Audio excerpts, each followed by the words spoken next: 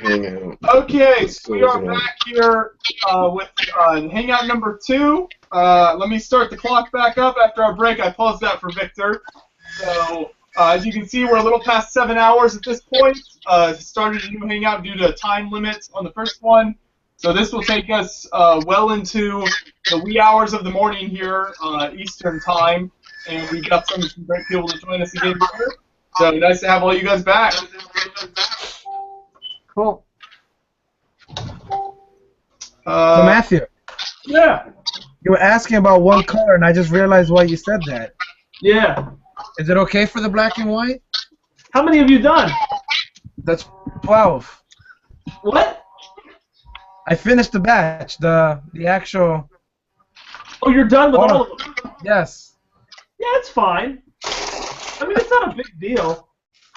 It's fine. Matthew's just disappointed in you. You're Man, fine, this one- Victor. It looks good. What? It's just because screen printing. When you screen print those T-shirts, each color is a new panel or whatever. It's expensive. I know. Oh yeah. Where do you get your printing done, Victor? 1 second. Let me find out the exact name. So now we have 2 Ashton accounts in the Hangout, or what? I think that sometimes happens. The other one will drop off if it drops in and out or something. That happens.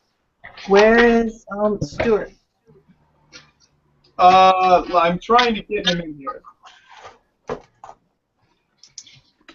Make sure if you're like sorting or have any feedback.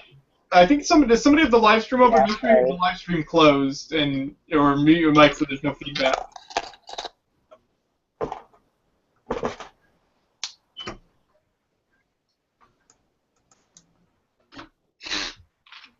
Hey, Calvin, nice to have you with us, by the way. Thank you. How's the audio sound on my end? Good. Pretty good. Cool. Where are you coming to us from, Calvin? Grand Rapids, Michigan. Very nice. Yeah. I figured I'd had this Star Wars kit laying around for quite some time. Figured I'd throw that one together. Cool.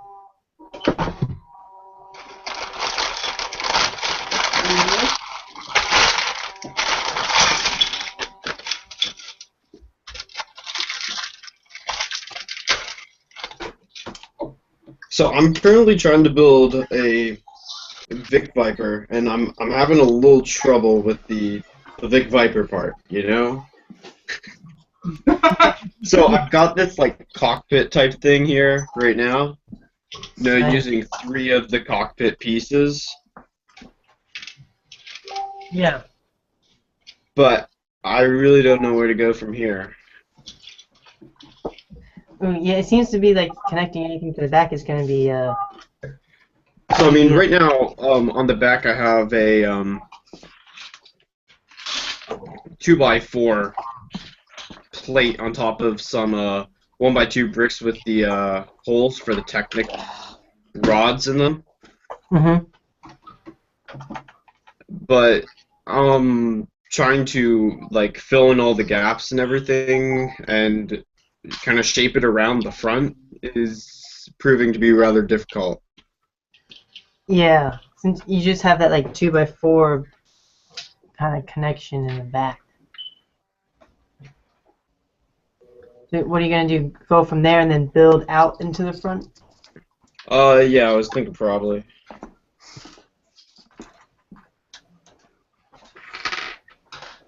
Matthew, I shared the link for the shirts. Hey, Josh. Okay. Very nice, Victor. Josh? What? In the store.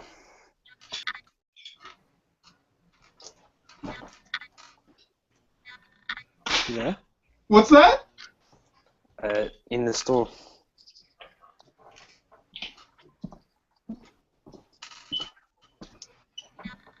Oh, I think in the he's in. store. Oh. Sorry.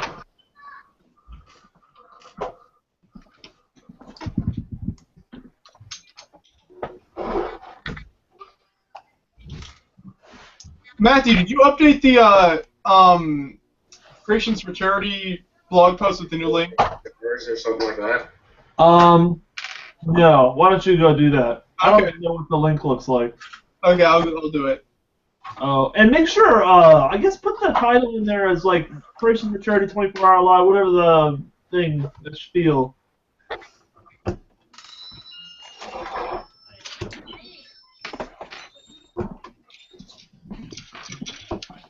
Josh? Josh? Yeah? Oh yes, this okay. So you got the store here? Yeah, so... Okay, sorry about that. I Okay, cool. So, This is our like Bricklink store, so we have like everything sorted into these boxes.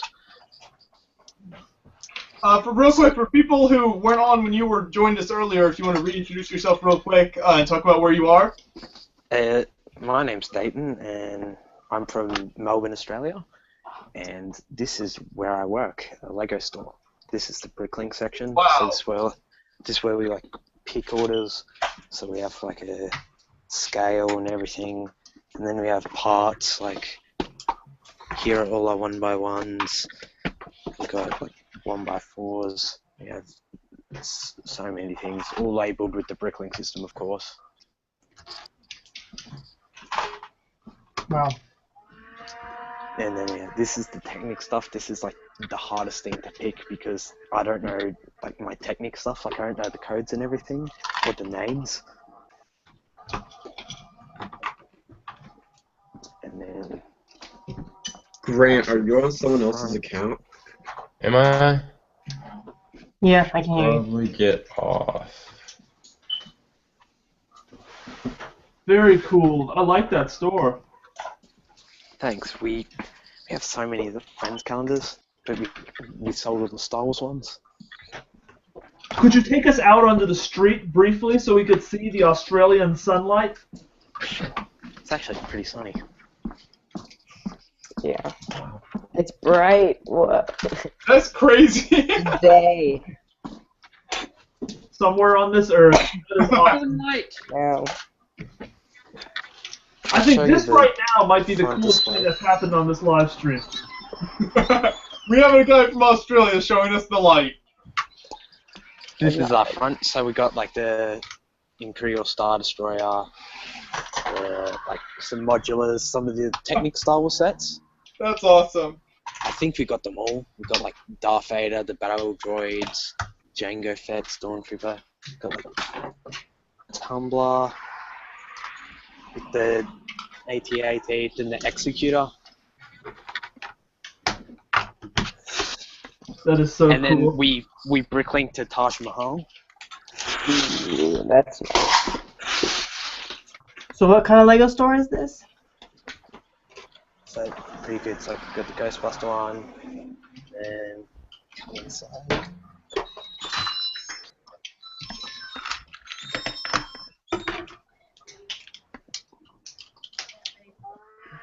Fix sale. There you go. That store is missing. Eclipse graphics stuff. Yeah. We have so many keys. I see a few empty spots they could go into.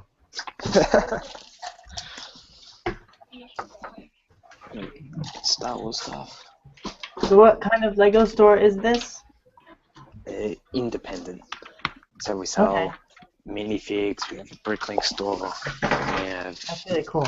sets. So we have like Tide sets like Grand Emporium, Why don't you come in? Pet Shop. Oh, so nice. Pet Shop is retired now. Yeah. Yeah. And then we have a big pick-a-brick table where people just come and they grab cups or bags and fill I it wanted up. those. If I was in There we Australia, I'd probably visit. So we have like most of the Tide sets like Grievous, Death Star, Yeah, well, Force Awakens stuff. Stuart wants to know if you sell S-bricks.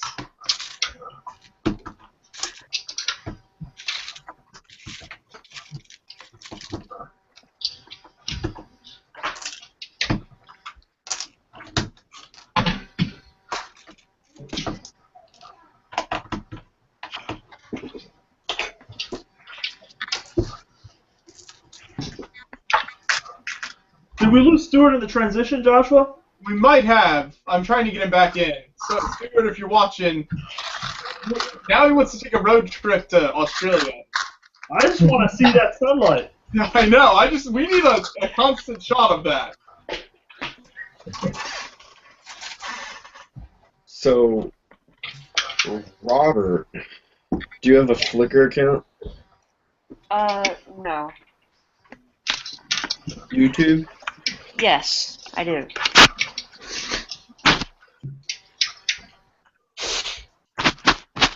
Hey, The city's right behind me. cool. No. That's big. Yeah. They're just some, like, IKEA tables. Tornado alarm?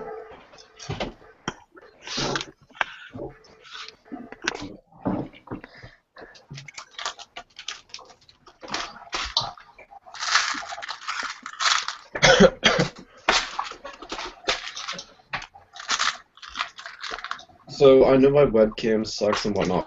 Right, how is it even possible that you could have such bad lighting in this room? Me? Yeah. I don't know. This light is just being so lame. It looks so bad.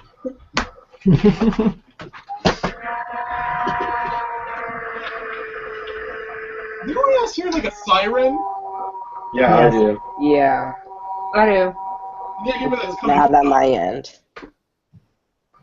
It's gone. Is someone's house burning down? Hope not. Oh, that's Not the. last I checked.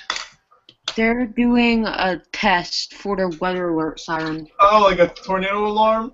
Yeah, I live in Memphis, so it's not that unusual. Oh, so did you even notice it? Just because it's so... Well, when you guys started complaining about it, I noticed. But what time is it? It's like 11:30 at night, right? Yeah.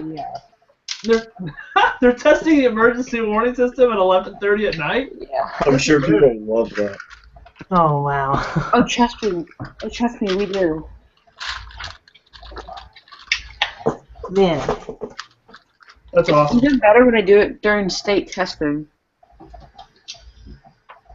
That is pretty cool.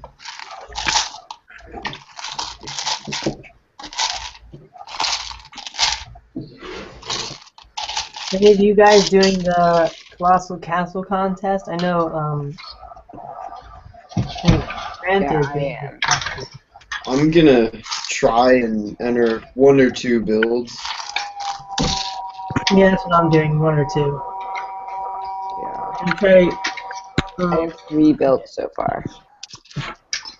yeah, you had the dungeon, and I don't know if I saw your other 2. Yeah, Oh, one yeah. is posted. Yeah, I need to take the pictures for that. But the other one was Bring Out Your Dead.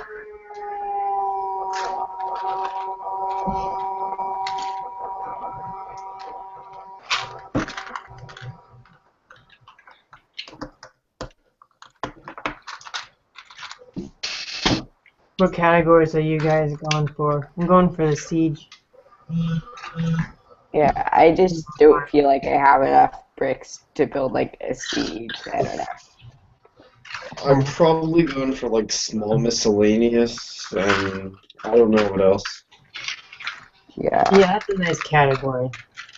It's the I small- might try the micro scale.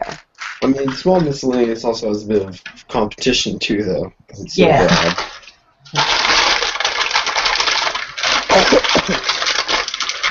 We built the siege tower, and right here is the starts of half a wall that it will be attacking eventually. It used up most of my 1x4 brown tiles. It was like, I thought I had a lot of these, and I use it almost all of them. I got a bunch of those in Pick-a-Brick several years ago. I got them like last year at the Pick-a-Brick wall. Matthew, what are you working on? I am trying to figure out how I somehow missed putting a massive 8x16 or whatever 2x16 element in this lovely city race car trailer and monster truck set. Guess I made it more efficient. So I think I'm going to hold off on starting a new set until Mike joins us here soon at 1. So, and I'll start that build with it. Hey, So- anybody know, like, a good way to get these little stubborn wheels off this chassis? Pull 'em. Just pull on them. If you have trouble getting a grip, use something that gives you better grip. Okay. Whether it Maybe be try to go gloves from- or... If you can try to go from behind the wheel and then stick the tool like behind the wheel and then push up, you can probably maybe do 2 of them as well instead of just trying to pull with your hand. And then getting Oh, hey! behind You made it. Hey, Stuart's back. Hey, sorry, I finally ended up restarting my browser completely, and that Hey, seemed to help. So what happened to Ashton? He came in for like 2 seconds when he was switching, and he left. I guess he could get his webcam or mic to work or something. He never said anything. He was in for a while and then he just left. I can message him and ask him what's up. He's semi-local to me. He's like only like 2 hours away. 2.5 hours, something The like that. ABC story is live. Yeah, I know. I'm going to post that in the chat here if anyone is interested in checking out the ABC story. A couple hours ago, Simon messaged me and he said he was like gonna come in after hockey, but then he never did. Maybe it was Fool, I don't know. Oh boy. Beyond the Brick YouTube channel. They're officially in our grade. You watching the interview? 7 silver vest. Should I screen share? Yeah, go ahead. Is this with your mom? This is the one that's apparently she took over the latter half. I had to run up here to start the hangout and left the reporter down there to get people, and apparently she decided my mom was more interesting than me. Lol. Are you gonna share, Matthew? Yeah, I'm working on it. Yeah.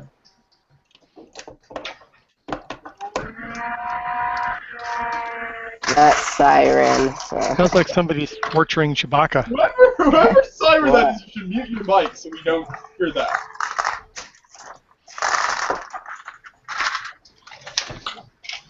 Yeah, you try doing it, Josh. I don't think you can.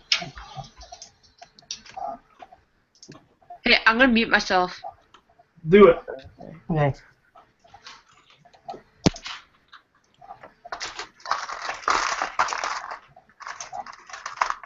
Give me a second here and I'll pull this up.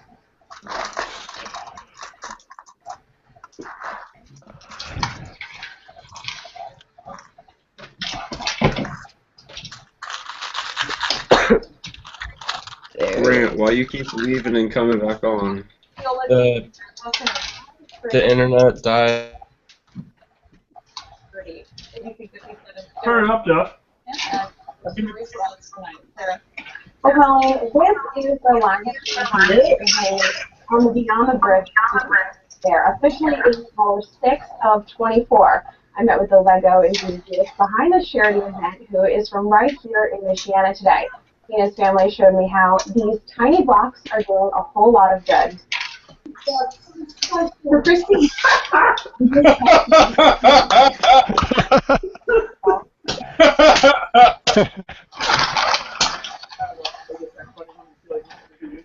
Your mom's. That's all. Great. Wait a minute. fire.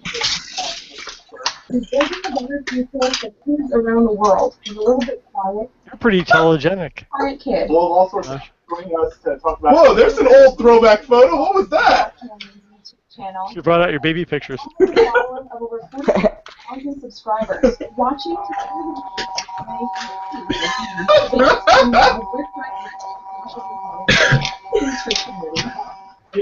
Lego sets the kids around the holidays they wouldn't otherwise be able to afford sets for themselves. Christy hopes her son's good deed. Oh, there you go. See on the box. I have to use for the children to build all the not just What is that on the table? That's Tyler Clyde's build I commissioned for him because my mom loves the Cozy Coop. So I love that, and so I commissioned him to do that. That's awesome. Not with the instructions direct you to build. When they were little. The creations from the heart. In the kitchen on display. I think my sister made that. Mom. I like the eye piece. This was the live stream that was going when they did the report.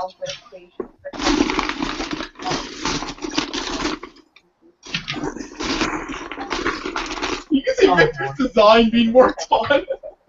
That's awesome. See, now I can say I was on television, sort of.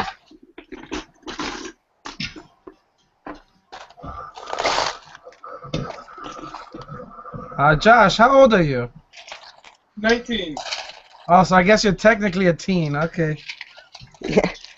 That is true. He's an A-fall though, because he's an adult teen. Yeah. Hey, Josh. He's an A-fall and a T-fall at the same time. It's pretty intense. What do you guys think? Does my mom have a media career? Oh yeah. Totally. You know what? You ought to just give up your microphone to her. Just hand it over. Hi, welcome to Beyond the Brick. I'm Josh's mom, and this is Beth. No, I'm Josh's mom. Hey, Josh. I think I gotta to go for a while, so I'll try to hit you back up in the morning. Okay, definitely. Yeah, just let me know when you need to join. If we've got a new link, I'll give it to you. No problem. I can, as long as you're monitoring your messages, I can do that. Yeah, thanks for joining us tonight. Hey, my pleasure. Bye, Stuart. Good night, guys. Good talking to you. Buy stuff. Bye. Buy stuff from Flickr. That's right. Buy my spaceship. Buy my spaceship. It's probably not gonna sell. I can't. I bought a T-shirt. I used up all my money. It is a good reminder. You can still buy creations from creationsforcharity.org. You go to the Bricklink store. They're still for sale. Selfless plug. There you go. There's one of them. Selfless plug. You're only allowed to do that because it's for charity. Should I build this? What do you think, Josh? Or should I wait until Mike comes on? Well, he should be on here within like 15, 20 minutes, so I would just hold off probably unless you really want to. I mean, it's up to you, but Let me see if I have something smaller. I believe he should be on real soon here. Ash, did you finally get your mic to work or something? What scene does he build for Lego? Mike. What was that? What scene does Mike build for? He designs. So he's done. So like here's the build we're doing with him. Junior, Jet, and then he did the Ferrari. That's the most recent. The Ferrari. I built that with him before. No.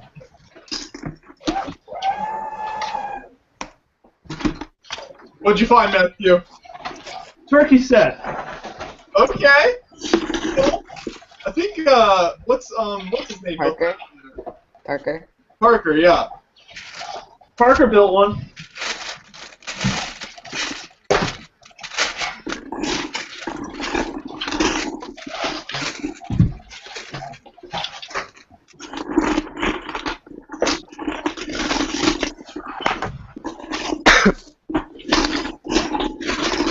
Do you guys have any stories on what really good Lego deal that you got?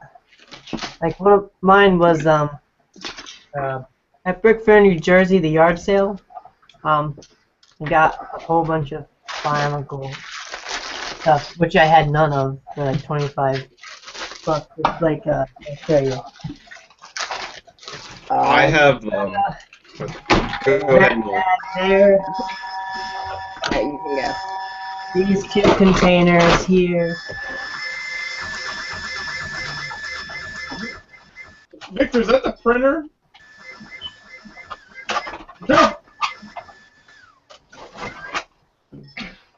And some more here. That's all. Where'd you see? You got that from the garage sale at Brickner, New Jersey? Well, Matt, I think we muted. Machine muted everyone. I think it's the 3D printer. Well, okay, I'm back. So yeah, I got all this Bionicle stuff from Brick Fair, New Jersey. Okay. Really cool stuff. So you just picked out whatever you wanted from this huge bin, and then he told you the price. Nice. So yeah, one of my favorite kind of pieces are the ones that glow in the black light. The blue pieces here, which is pretty cool. And I like the Bionicle joints that are, see if I can find one here. Oh, these joints. Yeah. Okay. Gotcha. And Oh, that yeah, color's whoa. cool, that pearl blue, I guess. So I don't know how many Bionicle creations I'll actually make, but I definitely want to use these pieces in like sci-fi walls and stuff like that. I got the 2003 T16 Skyhopper for $2 at a garage sale. Wait, what? That's insane. No, it was like, you know, Luke's like speeder thing from Tatooine. I got the 2003 version for $2 at a garage sale. $2. Pretty nice.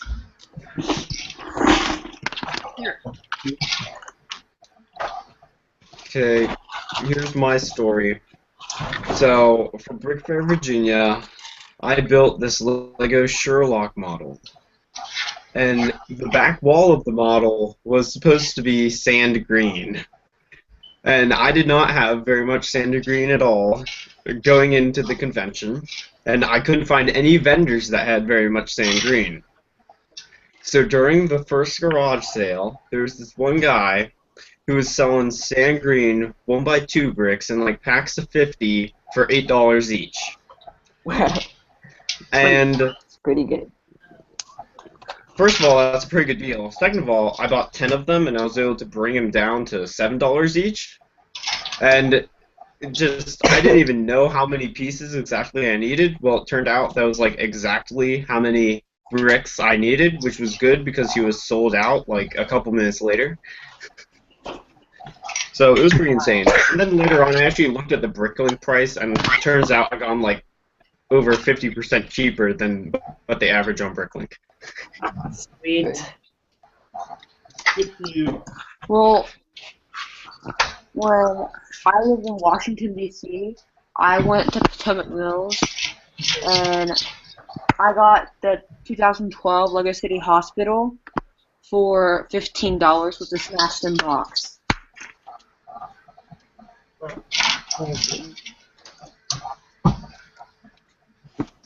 couple of weeks ago, a friend of mine sold me his collection for $100, and it was probably worth 10 or 15 times that easily. Is he really your friend? See, he and I both full well knew this, and he was just trying to get rid of stuff because he's moving, I think. So, but it was quite the deal. That's awesome. It really does feel good to find a deal like that. That's pretty awesome. Yeah. You know what I heard? I heard that in your workplace you should put up a sign that says "I buy Lego." I've heard like some people say, and people would just like bring stuff to you, and for a good part of the time they would just give you this stuff because they're just like wondering what to do with it, and if they see a sign, it's like, oh, this person will take it. So yeah, so if you're working somewhere and you want some Lego, just put up a little sign on your desk or something. I buy Lego. It doesn't work for me. My coworkers know full well. Okay. Victor, if you did that where you work, would that be good? No, they want more Lego. All my employees want more Lego. Okay, so I guess for those in the other kinds of workplace, I have to say that my oldest employee is only 13 years old, so. That's illegal in most states. Not if you don't pay them.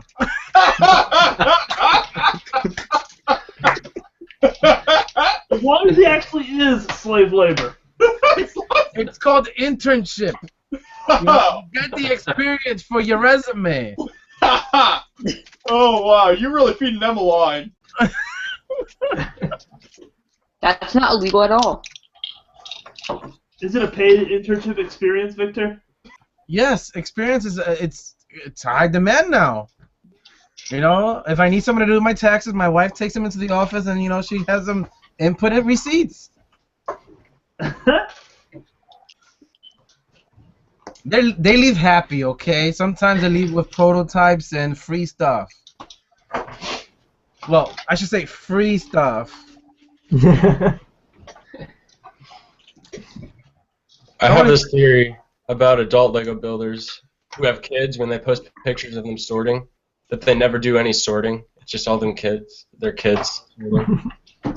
That would come true. Does anyone know if Ashton is actually here? No. No. I don't think he is. He's come on and off many times, but he must be having trouble with his mic or camera or both or I'm something. going to eject him because we need to get more people in here, so... Yeah. We should do that more often, though. Victor, John said I should kick you out so he can get in. Which John? My brother. Oh, no, it's okay. You should just come into your room. Yeah, if he was here, he would. John said I should kick you out so he can get in. You have to close the live stream, John. Hey, John's here. My brother. I think John Cena. Alright, vote someone off the island. John! Let's all vote someone off the island. We're good, though. No one else needs I volunteer as tribute. But if someone's willing to leave, that'd be okay. Oh, Grant just left. That was easy. Alright, John, get in here, bitch. I mean, John. Did we kick Victor out like I requested? Can you hear me? I tried to. I couldn't bring myself to do it. Yeah, I can hear you. John, I'm going to kick you out of Brick World. Well, I saw that it was full, and I said, well, obvious choice there is to get rid of Victor. I'm doing some work for Creation for Charity. What you doing?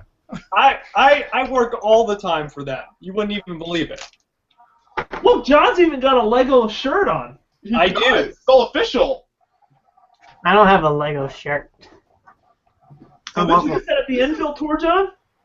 What was that? The Enfield tour? No, I think this just showed up on my doorstep one day. Oh, that was a part of the package from Kim once, wasn't it? Yeah, something like that. I'm trying to remember. It was a little while ago. It was something like that. You should give us a tour of the apartment, John. You're seeing about 2/3 of it right now. So you only have three walls. That's right. It's a triangle. Not much more than that. Let me just say that. Does the mirror make the mirror, John? Everyone's talking at once. I don't know what you said. Okay. I said the mirror is supposed to make the room look bigger. I do have a mirror. The mirror does make the room look bigger. What is that sound? Does anyone know what that background noise is from? It sounds like... The printer. Oh, is that the... Okay. I need some assistance. I've got this much done on the, whatever this thing is, the bug. Is that after 6 months, John? What was that? Is that after 6 months? Yes, it is. He's very dedicated. 1 piece a day? Is that the Ferrari set from Mike Sykes? Yeah, it is. I had him take it down there because he has more space to display it. And I don't. That's funny. I've also got this thing. I won that at BrickShelf. The at? Is that an at? I believe so. Yep. John, do you have the live stream open? You should mute it if you do. What? Do you have the live stream open? You can mute it if you have it open so that there's no feedback. No, I don't. That's not me. Somebody else? If you Nope, muted for me. Okay, I don't know. Should be fine. What are we looking for? I'm sure it's Victor. There, that fixed the whole thing. Can we just leave him on mute? Yeah, I think it's his printer and stuff. I don't hear any feedback. So, Mike should be joining us here relatively soon. We shall see. And then actually, then Ashley Glennon should be here in, let's see, he was going to join us in an hour or two. Do you guys, when you, I think I asked this a little bit before, but the discussion kind of moved on pretty quick after that I was doing something else. But do you guys like have formulas when you go and pack Pick-a-Brick cups? Because I made one for 1x2 and 1x1 bricks. There you go. You got it scientific there. Yep. You just I do. So I'm gonna have to count the bricks, and eventually it will be a YouTube video. I've seen ones with 2x4 bricks, but not with like a whole bunch of other variations. So I'm planning on doing a few. A German guy has a really great volumetric breakdown of the most efficient packing densities for different types of Lego elements. Oh yeah? Here's how I do 1x2s. There's no order. Yeah, I don't feel like sticking all the 1x2s together. It just takes too long. Yeah, if you're gonna do it, you gotta have like a good time block available. It's cheaper to get 2 Pick-a-Brick cups and then take that money that you could have made spending all that time packing the cup, you know? That depends on how much money your time is worth. You know? Mm-hmm. Are you employed? Well, of course, packing a Pick-a-Brick cup is also probably more enjoyable than whatever your job is. This is true. Mr. Pick-a-Brick Cup, are you employed? No. Well then, there you go. Your time is worth. So yeah, so it'll work for like people who with, I guess, who can spend an hour at the Lego store. Yeah, a corporate attorney or like with probably not be good. Figuring out how to pack well and get the All most the bang for corporate your attorneys buck. packing Pick-a-Brick cups. Waste of time. Hey, I have a question. Yeah. No, like, where do most of you guys live? Like, just a general question. Can I have your address too and your Yeah, I'll social give you my security? social security as well once we're done. Credit card number, please. Yay. I live in your mom's bedroom. 3-digit code on the back. I live in Pittsburgh. Where Pittsburgh, are you, Matthew? Pennsylvania. I live in your mom's bedroom. That's not creepy. Matthew and Kevin. Victor liked that one. Of course Victor liked that. I'm just thinking, how are you saying that on air? That's all, you know. Hey, this is the red eye hour here. Oh, wait. So we're allowed? Wait, so It's still being recorded, so you know. This one keeps on air whenever you're planning to do Victor. You had to click the checkbox before you joined the call. So. Yeah. Oops.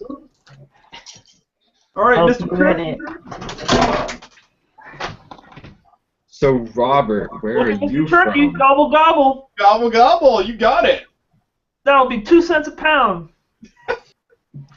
I'll take it. Turkeys are really cheap, man. It depends if you're talking like where I was born or like where I currently live. Like where you currently live, general area. Right now, I live in Memphis. So, John, we're looking for some progress pics over there. You don't seem to be moving it very fast. Oh, yeah, I'm moving quickly. You look like you're trying to hurt someone on the internet. That Volkswagen isn't going to build itself. It's too many pieces. I need one of those smaller ones. This has almost 1,400 pieces. I think you can handle it. I like that we all have the same magic keyboard or whatever. You notice? Well, they Josh, only kind of Josh sell one, has- don't they? Squat up. Josh, hold it up. Yeah, look at that. To the magic Isn't that of the only one Bluetooth they sell, technology. though? I think it's the only one they sell. They have a new one now, don't they? Oh yeah, I think there was one that just came out in last month, wasn't there? We have an echo again. Whoa, Simon's Simon here. finally came on. Simon. The gas. Took you long enough. When does hockey end? About half an hour ago. Wow. No, sorry, no, it was ended an hour ago. 15, 20 minutes exchange, Grant, right back, and Grant, so you're in another account again. who's on? Simon's here. Hi, Simon. Hey, David, right? Yes.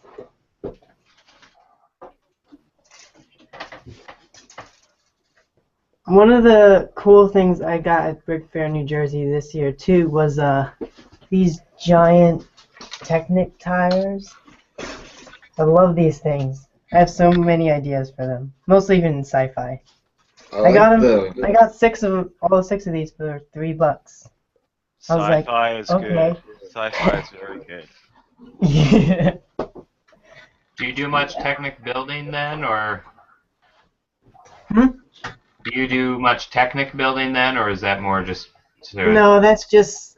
I just imagine it being in this like column, a little bit separated out, and like they would sure. spin and stuff. So. I Maybe just with hit some. midnight.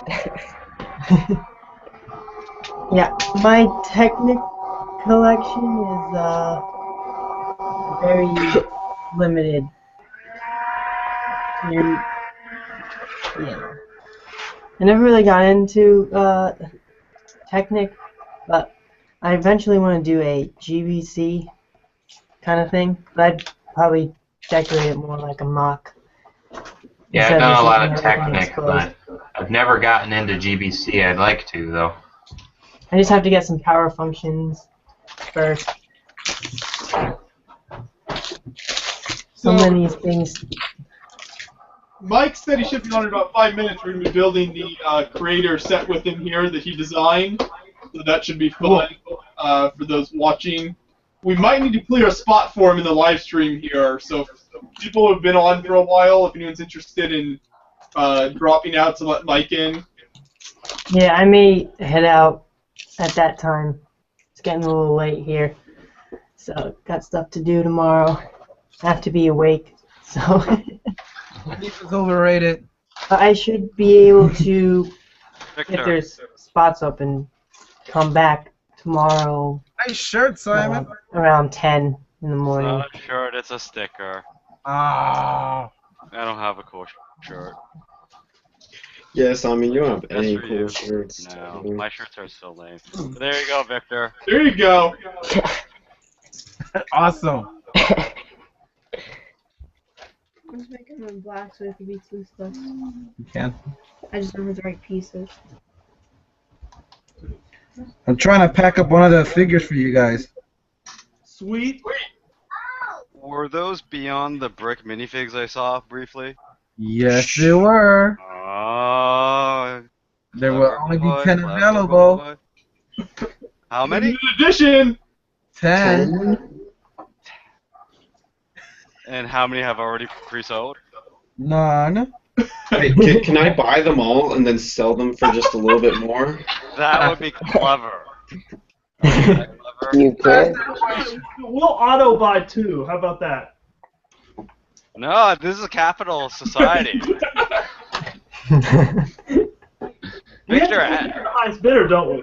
as I believe the only semi-official Creations for Charity representative, I think it is open market, and if Josh and Matt cannot afford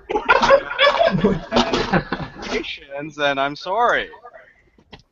It's just tough luck. Tough luck. Hey, Simon, can you tilt your webcam down a little bit? Because when it switches to your screen, you're covered by all the, or slightly covered by all the. There you go. There. Sorry, that's normally how my laptop screen is angled. Did you get it finished, Victor? Yep. So Ashton messaged me, and apparently his internet's just super slow. Oh, bummer. Last year I tried to join, but I didn't have a webcam, so I tried to join with my iPod, and I actually managed to join. I said hello, and then 2 minutes later, the voice came through, so I'm like, forget this. But now I have a webcam, so I can join. It's been I should fun. probably get a better webcam. Your webcam sucks. I got, I think it's called the LC20 Logitech webcam, and it's and then I got this like $8 app, so I can change things like saturation. Glasses Pro? So I can go all black and white if I wanted to. That's nice. Or go like crazy sharp and get all like pixelated, probably. And or change the white balance temperature so make it look a little warmer or colder. There you go. It's pretty cool. Whoa, look at Victor. Victor's got some cool stuff going. Nice. Hey, Ashley, how much are you willing to pay for a limited Beyond the Brick Fig? So Ashley Glennon said in the comments that he needs one of those. What do you think is a good rate for those, Victor? The highest bidder. I like that answer. 2 cents. I'd say at least $25. There you go. I think that's good. Look at that. Can you get a close-up of the back? Yeah, turn some of them backwards and some of them forward, because then we can see It's a all of light it. over here that you can't see it. Oh, come on. So it's like the oh, look at that. That's sweet. Oh, the back is pretty snazzy right there. Sponsored by Graphics? Who's that? Chocolate pen. Hey! Aren't you supposed to be in bed? Is that one of your employees? My intern is asking for a chocolate pen. He gets very close with all of his employees. That does not sound right. Aww. Maybe sometime later I'll give a tour to the 3 people who are on. There you go. So I've always been wondering, Matthew and Josh, do you guys get a chance to build many mocks with all the stuff you do on YouTube, or like? Well, once upon a time, I built mocks very often. And then I became a full-time college student at a college 3 hours away from home and all of my LEGO creations. And then I started doing stuff on YouTube. So no mocks. I'm a mockless guy. Oh, so right now you basically just, it's kind of limited to things like 24-hour live streams and LEGO conventions. Pretty much. Come on, Matthew, why aren't you building a mock right now? Right now? Yeah. Yes, I could be, right? You could be. All that LEGO behind me? Yep. Why not? Right now we should be just past the 8-hour mark, by the way. So a third of the way there. Nice. Still doing pretty good.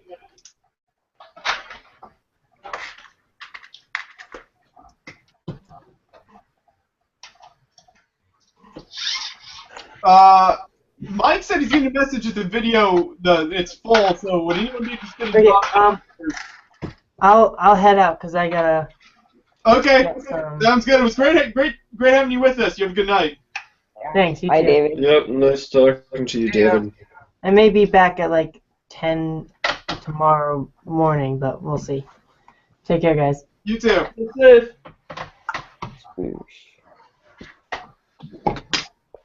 I'm holding on as long as I can.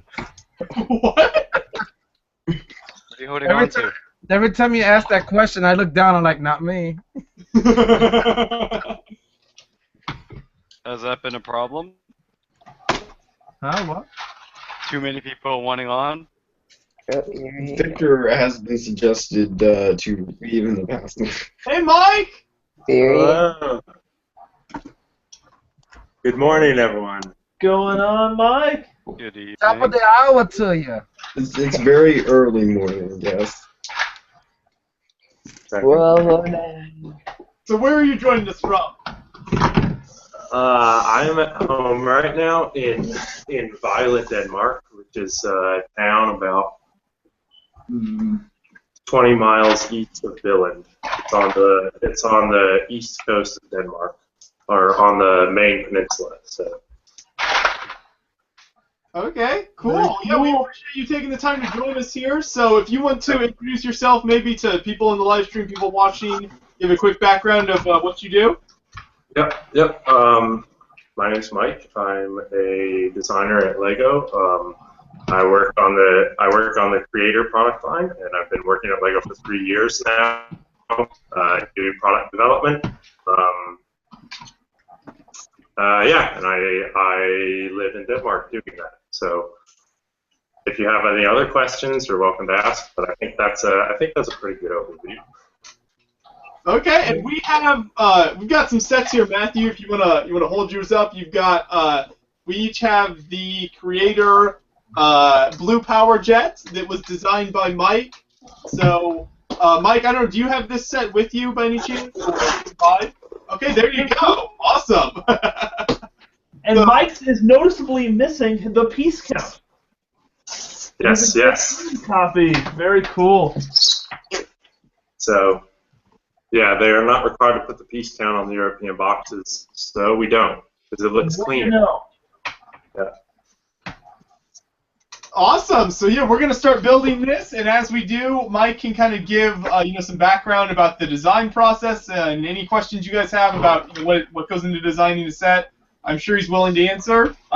If you guys saw our Ferrari live building with Mike, you might be familiar with some of that already, but for a lot of people this will probably be new. So we'll just launch right in here, Mike, if you're all set, and we can go and get here. Wait, can I just ask who all is on this call? I'm just curious. Sure. So we've got people. I guess we can kind of run down the line. Victor, is he not here anymore? I guess Simon, we'll start with you and kind of go down the line real quick, and you kind of just say your name, where you're from, and something real quick if you want. Sure. My name is Simon Liu. I like building Lego. I'm from Toronto, Canada. I'm actually part of Creations for Charity. I'm acting as treasurer this year, so all the money that gets raised goes into a PayPal account that I get to play with, and then I get reimbursed everyone as well as give those creations to the distributors. I'm also a distributor. Unfortunately, I have to go tomorrow to go buy a whole bunch of Lego, so I can't be here for the end of the 24-hour stream because I have to spend all the money that you guys are all raising. Well, that sounds cool. Sounds tough. It's actually tougher than I thought. There's a lot of emails that reminds me I should put out some emails tonight. Coordinating basically whenever someone purchases a mock, I have to contact and say, hey, please ship this to this person, do the accounting, set that all up, make sure it's all there. That sounds like a lot more work than treasure. Yeah, Nana didn't give me the full briefing before he asked me to do it. But I've been doing stuff for Creations with Charity for I think like 4 years now. First year I was buying a lot of things because I realized, oh my god, I can buy things, yay! And then since then I've been donating a lot more, and then more recently I've been the Canadian distributor for Creations for Charity. Cool. I'm Noel. Or no, go. Continuing down, okay. I'm 12, and I'm from the Chicago suburbs. Cool. The U.S. Should I go? I said, should I go? Okay, I'm Victor, Eclipse Graphics from New York. I'm on here actually printing some figures for the charity, hoping to raise more money while we're on air. I actually do a lot of printing for Lego as well. You may have seen some of my work. I'm not too sure. I've done some. Okay. I've done some stuff for local managers meetings, but I've also done 1 second. I don't know if you've seen these cards. Yeah, yes, I have one of those on my desk. These are the ones that we designed these for him, and for whoever has those extra custom ones. So yeah. Well, I have one on my desk then that you made. That's cool. Awesome. Now I'm in Dylan. Yeah. I use South Korea now because the person that bought the Super Hero Mario Brothers build was from South Korea, and really he just wanted the cool mod, and the figure was just a added bonus. I think he wanted the figure. I just didn't want to inflate Petra's ego, but probably yeah. Or Kevin's, because I know he's gonna watch this eventually. I don't have anything good. But if we want to keep going down the line here, let's see what I think you next.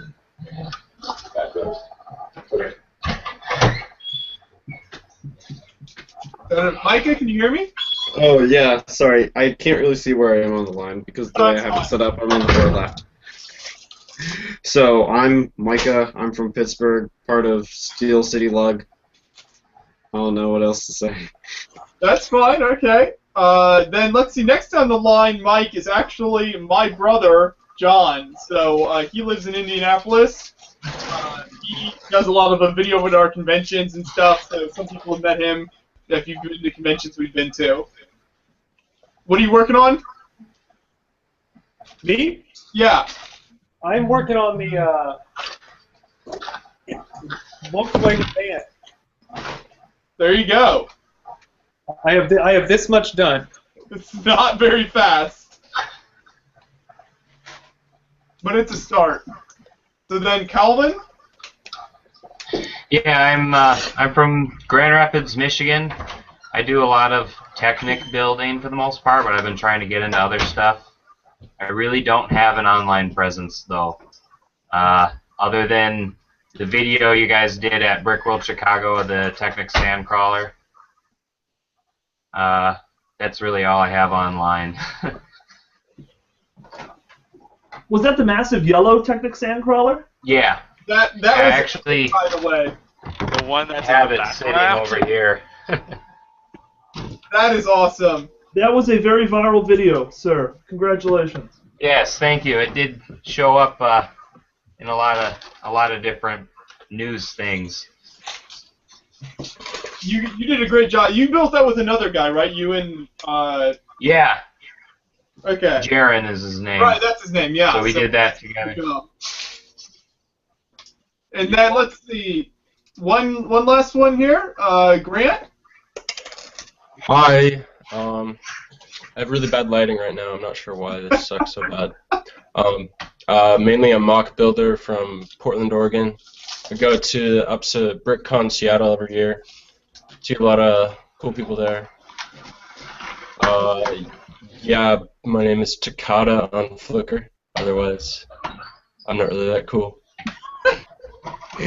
Lies, you're very, very cool. There you go. So Mike, just to run down to the people in the stream right now. We've had all sorts of people join us. Ian Heath sent a video from Las Vegas, walking around the Las Vegas trip in Las Vegas, sent a video in that played. You know, all sorts of cool stuff. We had Mr. Kevin Hinkle joining us from his basement earlier. Which may or may not include a dead hitchhiker.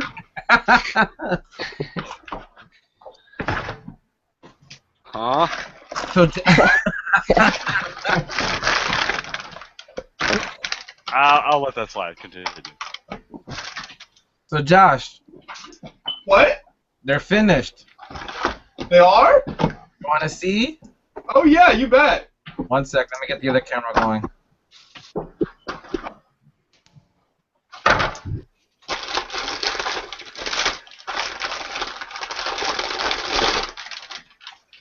Oh yeah, that's awesome. That's $25 a pop right there for sure. Custom So packaging. What should I do now? Hang around.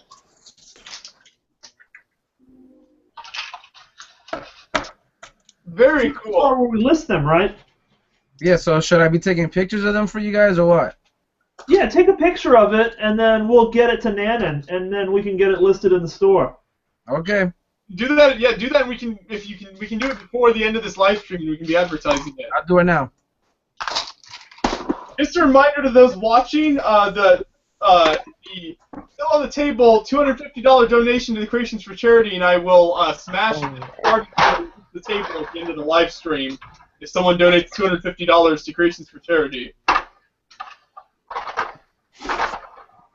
So, you know, it's still available.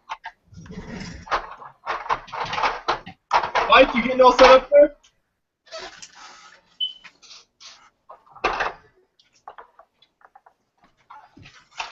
I think so. Your mic is muted.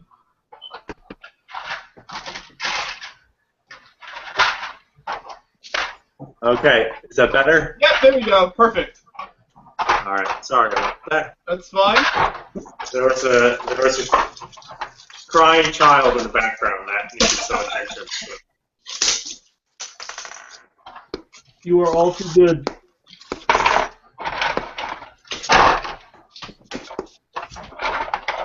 So I'm liking this one single massive instruction book here. That's pretty amazing. Yeah, I can't remember if this is. I think this was a new thing for this set, or for 2015 models, and it works. It works especially well in Creator when we have 3 different sets of instructions. It's nice to just combine them all into one book. It's almost something that you could put on a bookshelf, which I think is cool. Yeah. But, So these are those like instructions with binding, right? sorry, say that again? So these are like those instructions with binding, you know, instead of just being stapled or whatever. Yeah, yeah. So hopefully they stay together quite well. But It has a very nice feel to it. Okay.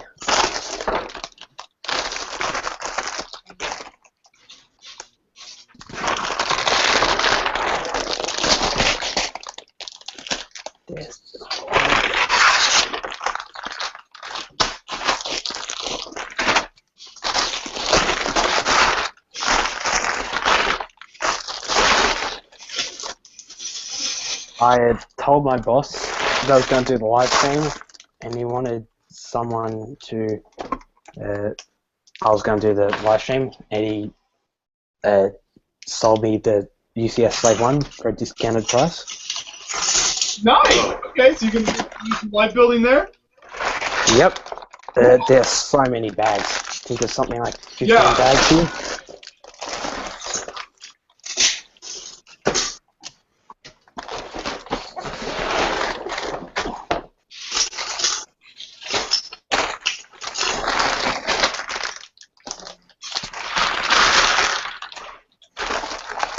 So, Mike, have you built this set with the instructions before? yeah, yes, I have actually. When we got the first boxes of this from production, I couldn't help myself, and I had to open it up. So this is,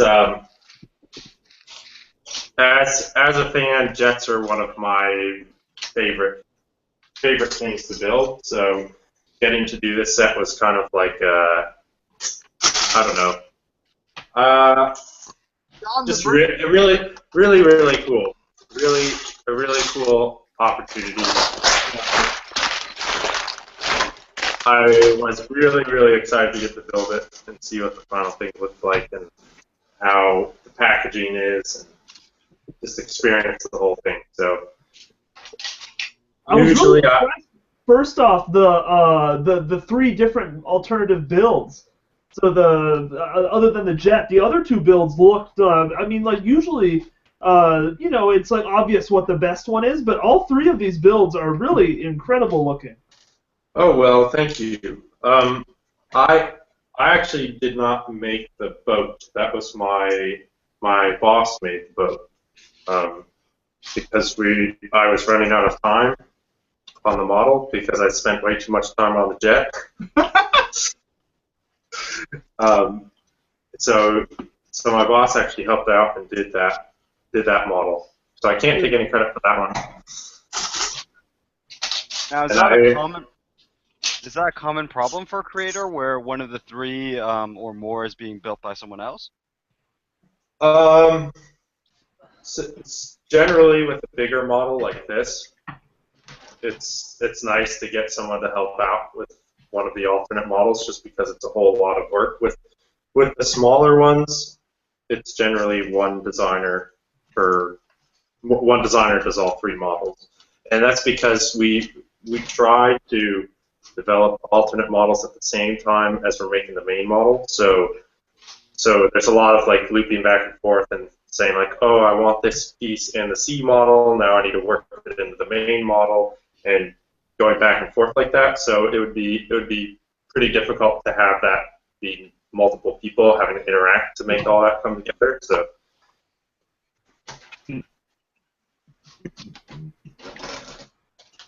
So this is slightly off topic to the set, but I saw on Facebook you and Carl Merriam were Black Friday shopping. Did you guys find any good deals? No, we didn't. Yes. So Black Friday has invaded Denmark. It's now a thing here. I don't know why, but and the funny part is that they don't translate that into Danish. They just call it Black Friday. Which is, it's kind of a common occurrence here that they'll just use English terms from time to time. So I think when it's such a small country and a lot of people speak English already, it's sometimes they let these English words slip into their language, which some people really don't like, but I appreciate it. So yeah, Carl and I were we were at a shop trying to get our hands on the Ultimate Collector Series R2-D2. They claimed that they had 10 of them. So we got there at 6 a.m., which was not early enough. There were like 15 people in line in front of us, and we're standing there thinking like, okay, you know, they don't all want R2-D2, but sure enough, everyone in front of us wanted R2-D2. It was a bust, but it was fun.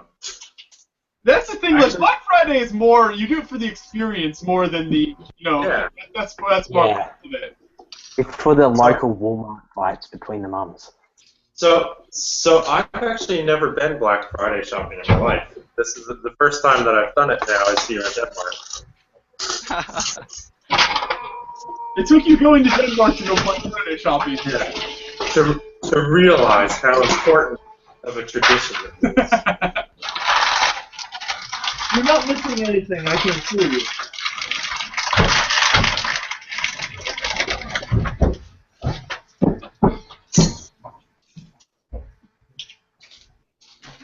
Well, and now they have. There's a lot of things that you can get online. I mean, I think even on Shop at Home, like all of the Dimensions, a lot of the Dimensions products were on sale for Black Friday in the U.S. at least. Right.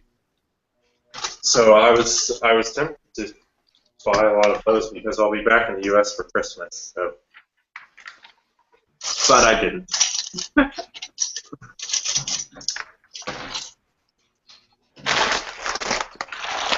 So, as a set designer, how much input do you get from other people, and how much say do other people have in how the set is designed? We get a whole lot of different input. So we are our design team, which is working on a couple of different product lines. One of them being creator. We're not, I think nine different designers. So we're constantly getting feedback from each other. Is one thing. Then the other thing that we do is we do a lot of testing with kids. So we're letting kids play with things. One thing that we do is we let kids play with models, and from there we can figure out like what do they think is cool, or what is not strong enough. Like how do they grab the model when they play with it? Is it going to break apart? Is it the same way that we thought they were going to grab it, or is it something totally different? So we do that, and we also are just asking them what they think is cool, or do they recognize what this is. Then we also get input from, we have a group that's, their job is essentially to make sure that every model design for LEGO meets certain quality standards. And so they're giving us input on the the durability of the model, the way that we build. Sometimes we want to make connections between pieces that are not big connections. They'll over time they'll stress the elements and maybe cause them to break, or just cause them to wear in a way that we don't want. And so that team gives us that kind of input. And then we also have a marketing team. So for creator, we have our marketing team is 2 people, and they're giving us input as to what they want, and they're getting that information from different markets. So there's a marketing person that works in the U.S. that kind of interacts with all the different retailers that would sell LEGO in the U.S., and they get a sense of, okay, what kind of products does Walmart want to carry this year? Like maybe Walmart has too many jets on their shelves, and so they don't want more LEGO jets, or maybe they have too many blue jets, so they don't want blue jets, they want red jets. So there's input coming from really all over the place for these models. Up and down the supply chain. Yes.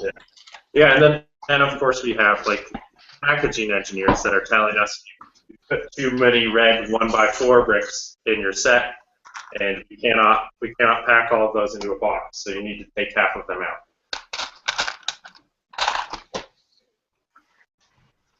That's wild.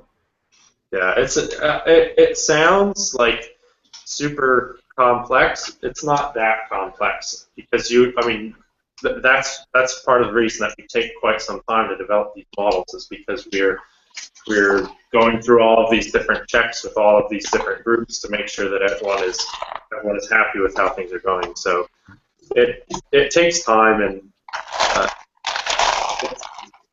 as long as you're being responsible about what you're doing, then it's not too complicated of a thing to do. But you do need to be on top of what's going on. Yeah.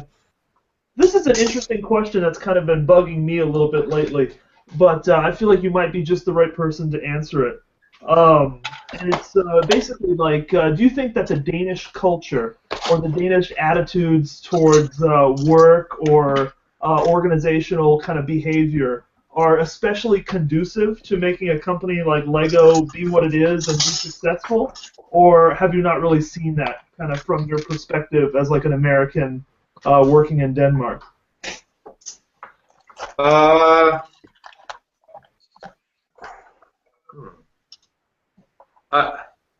Well, I don't think that it's. I wouldn't say either way that like it's super conducive. I mean, it's a really great work environment, and that has to do with the Danish culture that kind of establishes this work environment.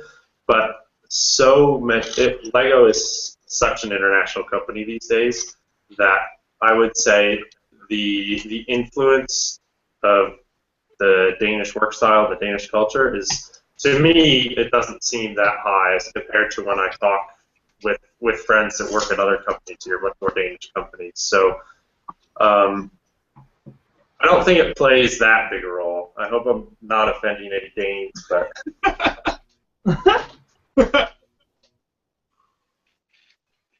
Very cool, though. Very cool.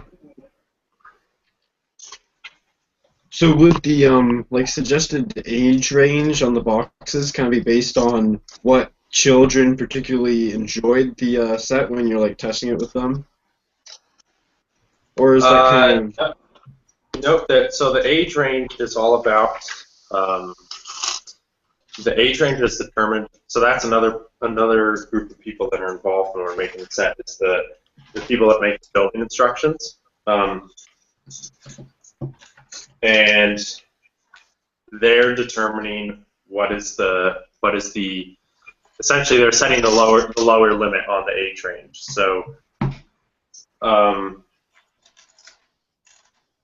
yeah, so we build through the model with them a couple of different times as we're making it, and they have a lot of experience with what level of complexity can kids of what age handle, and so we usually start out with the goal of saying we want to make this set for 7-year-old, and so that will drive a lot of the design decisions that we make in terms of complexity, knowing that we're trying to make it simple enough for a 7-year-old to build. And so that's another thing that we need to keep in mind as designers is what are kids of different ages capable of doing.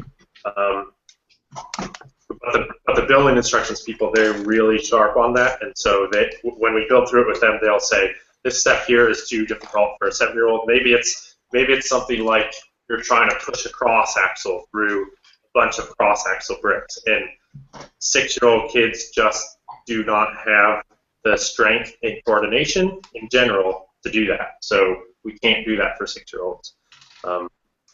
So it's being aware of those things, and it's how complex you make the model that determines the age mark, but we're trying to determine the age mark and build the model to that age mark.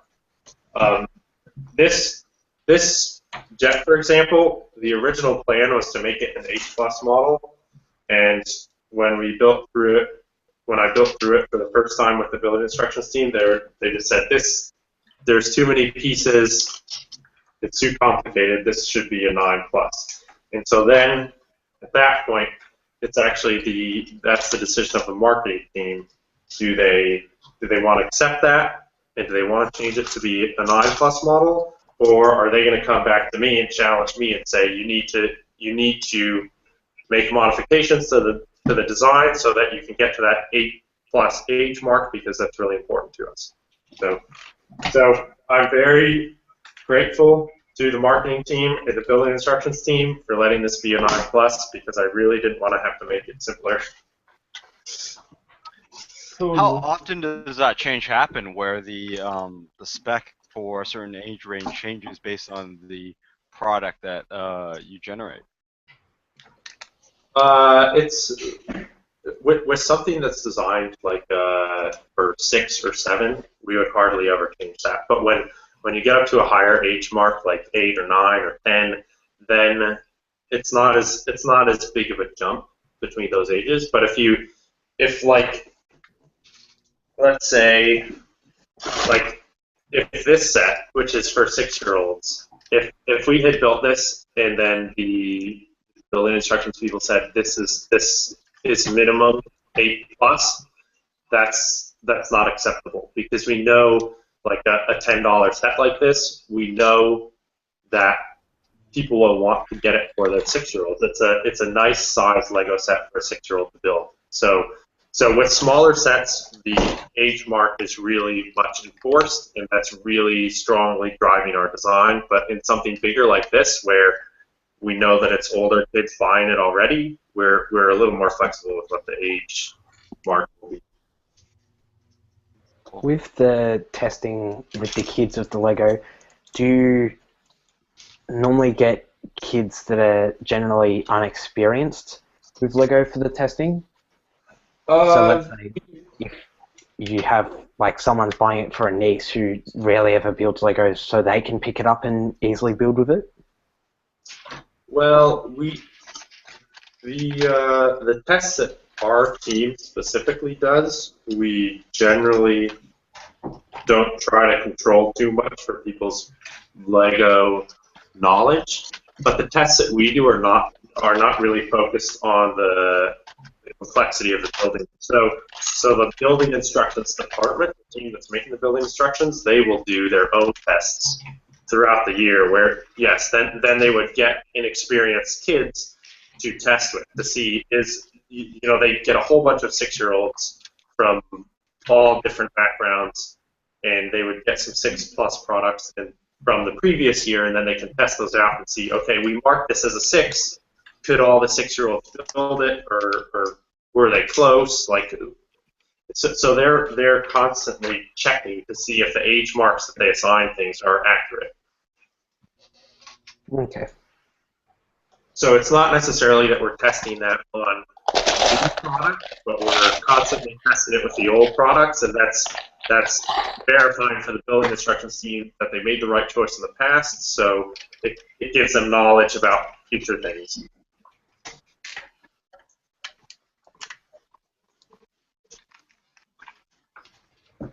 So right now, in the model, like kind of laying down the frame here, like maybe talk us through this a little bit, Mike. All right. This is what mine looks like. Very cool. Okay, so the idea here is that I wanted this model to be really strong. So starting at the bottom with the Technic frame that's running all the way through it.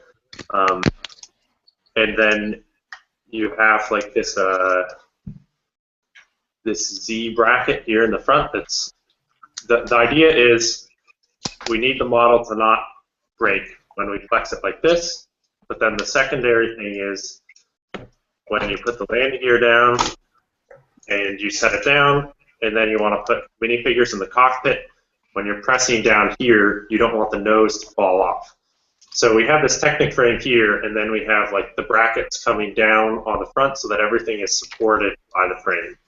And then in the back here, we're actually building up this chunk that's kind of like an engine detail, but the real purpose is that it will lock that into the Technic frame. And the wings, I don't want to give too much away, but then the wings will connect into that chunk so that everything is locked together and can't fall apart very easily. So getting a nice stable frame like this is really critical to making a model work out well. It's all about the core. Yeah, and so this is extremely. I would say the end result of this model looks somewhat similar to a model that I would build as a fan, but the way that it's built is just totally different. Because when I would build as a fan, I would never think about, okay, I need to have a Technic frame that everything's locked into. Like when I'm building as a fan, I'm thinking, does it stay together? Can I pick it up and fly it around? Then I'm done. It's perfect. A very light use case. Yes. I believe the fan technical term is swoosh. Yeah, swoosh. Is it swooshable? Is it swooshable? Does it swoosh though? So was that light on parts, right? That's a consideration. Sorry, say that again? Is it light on parts? Like, am I depleting my collection? I don't know. I always kind of have that in the back of my head. Well, I would usually just take things apart as soon as I built them. So I just used as many parts as I wanted. Yeah. Very smart. Can you talk a little bit about what that transition was like for you from a fan builder to a official set designer, as far as like doing things like making builds more stable and stuff like that? Yeah, I think I told you a story when we were doing the Ferrari about my boss asked me to build a car, and like I'd said, I was coming from the background of being pretty confident in the stability of my models as a fan. I like to build things that you could play with. So let's see. So yeah, he asked me to build a car, and I built something that I thought was really nice and solid. And then he just in one of our design meetings, he just takes it and he takes off the roof and just he's like, all right, how would it be when a kid puts a minifigure in the seat? And he just presses down on the seat, and the bottom just pops out, and the model explodes.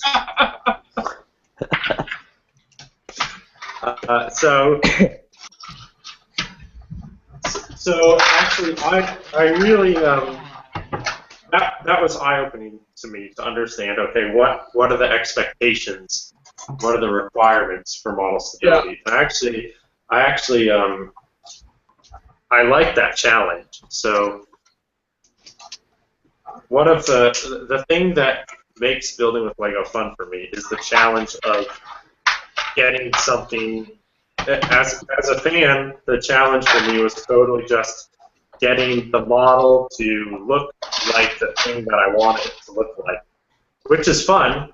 And so, as a designer, the challenge is get it to look like what you want it to look like, and then also make it strong enough, and then also make it simple enough to build, and also make it cheap enough. So the challenge of making it super strong, I kind of took that to heart, and I really enjoyed that challenge. Some of my early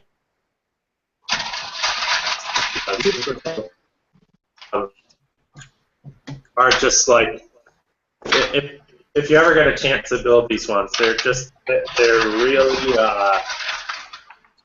unnecessarily strong in the way that they're built. Because I just took this idea of like making models strong to heart and tried to make everything lock together as tightly as I possibly could. So I've stepped back from that a little bit, actually. I would say, yeah, this helicopter is probably one of the strongest models in terms of model stability that I made. So it really feels incredibly together. yeah. Stable. That's what you're looking for, right? When you go to the store and you want to buy a Lego set, you're like, which one of these is the strongest? That's what I want.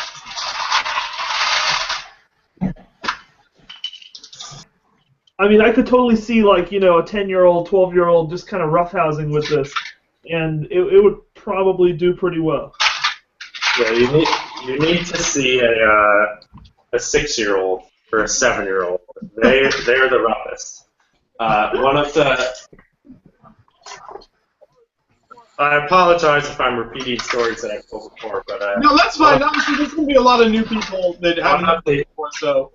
One of my favorite kids tests was back in 2013 when we were working on the there's a set that's a monkey and a toucan from a few years back or 2 years back, and when we were working on that, one of the kids tests we had for that model, it was like 6 kids, and they all started out playing really nicely and really gently with everything.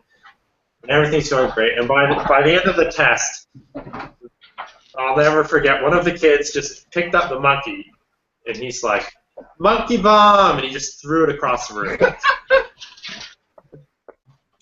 That's funny. I think we just invented a new convention for Monkey Bomb. Yeah. Yes. Monkey bomb. Epic smoosh fail.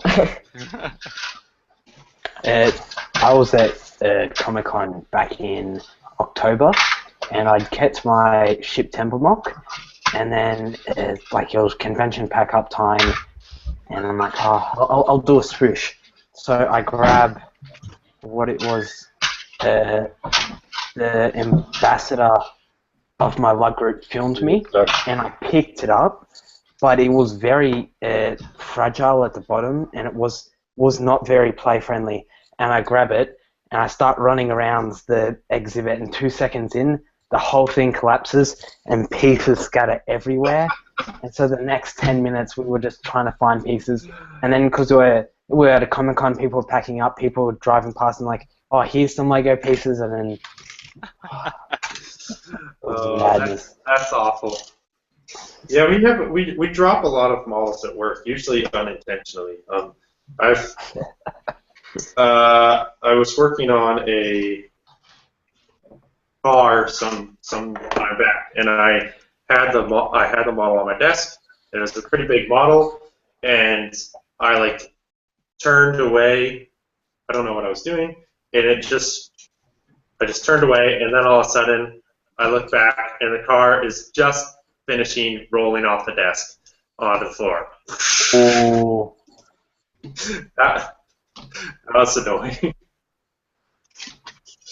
We have a rule that if you, well, it's not strictly enforced, but if you drop Lego on the floor, or a substantial quantity of Lego, then you have to bring in cake for everyone that hears it. But fortunately, that was late at night, and there was no one else there but me, but it was still a devastating destruction of the model.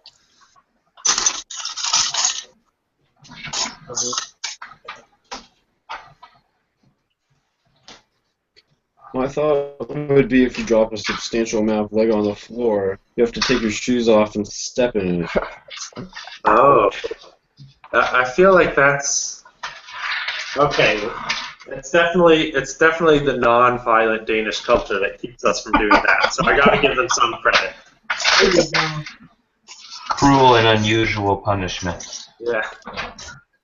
At my work, we used to do Lego parties, and so there'd be 18, 20 kids, and they'd come in and we'd have organise some games, and my boss put me in charge of that, and I'm like, okay, so we're going to have races.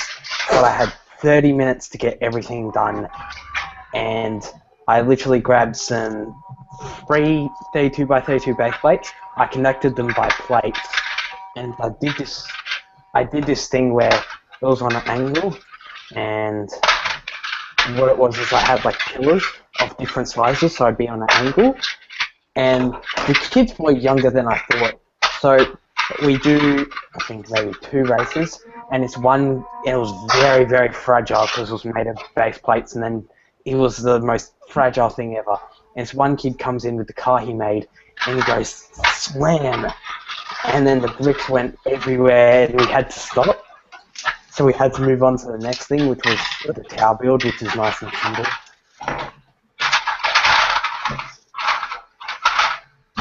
That's funny. Okay, I'm gonna sign off now. I'm tired. No. See you tomorrow. Go. You have a good night. Don't go. Thank you. Night, no. Stay Talking to you. See you, dude. So yes, kind of the later you get here, obviously, like the time difference is not massive. The later you get, the more people we lose. As it gets, 3 to 4 a.m. Eastern time. All right. Well, I think I have about an hour and 15 minutes more. So I hope that we can finish this in that time. But Okay, yeah. I know I can finish it. I hope you guys can finish it. I mean, we're going on 9 hours here of the live stream, so I think I'm starting to feel the effects a little bit. Starting to slow down a little bit. I have 16 more hours to finish the build. I'm confident.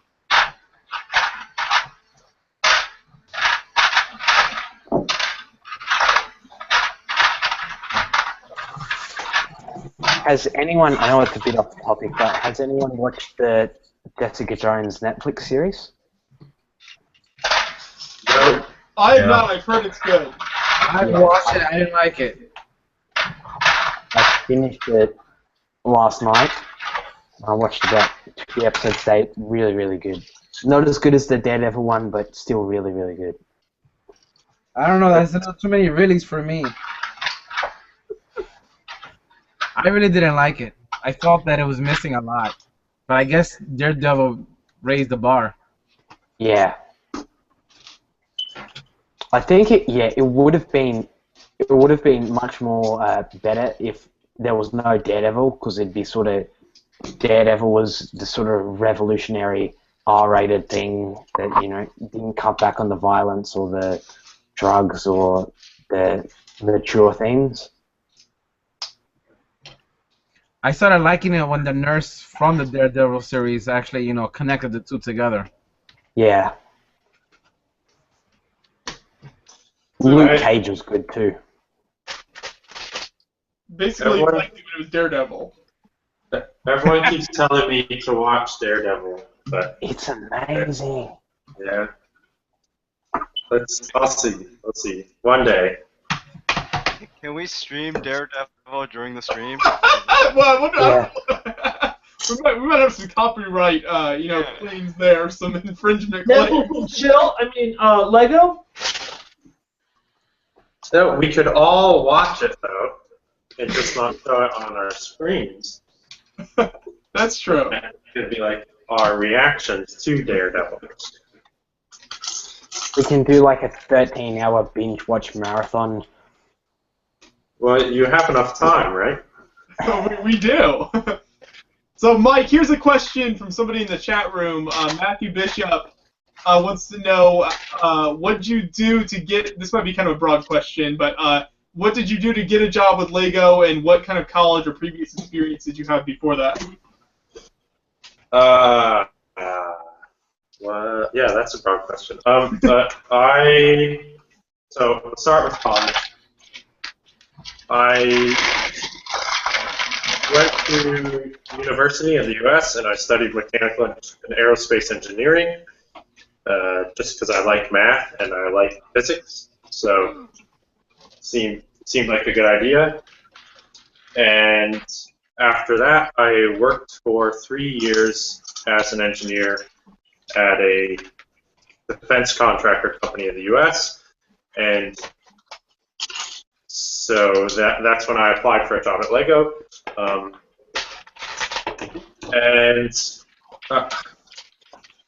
not really sure how to answer that question. What did I have to do to get a job at Lego? I mean, I guess so I've been a fan since I was 7 or 6 and got my first Aqua Sharks set.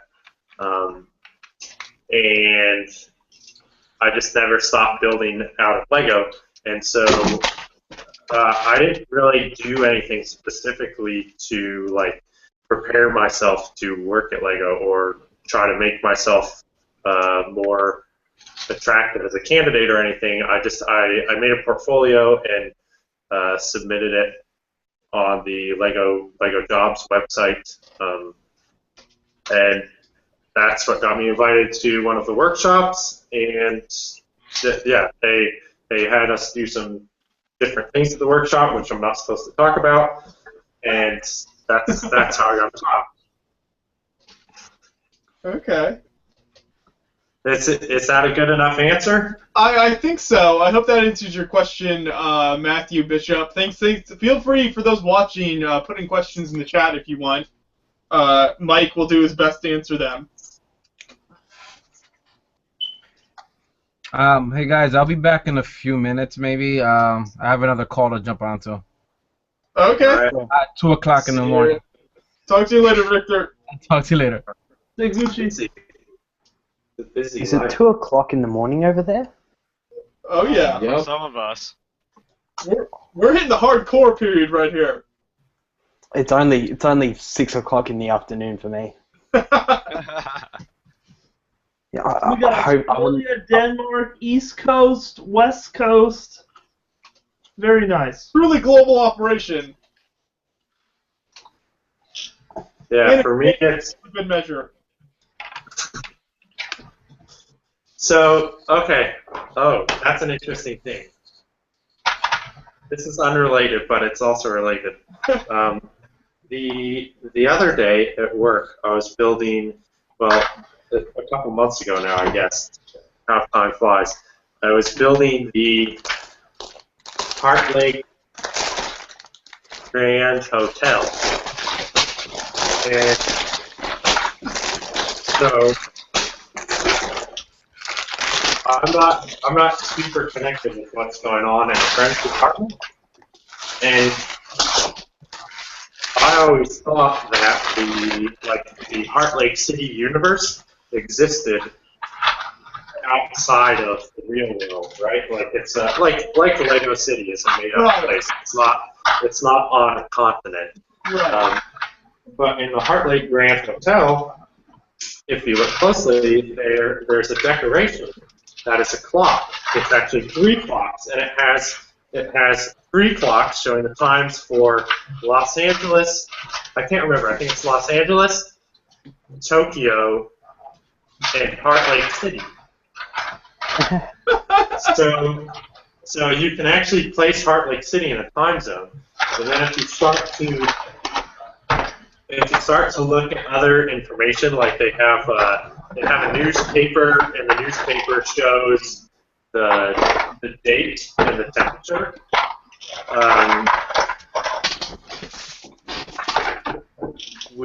I've determined that Heart Lake City is actually somewhere near Toronto. Woo!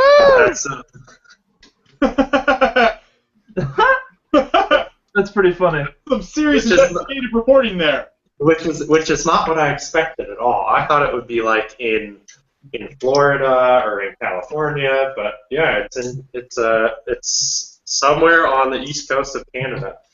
For the record, Canadians are very friendly. I saw a car crash video where a car had like pulled out of the driveway and a bike had like crashed into it, and instead of being like super angry as you would have predicted, they were like, "Oh, you all right? Oh, can I exchange insurance details?" And it was the most only in Canada. That's probably just propaganda. They pump out a lot of propaganda.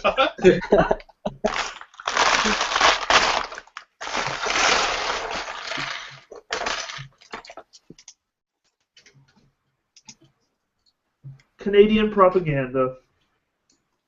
We're not even a real country anyway.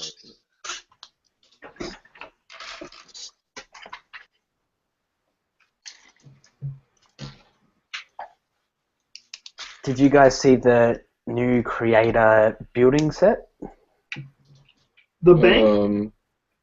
It was like had Wait. a burger. It was on. Oh yeah, that building. What's it called? I'll get the official like name. The blue on the second floor and the... Yeah. The Corner Dell. Oh. Yeah. I don't know if I'm supposed to talk about that. Well, there's set pictures of it, so you know. The best policy, if you aren't sure, is to go ahead and talk about it. And next topic. Thanks. Next topic. Why Mike is no longer working at Lego. Wait a minute. Is it hang on. Well, let's see. As long as you didn't sign any non-disclosure agreements, you'll be fine. There's also the Lakeside Lodge. Lakeside Lodge built moose. Slow down. So, Mike, talk about how, what is the Danish Christmas holiday like? Hang on one second.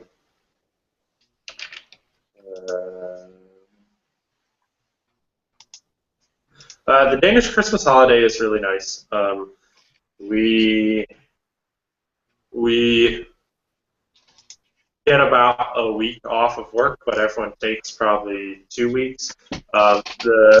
The town that I live in, they decorate everything really nicely. They put up they have I guess the English would call it a high street. I call it a walking street, but like a main walking street in town with all sorts of different shops on it, and they hang up all sorts of lights there, and they have a giant Christmas tree, and everyone invites you to Christmas parties. So everyone has, I think, an average of like 5 or 6 Christmas parties that they have to go to with their friends and their coworkers and their family. That's so cool. it's pretty fun, and it's especially nice because at Christmas you want to celebrate when it's dark, right? And there's something nice about like the nights during Christmas time. And in Denmark at Christmas it's dark all the time, so It makes it easy on you. yeah. So as far as baked goods go, could you describe maybe 1 or 2 of the biggest or best like holiday treats? They don't really do baked goods for holiday for Christmas. Well, okay, sorry, that's not true. They have one called Abelskiver, which is essentially like it's like a donut hole combined with a pancake. So it's like That sounds yeah, it's good. beautiful. And then what you do is you take like powdered sugar, and then you take jam, maybe strawberry jam, and then you dip this thing in strawberry jam, and then you roll it around in powdered sugar. And so Carl Miriam, I think you guys know him. Of course. Yeah, the one I was Black Friday shopping with. He and I have a rule that at Lego during Christmas, like starting next week, we'll have a couple times a week. There'll be different events where they're like, oh, we're having Abelskiver, you know, this group we're inviting everyone over for a little bit of a Christmas gathering, and we'll have Abelskiver. And so at every one of these events, you need to eat more Abelskiver than you did at the last one.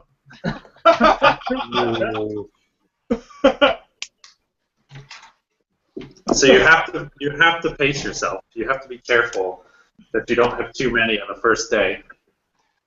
So you're not like having to eat 10 pounds of Abelstever by the last one? I don't. Not that much, yeah. So, but it is a lot. It is a lot.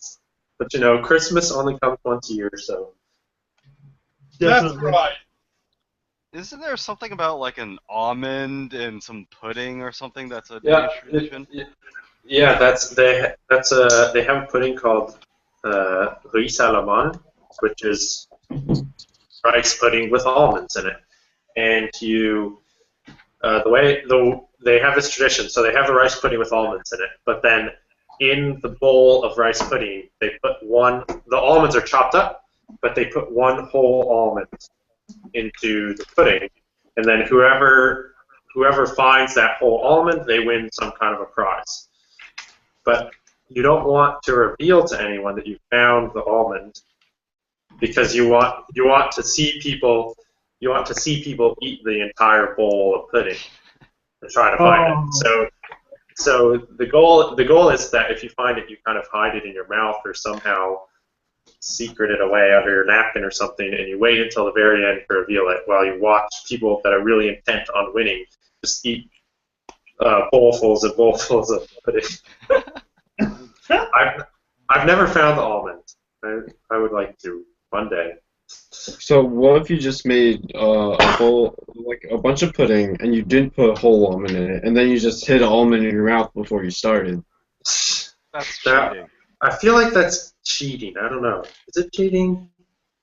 It's only cheating if you get caught. That's a good way to live your life. That's how you get caught. Yeah, exactly. That's how you get caught.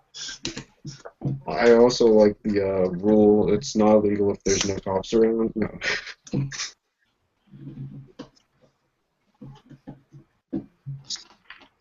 I have to go. I'll be back soon. Okay. All right. Peace, See you soon. See ya. So what happened to John? I'm not sure. The Ferrari is just sitting there in his place now. It looks sweet. Nice for it's a live feed too. I think he went to take a nap. I don't know. What in the world, Okay. John? Sorry, which So- John is this? What's that? John as in Josh's brother. Which Ah. John? I don't know. There's John? many Johns in the community. Okay. I'm sorry to interrupt, but I just want to show something. Here's an example of something that would affect the age mark of a set. Like that we have a 2x4 and a 2x3 wing plate, both in white. So, for example, for a 7-year-old, we would never do this. This is really difficult for a 7-year-old to tell the difference between these two elements, and they'll always get the wrong one.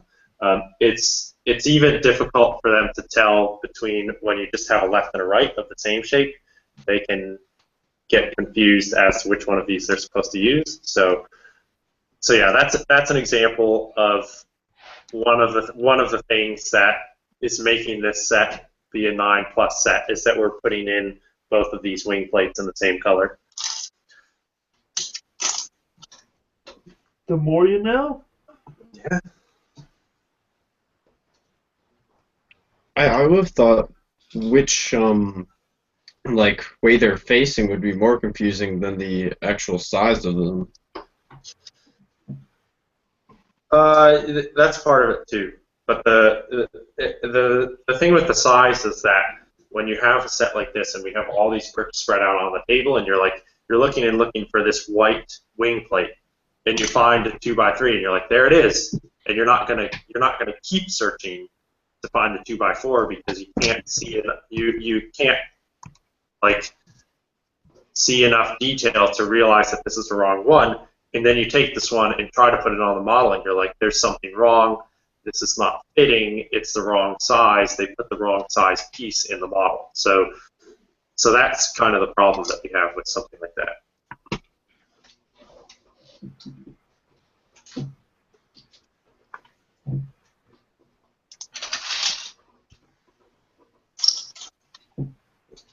I have a friend that has color blindness, and I was trying to think, like, have you ever thought of what impact would that have upon trying to build with Lego?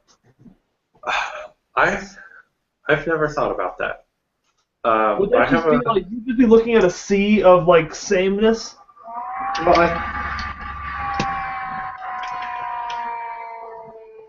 I guess it depends on the severity of your color blindness, because I know there are different. My understanding is that most people that are colorblind, they have like they'll have two colors essentially that they can't distinguish between, like your red-green colorblind or your blue-purple colorblind, something like that. So I don't know if we've ever done a test with someone that's colorblind to see how they can build a Lego set. I've never, as a designer, I've never considered that. So I apologize to all of the colorblind people trying to build any of these products, but I don't know how I would deal with that. I'm sure they can get by with a little bit of help from their friends or something, you know? Yeah. Or I mentioned earlier the friend of mine that sold me his collection. He actually is colorblind to an extent, and he had all the parts were sorted by color in gallon bags, and he had all the lime green parts were in with the yellow. And I remember that it was the yellows and greens he would often get mixed up. Like you were saying, both having a couple colors that kind of get mixed up. That's the case. So I was amused by that when I found all the lime green in with the yellow. I guess maybe it's a benefit, because it's like all of a sudden you have a whole lot of gray, you know? Yeah. Looks like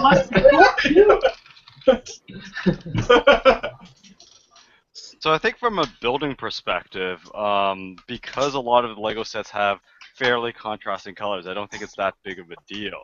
But for an AFOL, and I do actually know a couple of colorblind AFOLs, it does pose a bit of a problem where they actually can't tell the colors. So I know one friend would routinely ask his sister, what color is this? Or when they're sorting, I don't know if he's lazy or it's just really clever, might ask him, yeah, can you help sort this? I can't tell the colors.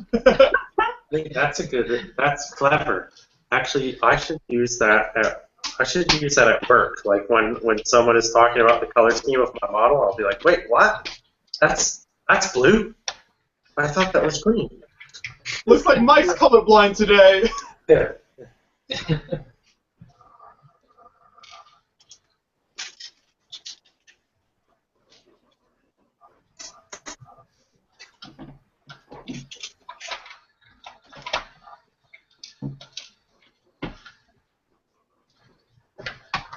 So you said that you didn't design one of the 3 models. How many people worked on this kit as in total then, if you didn't design one of the 3 variations?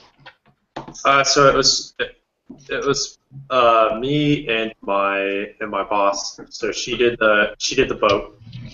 Okay. So the way that we did this one is I pretty much finished the development of the jet, and then from there I went on to do the 2 alternate models. Just because it's such a big model, it's a lot of parts to keep track of, and so to try to do that with 3 models simultaneously would be I'm sure you could do it, but it would be a very big logistical challenge because we have a limited amount of desk space, and so to try to keep track of 3 separate volumes of elements and building three different giant models at the same time for me would be a nightmare. So I went the route of finish one and then from there move on and do the other 2. Unfortunately, I spent too much of my time on the jet because as someone that loves jets, I wanted to make sure that I got it looking exactly the way that I wanted. And so then my boss was actually very generous and stepped in to help me finish off the alternate model so that everything could get done in time. Okay. So yeah,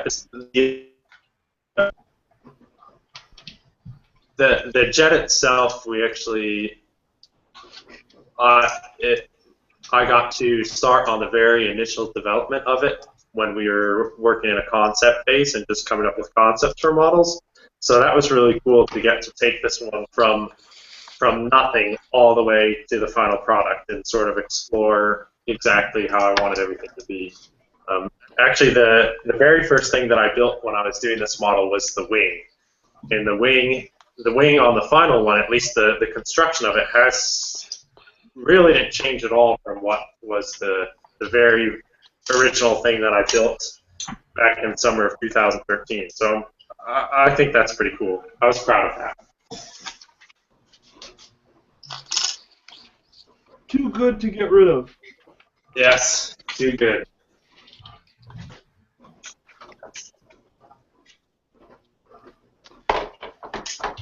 So then, do you have like little like work in progress or chunks that kind of like just sit and reside in your desk, waiting to be used in a future set of some sort?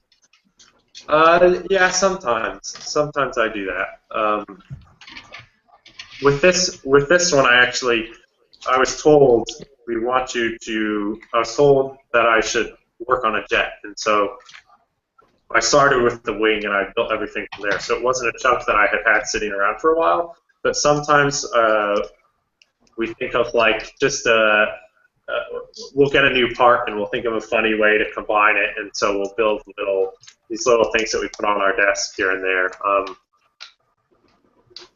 For example, with the modular buildings that Jamie does, there's a lot of small details in those sets, and usually when he's working on the building, he'll look at things that we've done in the past year, like in the bank that's coming out in January. There's a really cool bench on the sidewalk that's using like the elephant trunks as the sides of the bench, and that was something that my coworker Morton had built a while ago, just because he was playing around with that part and thought, oh, this is cool for a bench, and so he just built it and had it sitting on his desk. And then Jamie was looking for what kind of details can I put on the sidewalk, and Morton had that bench, so that's how that got in the set. So you're saying the secret of Jamie is he walks around the design studio looking for things to put into the set. No. Well, I guess that's part of it. Part of it is that he is humble enough to do that. So it's really easy. It's really easy to like do a set and want to do the whole thing yourself, and like, this is my product and I'm gonna do everything. And sometimes you'll get handed. For me, I'll get handed a sketch model that someone else has done, and they'll say, okay, take this sketch model and make it into a set. And the first thing that I do is I just throw out the sketch model. I'm like, all right.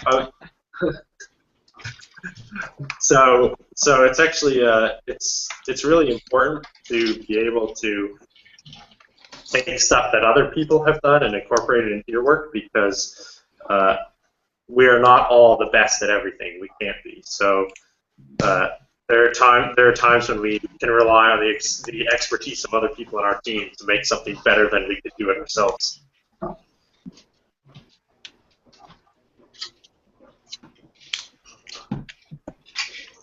What have you found, like, your particular strength is, like, as far as designing, like, components or things?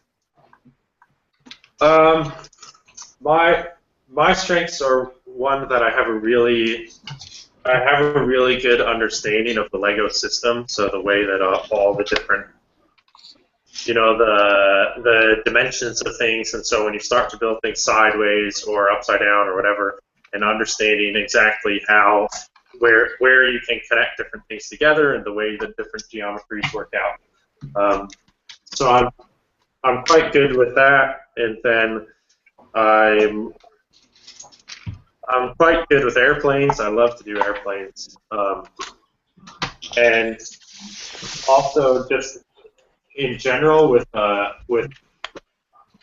things that are functional. So I think, having worked as an engineer for some time and having studied engineering, that's helped me out with just building functions and building them stably and building them simply. Totally. So you like building jets and airplanes. I've been noodling on, I'd like to build like a Cessna 170 or something like that. Okay. Any tips? I haven't seriously sat down and tried to do it, but the fuselage seems like it's probably going to be a little tricky to really get a good shape on that. Any tips on that type of? So wait, this is a Cessna 170? Yeah.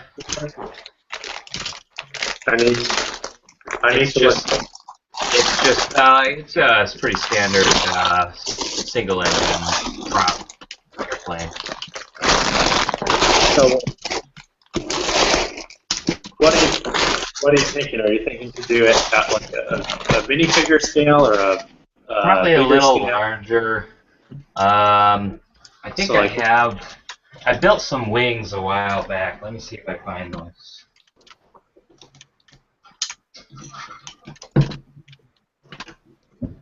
And again, this is one I haven't spent a lot of time on, but I've got a wing, a pair of wings.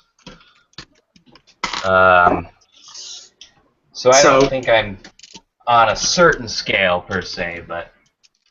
Okay, so when I'm building pretty much anything these days, this is my favorite piece. There's two different ones, right? There's this one that's 12 modules, and then there's one that's also 10 modules. I like the 10 modules one better because you can work it in other places. But I would try to use this for like the back of the fuselage somehow, because it has a nice rounded shape, and then it's also tapering in. Yeah, for me, that's pretty much the best Lego piece. It's my favorite piece. Cool. Use it wherever you can. All right. Masters. Yes. So what When are did that element come out? What? When did that element come out, Mike? Is this like a trivia challenge, or are you just curious?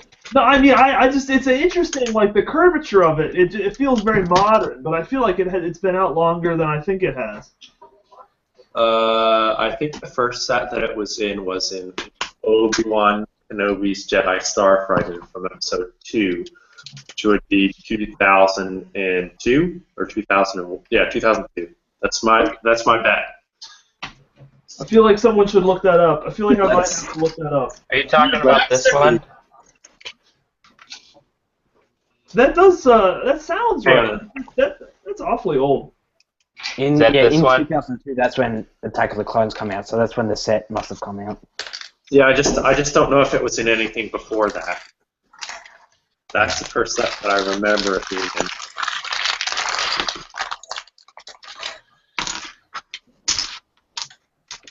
Let's look.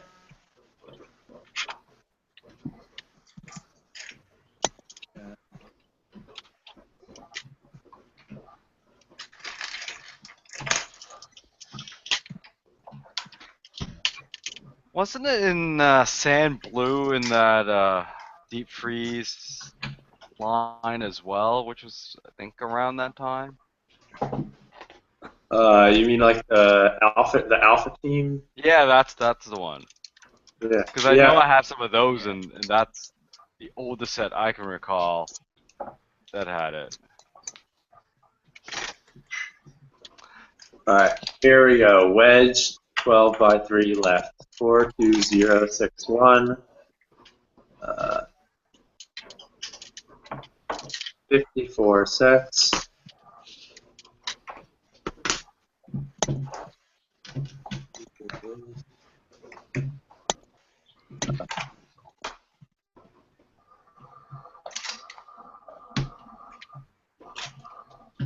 Okay, this says 2003. Wait, oh no, that's just for that color. So what are you actually using to look this up, if you can say? I'm just using BrickLink. Okay. I didn't know if you had secret Lego lists or pages and such. We do have some ways of looking stuff up, but I'm not at work right now, so I don't have access to all of our work databases right now. But actually, surprisingly, I do use BrickLink and BrickSet quite a lot at work to look up historical data. Is that just because you're used to it from the fan days? Maybe it might be that. Maybe I just haven't taken the time to learn the way the Lego one works. But a lot of other people at work use it as well for looking at past stuff. So I think especially BrickSet has just they've made a really nice database of the way that they display the information and how easy it is to access everything is really, really good. And it's a bit embarrassing to say that we don't have something better at Lego. I think we should. But, So BrickSet, very clean, very user friendly. Hugh's a talented guy. Yeah, yeah.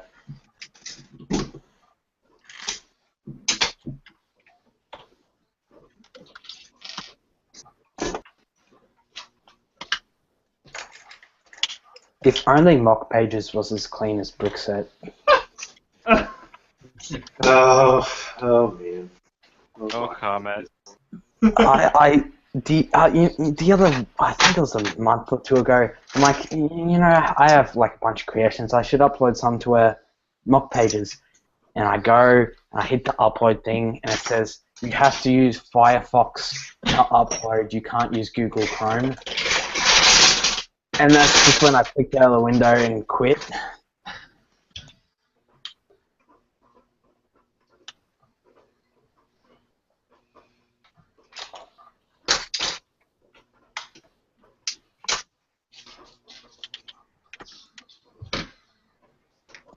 So why do you use mock pages and not Flickr for what? Actually, that's a good question. Can I ask that? Like, what? Sure. Where do you guys have presence online in the fan community, if any?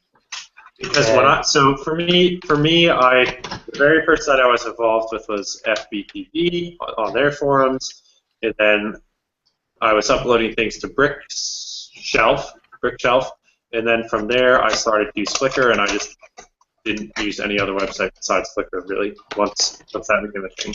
And I really miss that they took off the ability to add notes to the pictures. Yep. That was so cool. It's a real shame that that's gone, but I still think, at least for me, I haven't seen anything that's better than Flickr for kind of hosting an online fan community, but I'd be curious to know what you guys do. Well, back when Flickr did the first layout change, people were super angry, and they went to this website called, I think it was called iPernity, and that lasted for about a week, and then right, I remember that. It was like I mean, iPernity really isn't that bad of a website. It's just people couldn't get the entire community to move over there. Yeah. Well, I wasn't going to move for sure. That was right at the time that I started at Lego. I remember that. And I remember looking at it. It's like they took the code of Flickr and they just made a copy of it. So it was a fine website. But yeah, it's difficult to ask everyone to just move everything over there.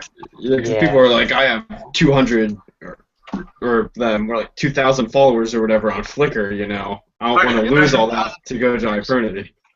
And also there's also a pretty big, I gather, because I check out, everyone that follows me, and there's a lot of people that I see just on Flickr for a browsing perspective. Like they'll follow all their favorite builders just to see what's going on, but they won't upload any builds. So I think there's just way too many people to use to change website. Yeah, I agree. So then Flickr is still. Flickr is still king.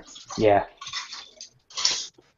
Is that also the way that so that's exclusively the way that you interact with fans online in like a broad sense, or you like posting stuff in groups and getting involved in discussions in groups and stuff? I have an Instagram, and that's mostly sort of like work in progress shots and stuff, like stuff I wouldn't post to Flickr. So like, photos from cons or whatever, lots of work in progress pictures. Sometimes I'll post stuff early just on my Instagram page, like a few days to a week in advance. I think that's going to be the extent of it. Okay. I think there's definitely a growing trend towards the YouTube crowd, at least getting the sort of the casual fans out there. Yeah. Is that really a good way to like share models? To be fair, like there's definitely an added advantage having more videos. Like for me or other people, when you're at a convention, when you start looking at people's mocks, there's all these amazing built-in like little landing gears, little pop-open stuff that you don't really see as well in a static picture. But when it's a video, you can walk through. Here are all the cool play features I put in this build that, unless you've asked me in person, you're probably not going to see. So there is sort of that, as well as just in terms of casual viewers. There are way more people surfing YouTube than there are on Twitter. Right. Yeah. That's basically the philosophy behind our convention coverage. I mean, there's so many cool like moving parts and stuff and things you just don't get across in a lot of photos, and so we try to do a lot of video coverage to make up for that. And then yeah, you do catch a lot of people on YouTube you wouldn't otherwise find on places like Flickr. Yeah. I noticed for years now, a lot of people have come actually from YouTube to Flickr. Like some like famous Lego YouTuber will have like a Flickr or whatever, and then that person will get a Flickr. I know that's how a few of my mates started out. Yeah, like I still see like in terms of like so-called hardcore or like the real the AFOLs that are really into it. Flickr is still the place to be because that's where a lot of the people that really build a lot of times, that's where they share their stuff. That's where the default posting is. So even if you're on Eurobricks, on FPTV, on all these other sites, Flickr tends to be still the primary location where you post mocks. Even on mock pages, a lot of the people tend to cross-post, where yes, I put my mock on mock pages, I have the additional views, I have the back views, I have a lot of descriptions, but I post my glamour shots and stuff on Flickr because that's sort of the centralized location for the worldwide LEGO community. Mm-hmm. At this Does point, anyone remember BrickSet? Oh yeah. BrickSet? Yeah. Right. Oh no, what's it called? BrickShelf? Place. BrickShelf. Yeah, BrickShelf. Yeah, that's it. I love BrickShelf.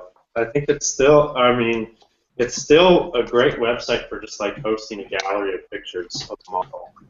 And it's very, well, I don't know. The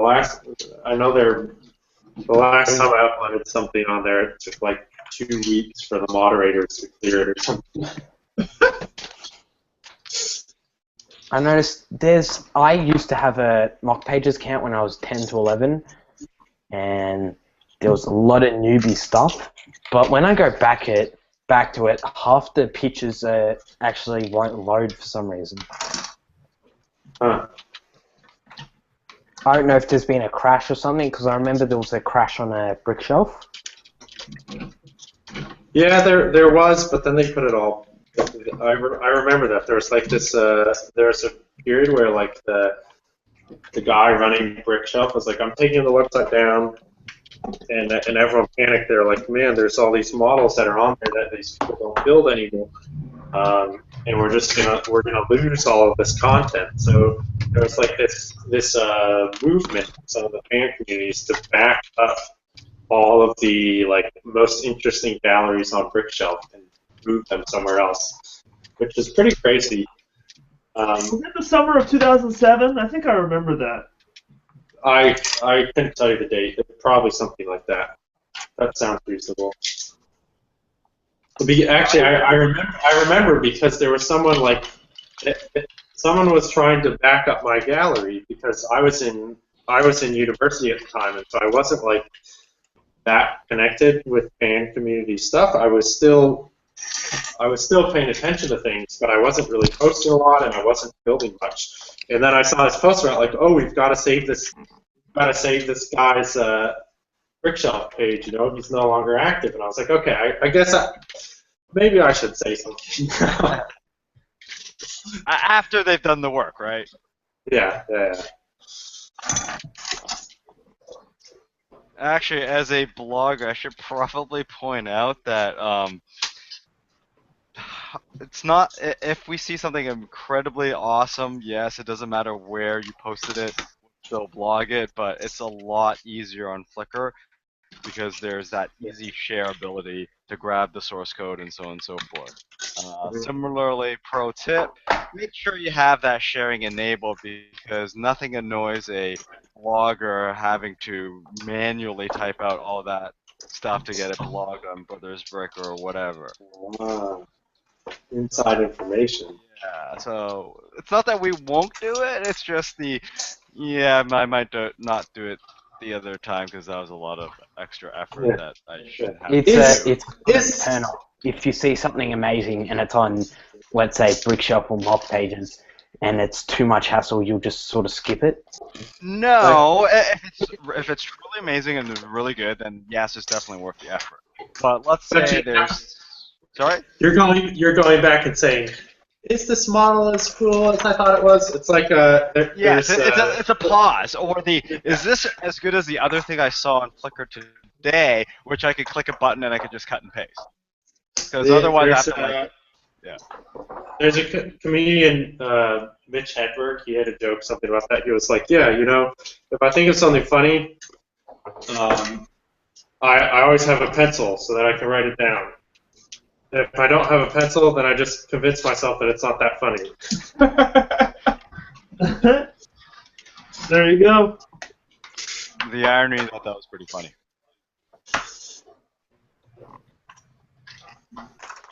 I was looking at because my boss, he runs a Bricklink store. He's really savvy and like he can memorize every single code for all the parts that we have, and he looks a lot at part out value because we always part a lot of sets out, and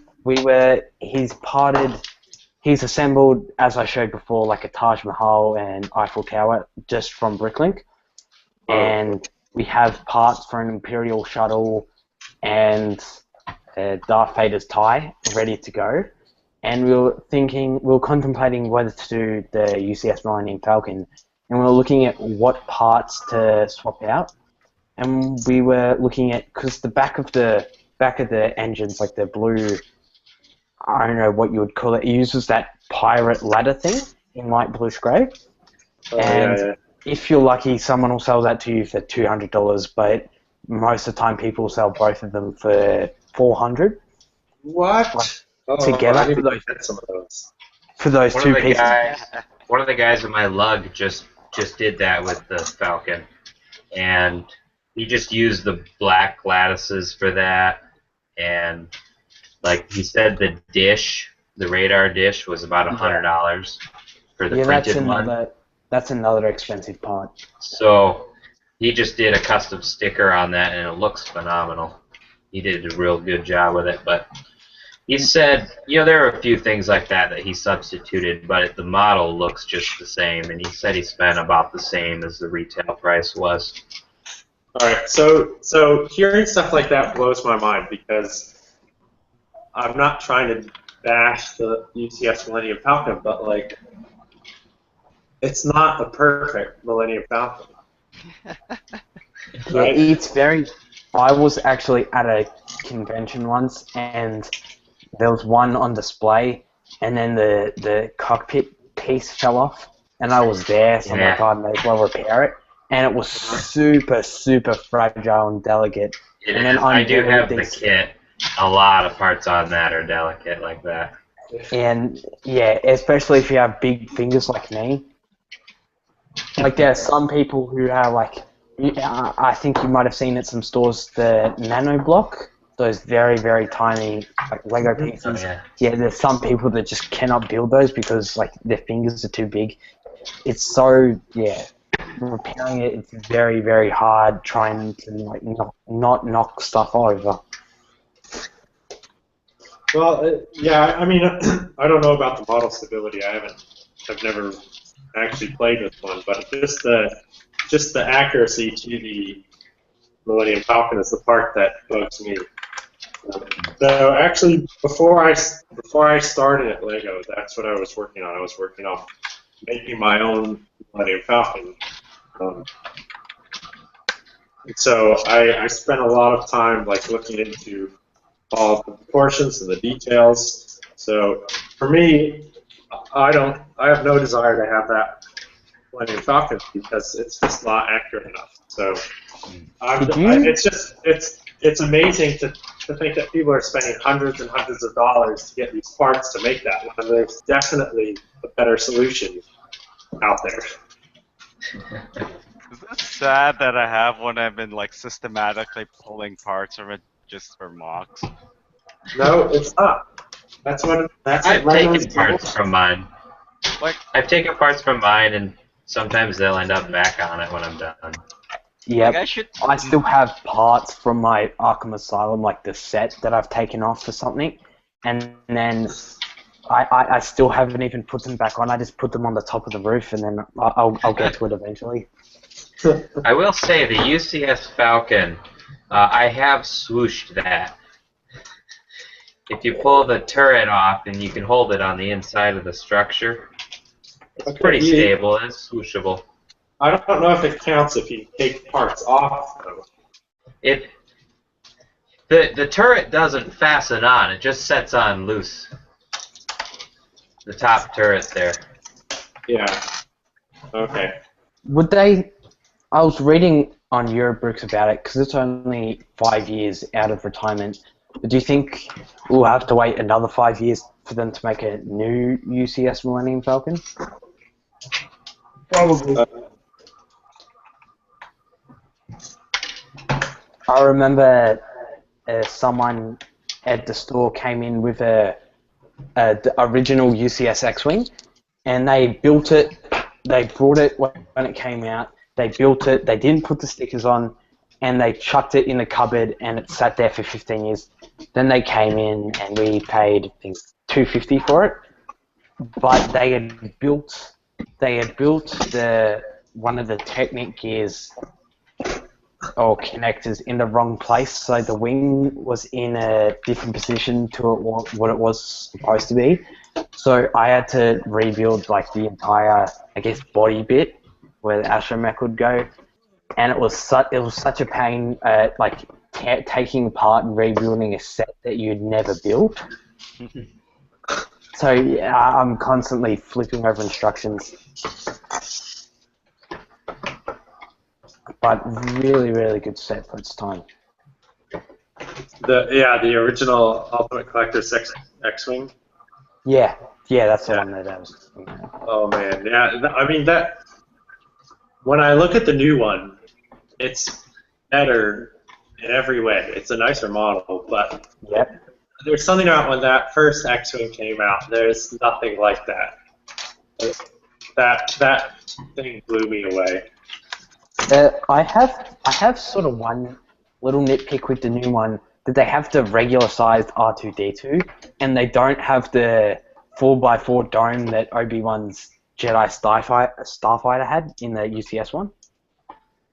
Yeah, well, that 4x4 dome is way too big, so I think you would need a 3x3 dome to make it the right size. I agree that it's way too small, the regular R2-D2, and it looks weird. It would be nice to come up with a better solution for that scale of Star Wars spaceship, but I don't know. So that's sort of an interesting question. What sets, and this goes out to anyone, what sets were so-called before their time? That was kind of like revolutionary and just kind of blew everyone away.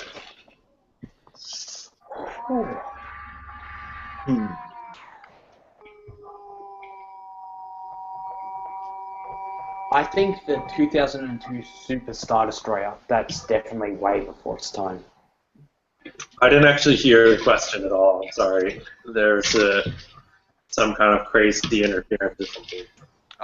My general question, and it's not necessarily any answer, but what sets were like revolutionary well before your time? We said that the UCS X-Wing was awesome and before its time, but what other things were just like mind-blowing? Holy crap, they did this, and then it was just unbelievable. I think like you said, the Star Destroyer. There's that was, I would say, pretty much most of the Star Wars sets, right? Like the X-Wing, the Star Destroyer, the Millennium Falcon. All three of those, maybe I'm biased because I just love Star Wars so much, but all three of those when they came out, just seeing those, it's like, I cannot believe that LEGO has made this. Well, it uses heaps and heaps of magnets and stuff. Right. I was at a small little LEGO convention in a suburb, and I was helping out Friday night after school, and someone brought their Super Star Destroyer in for the display, and I was helping them set it up, and it's required at least 3 people to get it going. There's so many panels and the magnet plate brick things, they have to be in the right spot and everything, and it's so advanced, and I actually still can't believe they pulled that off in 2002. Yeah, the magnets was So, that would start. Yes, sir. I'm gonna say a very revolutionary set was whichever was the first set to come with flick missiles. Oh. Flick. wonder what was the first set. What was the first set? That was Star Oh, Wars. that's a good one. I think it's got to be 2000 and... Oh, well, do you remember the old Flick missiles, which were the Technic pins with the stud on the end? Yeah. And Yeah, that's what I'm rod. talking about. I know those were at least available in 2010, probably before. I remember being at Brick Fair 2009 or 8. I think it would have been 8. And the No, first... I got the Anakin Starfighter when I was 8 in 2008, and that came with Flick missiles on the bottom. So it's going to be 8 or 7. That's what I think. Yeah. I think it was at least the episode 3. Did the episode 3 sets have them, and that would have been 2005? Yeah, I think so. I think it was even before that. I remember the Kashyyyk Walkers had them, I think. Those are episode 3. Oh, okay. I remember in 2006, I got the Batman Dragster set with Catwoman, and that comes with the Technic Flick missiles, and that's only 2006. So yeah, it's got to be 7 or 8. Let's see. Back to Brick Lane. So here's the funny thing. Last year, I actually ran out of Flickfire missiles. What? I use them for greebles. I use them as missiles, and I kept building so many things with missile bays. And I have a predisposition of losing mocks, which means losing all my flick missiles. And it got to the point where I actually had to use 4 long lightsaber blade bars that I have and the regular Technic pins because I ran out. And I'm like, this is so stupid. This is so stupid. But what can I do? Wow. I never had that problem. Yeah, 2006 is the years that they came out. Congratulations, team livestream. Yeah. We're breaking down barriers and finding the first time that these parts ever touched our hands. Okay. We're the first generation of LEGO historians. Yeah. Yes. Hey, what about the minifigure battle packs? Those seem to be pretty popular now. Well, I remember back in 2009 when everyone was like into the clones and stuff. Is that when they started doing those? No, the first ones came out 2007. There was a droid one, and the battle droids and the. Oh yeah, I had a couple of those. Then there was the Rebels one, and then the Imperials one. Then there was the Assassin's Droid one, and the Clone Walker one. But even before that, they had the, I remember vividly, the Final Duel 2 set that had Luke, a Stormtrooper, and a Imperial Stormtrooper. Or not, Imperial officer. Those real little ones, the Final Duel. Yeah, so in my mind, that's the first battle pack, because you had 3 minifigs. Okay. Like $10. Well, a battle pack is where you're like trying to build an army more, I would say. So like you can build an army of clones, you can build an army of droids. You're not gonna build an army of Luke Skywalkers. Do you want me to go get my army of Luke Skywalker? An army of Luke Skywalker, yeah. Why not? Okay, that's a great torso. Like if you ever, Simon, it's black, it's got Simon, like do you have like a? Do you have an army of like different Stormtrooper designs because they come out with one each like year? Oh, I sort of used to, but then I stopped. But also Luke has one of the greatest heads as well. It's yellow. It's like the nondescript, like not happy, but like just. Yeah. That's a great battle pack, or whatever you want to call it. So yes, I bought a whole bunch of those. This Stormtrooper has to be the best, like, in my opinion. It's the one from the Slave 1 and the Advent Calendar. Wait, so is there a reason there's different printing on each leg? Yeah, in the movie, one of them had the cap here, and the other one just had the line thing. Okay. So, Mike, did you finish up your the build there? Yes. I think you moved a lot faster than Matthew and I. I built this one a few times. I know I'm pretty good with where everything goes. So You've got practice on your side. yeah. On average, for a set that you design, how many times do you actually have to build it? What do you mean, like the final version of it, or do you mean throughout the whole process? Whichever. Okay, so like for this jet, I made six different concept models because we were exploring different functions and different colors and different styles and things. And then from there, I think I made once I finished those concept models, it wasn't like a constant rebuild every time. It was like taking a model and making small changes here and there. But I probably built through it 1, 2, 3, 4, 5, 6, 7, 8, at least 8 times. Like starting with the volume of bricks and just building up the jet as it was.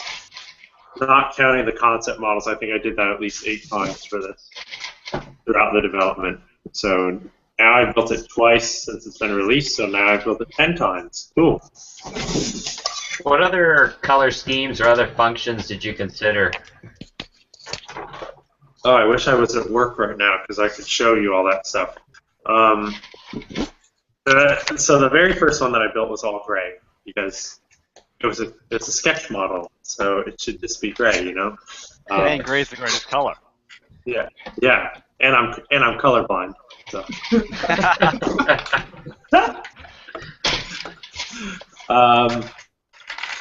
But we were pretty set that we wanted it to be something with dark blue in it, because we wanted it to be more of a up in age model. So we wanted the color scheme to be like cooler colors and really primary colors like we usually do in Creator. But we explored color schemes that were more overall white. I had a really cool one that was like kind of like a Robotech or Macross, where it was essentially the same layout as this, but it was white, and then it had like black nose, and then it had yellow and black lines here running through this. So, okay. So we explored a lot of different things. But problem we have for a model like this is that we can only change the colors on so many of the different parts. So one of the reasons that we went with dark blue is also because at the time there were a lot of parts available in dark blue already. So it made it easier to get a lot of dark blue shapes in the model. Yeah. Cool. I feel like a jet that's actually going to be colored like this would really only be like some kind of Blue Angels or like a show jet, you know? Yeah. It's not a very realistic color scheme, but it's. But it looks cool. It's a cool show jet. Totally amazingly cool show jet. Does the you briefly mentioned before, but does the colorblind ever play a part in your like? I've never considered it when I'm doing something, but maybe we should in the future. I don't know. I hope we don't get a whole bunch of complaints. Maybe you should make kits that are supposed to mix up people with the colorblind, just to mess with them. You should make kits specifically geared towards colorblind people. No. You should make the same kits as normal, but just have black and white instructions. Yeah. You could print the color name on every piece. Oh. Yeah, or we could sort all the bricks by color in the bags, and then we could write on the bag what the color is. That could work. Would the packaging like guys like that idea? No, they would hate it. We had relative colors in this set. speaking of the packaging, they really don't like it when they set up all their packing machines. They set them up in a line, and then they have bins with each element in the line, and so then those bins are the packing machine takes elements from the bins and it puts them into the bag, and the bag travels down the line, it fills up, and then goes into the box. And they actually really don't like it when you have a rule that you can only have so many parts of the same color next to each other, because it can be really easy to, if they're the same color and they're a similar shape, it can be really easy to accidentally put the wrong bin on the wrong counting machine, and all of a sudden you're putting in 20 wing plates when you're supposed to be putting in 20 cheese slopes. But do My, you have super fancy by weight? robots to do that? My boss is a colorblind too, so he's constantly asking me like, what color is this, what color is that when we ship out Bricklink orders. Because you can imagine like people won't be happy if they order 500 reddish brown 1x2s and they get dark brown ones. Yeah, yeah.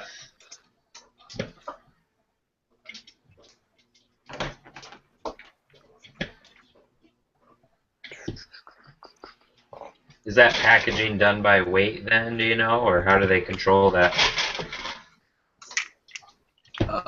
Yeah, so the packing machines, the way that they count the number of bricks that they've added is by the weight of it. Okay. So most of the time you can catch it if they put the wrong bin in the wrong machine, because the weights of the elements are really different. But a big problem that we would have is like with a left and a right wing plate, for example. Yeah. They have the exact same weight. They look super similar. So you could easily place two bins of left wings when it should have been a bin of left wings and a bin of right wings. Sure. And so it's not uncommon for us to get complaints of people calling in and saying, I have only left wings in the bags. And it's quite uncommon. But of the complaints of the issues that we have from packing, that's the main one that we get, is the left-right wing mix-up. Sure.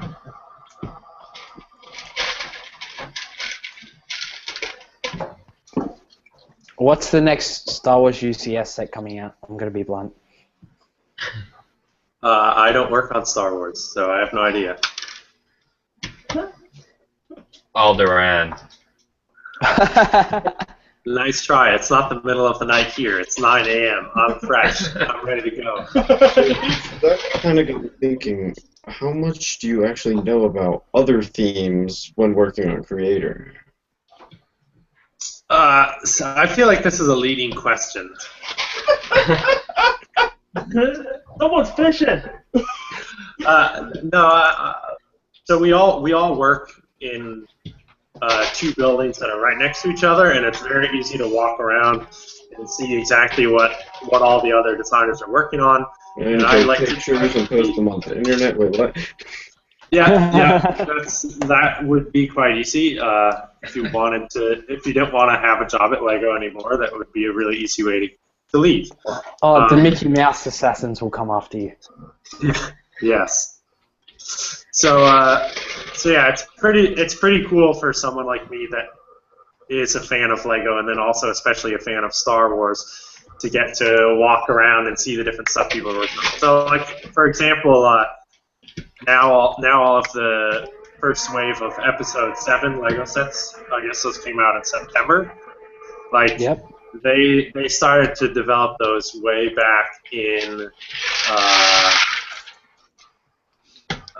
I don't know. I don't remember when it was, but it was a long time ago. And so I would always be going over to the Star Wars team and seeing, like, because now they're getting, concept art for the movie that no one's ever seen, and there's these vehicle designs that we haven't seen anything in any of the previews or whatever. So we're getting to see all of these Star Wars ships well before anything else. So stuff like that is really, really fun. So if you weren't working on Creator, was there another theme you'd want? Would Star Wars be it, or? I don't know. I think it would be fun to get to work on Star Wars. There's definitely some Star Wars models that I would love to do. There's some Star Wars models that I would really like to not do. Like, for example, I don't think I would enjoy making Star Wars battle packs. or making some of the really obscure ships that they'll do from the Clone Wars or something that I just have no connection with. Like for me, if they asked me to make an X-wing, then there would be no questions. But if they asked me to make I don't know. A Yoda Chronicles ship. A Yoda Chronicles ship, I would be a little less than enthusiastic.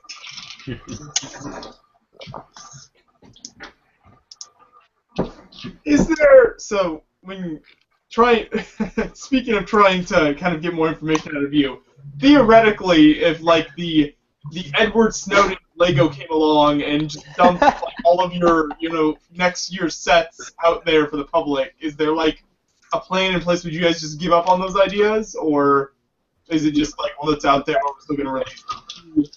The Edward Snowden came along and dumped all of your next year's sets out there for the public. Is there like a plan? I don't know what would happen. Or real quick, hey Ashley. You might have the live stream open. You need to make sure you do that. Yeah, hello there. An hour. Hey. I don't know what would happen. Make sure you mute the live stream if you have it open still, so that it doesn't echo. We're talking about the Edward Snowden of Lego, I believe. Yeah, hello. Well, I think it depends on when something like that would happen. I don't think that if the creator sets, for example, if those were to leak, all of the creator sets for, let's say, second half 2016, I don't think we will cancel those products because we've spent so much time and effort developing them, and we've started maybe producing some of the bricks that are going to go in those boxes. But if it was something like for example, like the Jurassic World Lego sets, if something like that had leaked well early, then we have a partnership agreement that's getting into trouble. We have maybe competitors that are going to go try to get that license from Universal and develop the products. So for some of the license lines, it would be a really big deal.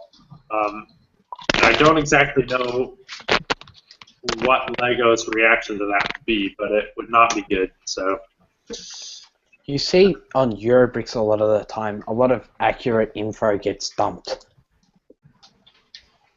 Yeah, well, so I think that's the thing is that you do see leaks, but it's hard to know what is a trustworthy leak. I think maybe you guys have a different opinion, but like it seems to me like there's constantly people making lists of, oh, these are the next sets that are coming out for whatever, and either they're just making it up, or they've gotten the wrong information, or maybe they got preliminary information that changed down the line. So I guess if it was someone that came out publicly, like a model designer, and said, yes, you're all aware that I'm a model designer and I'm deciding to leak all this information, then it would be a pretty credible source. But I think right now a lot of the leaks, the people making these leaks, I think, are a little concerned for their jobs, so no one is coming out and saying exactly who they are or where they are, so it makes the credibility of the leak a little less strong. Yeah, no. But we try to shut those down. It's not, we don't enjoy it when stuff leaks out before we would like it to. So, but it is a difficult thing to keep under control. Or if you know about a leak and someone tells you, you want to know about the future leak, so you keep your mouth shut. You don't want to say anything. Yeah, exactly. So everyone should just be quiet if they hear something and be like, maybe it'll happen, maybe it will. Yeah. That's a funny thought. Mike, if you had a dream Lego piece, what would it be? Like one to make in the future? Yeah, like a 2x2 plate with studs up facing both directions or something like that.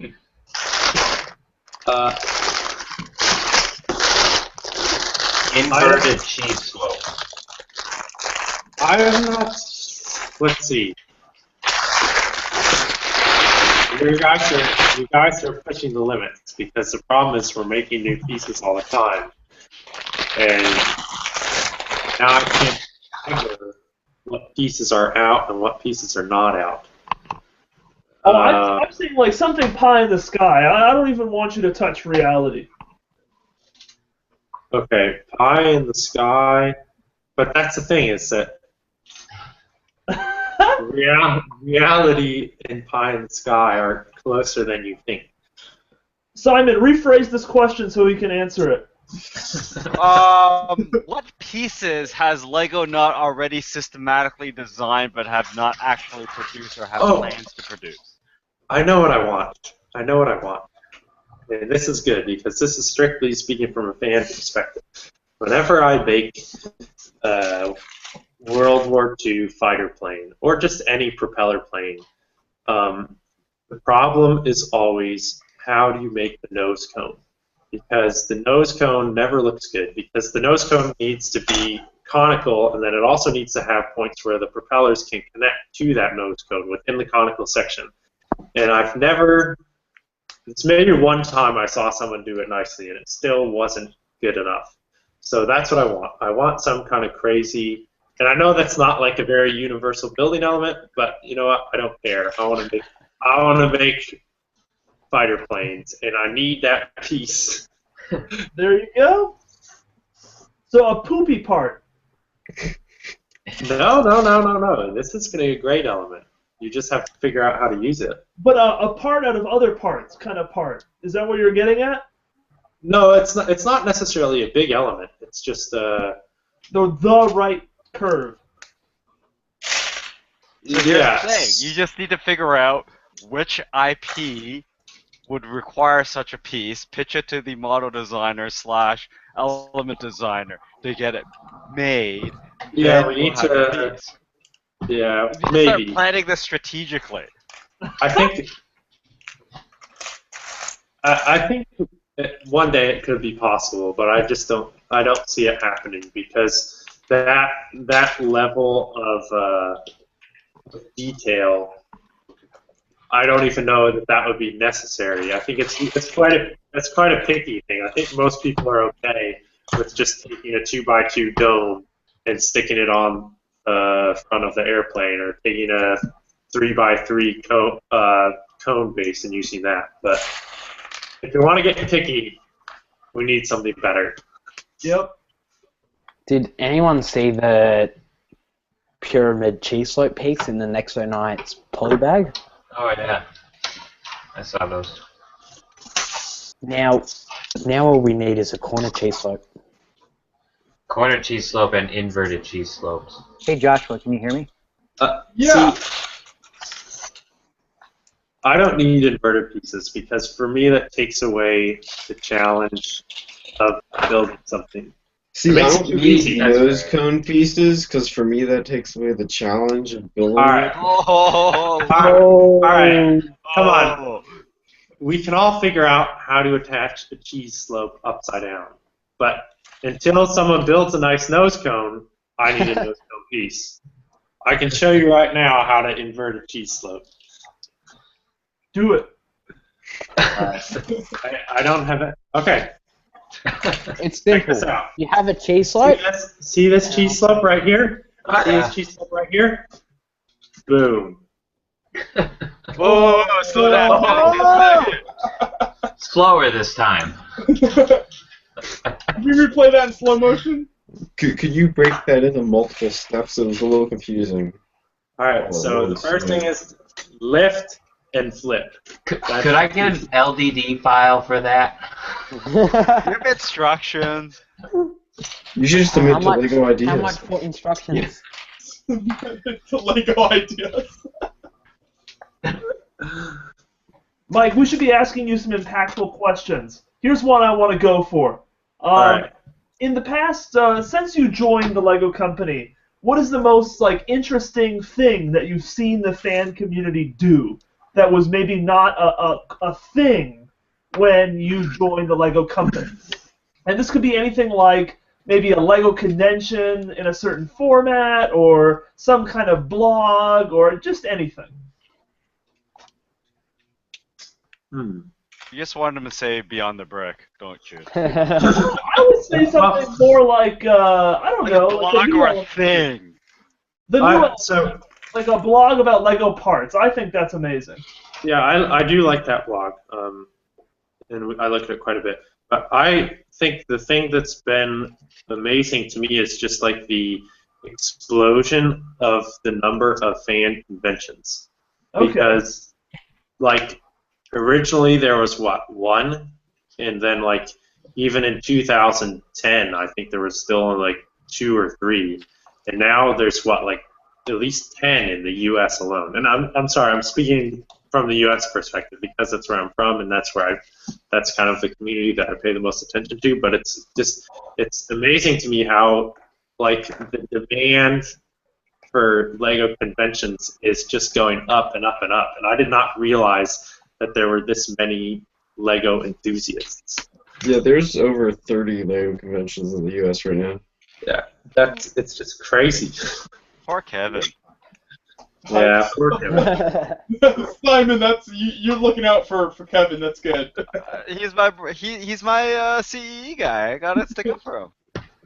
Yeah, I think Kevin really is like the I don't even know, like just like the North and South America, and all these Lego conventions, and it's just an amazing sort of territory he has to look over.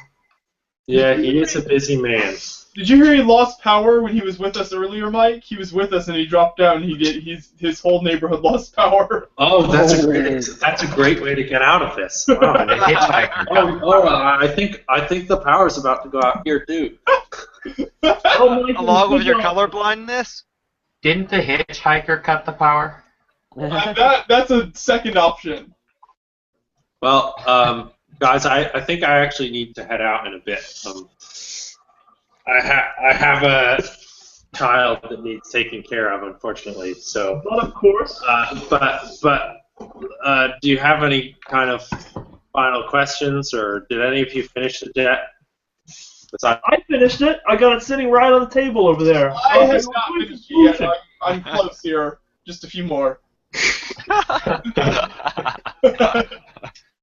I'm definitely starting, like slowly. These last, hours are going to be. Carl's supposed to join us with like an hour and a half left, and I feel really bad for him because we're going to be dead. No, actually, I think I may have some time later today. I'm not totally sure on my plans for the day, but I think when Carl calls in, I'll try to at least call in and say hello if that's okay. I just want to. Carl and I spend a lot of time together at work, so I think it'd be fun for us to both be on for a bit. Definitely, that'd be awesome. You can witness the decrepit state that we shall be in. Yeah, I think that would be funny too, because right now you're kind of like super pumped up. You're really just getting into this, and it's just you're probably starting to just get a little bit fatigued. But in 10 hours, that's going to be good. Yep, we should be well on our way to just being a blob of. Do you have any energy drinks stocked up or anything like that? I was thinking about going down and making a pot of coffee here. Yeah, I'm gonna go probably make something. Watch, Matthew's gonna go make some coffee and won't come back for an hour. I'm really surprised you guys just don't just go for it and do the 24 hours straight and be dead for a week afterwards, but it would be quite entertaining. Like 24 hours without getting up from the chair? Well, no, but just being on for 24 hours and not so you as university students, you should be used to at least doing this once or twice a year, if not every semester. I do this. Yeah, I probably do this. Maybe once every 3 or 4 months, I'd say. Yeah, probably. It's not that unreasonable that your fans want to watch you suffer. Crazy. No. I wish I had turned my hours around more before. Like I wish I rolled out of bed today at like 11. Right, that's the same thing. Yeah. I wish I had been getting out of bed at like 3 or 4 in the afternoon. I think I would have been better off, you know. See, originally I was on this way. I was actually kind of annoyed that you were like Friday at 5 p.m. Like I have to work today, and like by the time I get back, I had all these other things planned. I'm like, oh wait, it's U.S. It's Thanksgiving. You had nothing to do, and you've been on 3 days or whatever it is. What do you mean? They have to do their Black Friday shopping. Yes, we had lots of Black Friday shopping yesterday. That is true. Yeah, I got like 5 hours of sleep last night. Probably get less than that tonight. It's gonna be great. Awesome. All right. Well, guys, I think I need to hang up. But yeah, well, thanks for joining us, Mike. I really appreciate it. It's been great building with you. Appreciate it. Yeah. And hopefully I'll see you guys later. We'll see. Good luck finishing the jet. A truly wonderful jet, Mike. If someone wants us to do the wall test later, we very well may have to do the wall test. Yeah, I guess I really want to see the wall test now. Are you testing the jet or the wall? Well, I'm afraid my walls, being drywall, would probably not stand up very well to the jet. So I think I'll be testing the wall more than the jet. But we'll see. We'll see. Well, I have brick walls here, so maybe I can do it later. That's a good idea. That could be If fun. someone donates the right amount of money, we can make that happen, Mike. All right. Let's see. Let's do it. Very good. Okay. Well, enjoy your next 14 hours, guys. Good luck. Thanks for having me on. Yeah, thank you. And Thanks. I'll see you later. Yeah. See ya. Bye. Bye.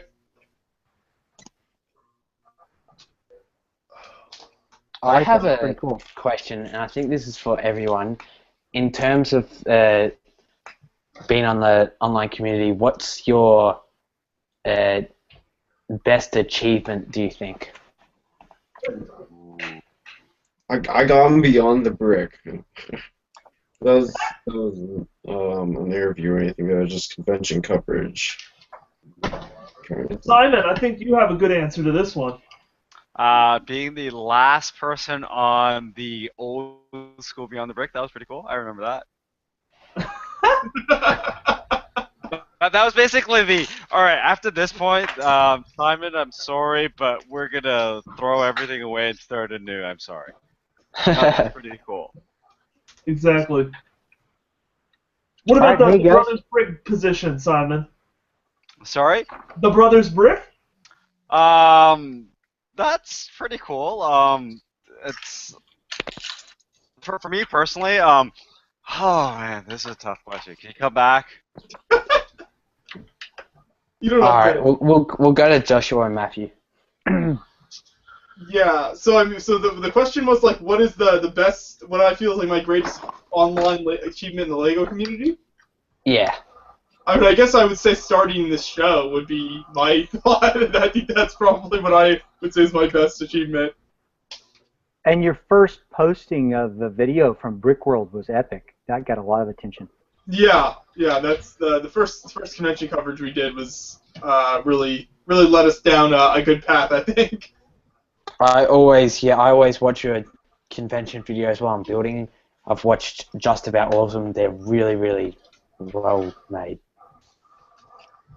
Thank you. We appreciate that. Hell yeah.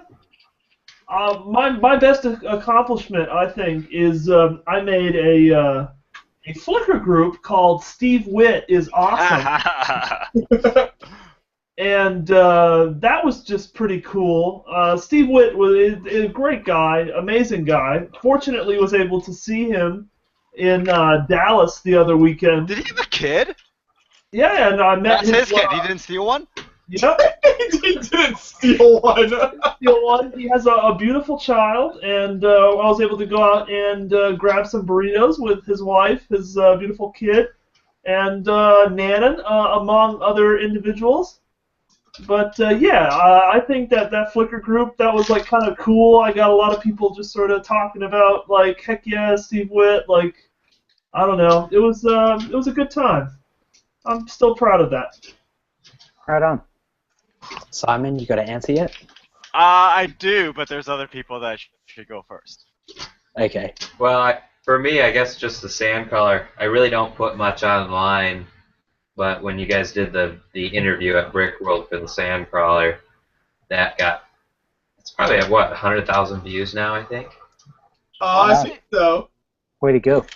Like, forget online. I've seen that thing in person. I've seen you guys demo it. It's amazing. It Like, is, don't be yeah. proud- Well, thank you. Like, no, nothing against Beyond the Brick. Don't be proud the fact that, yeah, I got a lot of hits. Be proud you made an amazing mock. Right.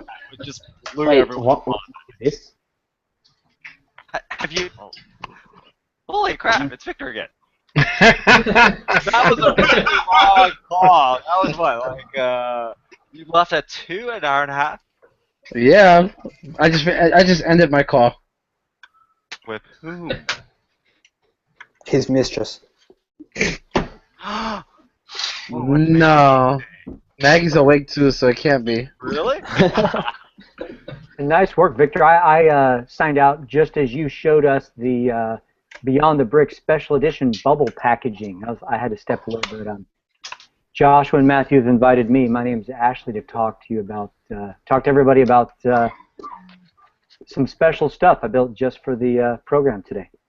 Yeah, well, I appreciate Awesome. you joining us, Ashley. So yeah, Ashley, I don't know if you guys haven't seen our interview we did with him, or he was on last year for a while as well. He's been collecting for a lot of years, has a lot of really cool stuff. So we always appreciate when we get a chance to talk with him. You always bring a lot of interesting stuff to show us, so we like that. And I've got a presentation. Like usual, I put together a presentation, but this time specifically for Beyond the Brick. Actually, in the 2004-2005 time frame, I was asked to lead a project for the Lego company that was to help introduce the Lego Digital Designer Factory and the Design by Me project. So I put together a real brief presentation on that I can show you guys in just a moment. Yeah. Cool. Heck yeah. Sounds Yeah, good. just trying to mix it up. Trying to, I can certainly grab boxes and books and old sets and show you that kind of stuff, but I go, let me put together something like last year just for you guys. Yeah, thank you. We definitely appreciate that. And it's been fun hearing Mike talk and the rest of you guys. I, was on the chat earlier just watching and not in the actual Hangout, but now that I'm in the Hangout, yeah, I can show you stuff on screen, etc. Mm-hmm. So you guys just let me know when you want me to start talking. I'll share my screen. I put together like 5 or 6 PowerPoint slides. Then I pulled up renderings from literally more than 10 years ago, or right at 10 years ago, from some of the original LDD work that I can show you. They're pretty basic micro things, but I can talk you through them, and we can just talk about the history of that project overall. Definitely. Well, I think we're, unless there was something, Victor, was there something regarding the minifigs you wanted to point out or anything that we needed to do with those? Not that I know of. I still recommend somebody autographing them on your end. Okay. Yeah, we gotta figure out how to do something like that. That way you Will make you it ask more. Victor the question? Well, I need a tiny pen to sign those guys. Well, no, the clamshell, the actual insert you can sign. Got it. Not the pig's leg. Okay, I didn't know what you meant. It's on the back of the shirt. The graphics were so nice. I'm like, wow. Where do you sign that? The hands. Yeah, we'll have to do something like that. Tell you what, actually, I'm gonna take a couple minutes here real quick, get something to drink, and then when I get back, I think we can start with your presentation if that sounds good. Sounds great. You're taking a break? Yep. Let's go. In a few minutes. No problem. We'll watch your empty chair. Oh. So, Victor, Give it a before you spin. joined, we were talking about like greatest online achievement since like starting in the online Lego community. What would be yours? Whose? Victor, go. Yeah, you. Or Ashley. Yeah. Victor, you share yours. I'll share mine in a minute. Greatest online achievement? Yeah. Let's just say achievement in general, not necessarily online. Yeah, in the Lego community. Like since you've like started in the online community, like sharing stuff with others. I don't What makes you know. most proud, man? Likes on a Flickr Alright, photo? so apparently he's not proud of anything. Ashley? Sure. So while you think of that, so man, your graphics. Let's point out that your graphics and your ability to apply graphics to minifigs very impressive. I'd say that's a big contribution. Yep, I agree.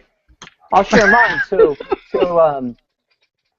I have enjoyed a nice history with the Lego brick, the Lego product, the Lego company, etc. I live in Seattle, and I've actually helped found two Lego user groups. I lived in Utah prior to moving to Seattle, and worked with starting up what is now Utah Lug. Originally that was called Wasatch Fans of Lego. Waffle was our original funny name. And that's moved on to become a new set of members, and it's basically a Utah Lug now. But I have lived in Seattle since 2000, and there was multiple co-founders, but I was one of the co-founders of C-Lug here. And so me, Mark Sandlin, Wayne Hussey, and a number of others got together and formed C-Lug. I actually owned the clug.org domain name back when it was a more rare event to buy a domain. So I got that to my credit. But also, I consider myself one of the grandfathers of micro-scale building, because back in, I'd say 99, 2000 era, I was already going around the country talking at the very few Lego conventions that there were. I would speak about micro-scale building. And that's where I was introduced to a lot of members of the Lego group proper, and that's how I got introduced into a project I'll talk to you about here. But that spawned friendships with Todd Lehman of LugNet, and then I was the moderator of the micro-scale group on LugNet. So I'm an old guy. I've got gray hair, as you can see. Look at that. And Wayne Hussey. on quite some time. There he is. I thought about it. I do have one. I do have one thing that I'm not gonna say one thing, but a series of events that actually I do find a lot of pride in, and it's the fact that I was able to make several different minifigures for Lego. Nice. So it's not a custom. If it's for Lego, it's an actual official Lego figure. Keep telling yourself that. Yeah, I keep telling my. Well, it's Legos, and so my favorites are these Legos, guys. okay. Legos 'S. Lego brick. Show those. Put those back up there. Keep them up. Let's have a look. Say something. So these guys are, two of my favorites because I designed them from scratch. Oh, the Lego store ones, yeah. The zombie figures. Lego store zombie ones, yeah. Yeah, great. Lego brand retail, it says on that package, right? Yeah, this is for the managers meeting. So it's just the managers got these from, I guess, across the world or the U.S. Houston, was it, Victor? Yeah, actually, yes, it was. I didn't design the packaging. That was Kevin Hinkle's work. That's awesome. Way to go. So we designed a female and a male, but it was cool to be asked to do that for them. And we actually were asked to do the same thing for them again this year, but I can't reveal that project yet. Until the Star Wars movie comes out. No, I don't know. Anyone else have a good moment? Yeah, I have mine. Calvin, question goes to you. Do you want the sappy one or the less sappy one? The sappy one. I wasn't asking you, Matt. You have no control over your stream. Sappy. Alright, can you see the shelf behind me? Yeah. Oh, Barely. wow. Oh, wow. That is a shelf of mocks. And that's not my entire shelf. I have another shelf of mocks that have been gifted to me gifted / purchased from things like Creations for Charity over the years. So everything in that shelf is by a builder somewhere around the world. From New Zealand, actually a couple of New Zealand ones. Surprisingly, some from Lego designers previous to them being Lego designers, after Lego designers. But the proudest thing I guess I have, or that I've done, is create all these friendships from around the world in the AFL community to the point where people seemingly know I like Lego and just like give me things. all the time. And it's that sort of friendship where I can look at that shelf, all those little builds, some big builds, some little builds. It doesn't really matter where the build came from or whom it came from. Like I remember like things that are like, for instance, like Leonardo da Vinci's like iconic Vitruvian man like minifigures up there. That's as precious to me as like this little build that I sat with someone at BrickCon with some play brick and built this little thing, and I still kept that little thing because I remember we sat down, we built this little thing, it was fun, and that is the physical representation of the friendships I made in the community, and having that many friends and that many people that shared something with me, that is the super sappy answer. Okay, that's a good answer. Originally, I thought you were just gonna like brag about how many things you've been given. That too. That's right. Well, to be fair, Simon gives probably 10 times more than that to all the conventions he goes to. I don't know. I remember when I met Simon. That's not the point. I remember when I met you, Simon. You made a big impact on our family. I remember the first one. I have that picture somewhere where we're eating Ferreros. I'm pretty sure I still have that picture. Simon. The first convention I went to, I showed up with, I think it was like 424 packs of Ferrero. Oh, right. Yes. David, I remember. We had the last 2 Ferrero Rochers of those boxes. Yes. It was the last day, Brickworld 2012, and we had those. And I have a picture of those somewhere because we're like munching them in our mouths, or like we got like too much cheese going inside. Well, I was talking about Brick Fett actually when I met you. Oh, right. That was 2011. Yes, that's when I met you. That's true. And basically half the mocks there were yours. No, it was just that side of the room. So that was the first Toronto convention. It was interesting because it was like very split. We had an interesting space, and about one side of the room was basically all me, and the running joke was if it was Blay, it was probably... Yeah, that was pretty accurate. Yeah. So I guess the non-super sappy answer would be September. That was like my one big thing. I think I like the super sappy one better. Yeah. Well, I guess I may as well go since I'm the last one. I think like my achievement I hold the most is the people who like have followed me since I started Flickr almost 2 years ago, and it's insane. Like one day I'll log on and I'll see Nanan is following me.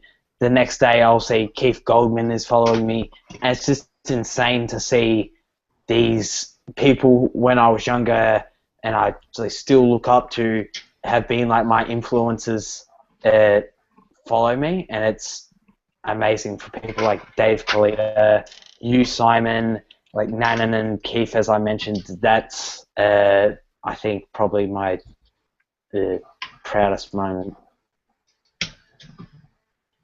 Way to go. That's cool. Had to get giddy when someone that I've looked up to also follows me back. It's like, Fangirl moment. My reaction is screenshot it, send it to my friends, and be like, "Look." I think it's even cooler when they first comment on one of your pictures too. That's the next level above them following you. I remember the first time I saw like Nanan post on one of my pictures, I was like, "Whoa, he follows a customizer." I was recently talking to Victor. I was talking to Nick Arrow, and he was asking me for like a feedback because he's doing another sheep build, and he really likes my stuff, and he talks very highly of you. Of who? You. Me? Oh, awesome. seems so surprised. Whoa. I'm just average Joe. Average Victor. Average Victor.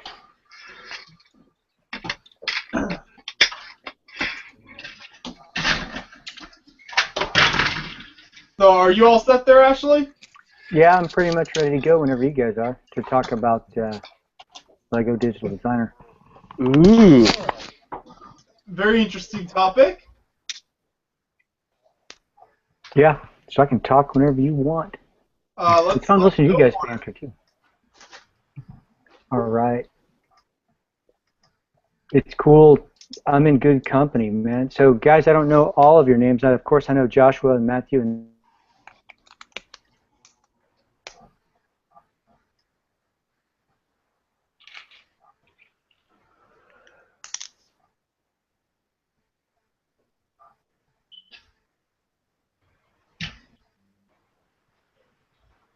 Yeah.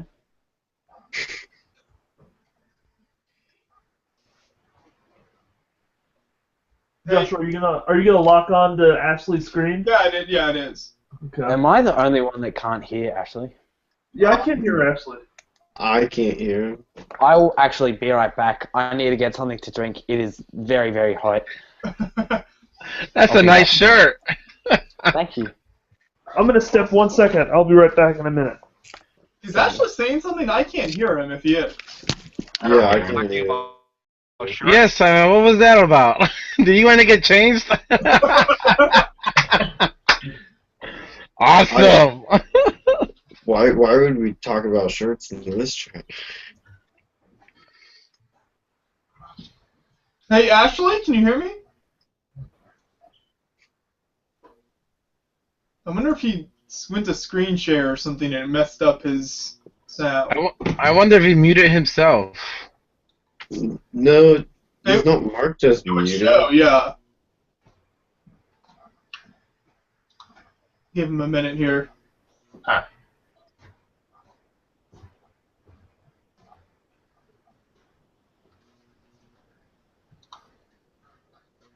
yeah, something's funky happening. Holy shit. There you go. I could hear that, Ashley. He sounds very low.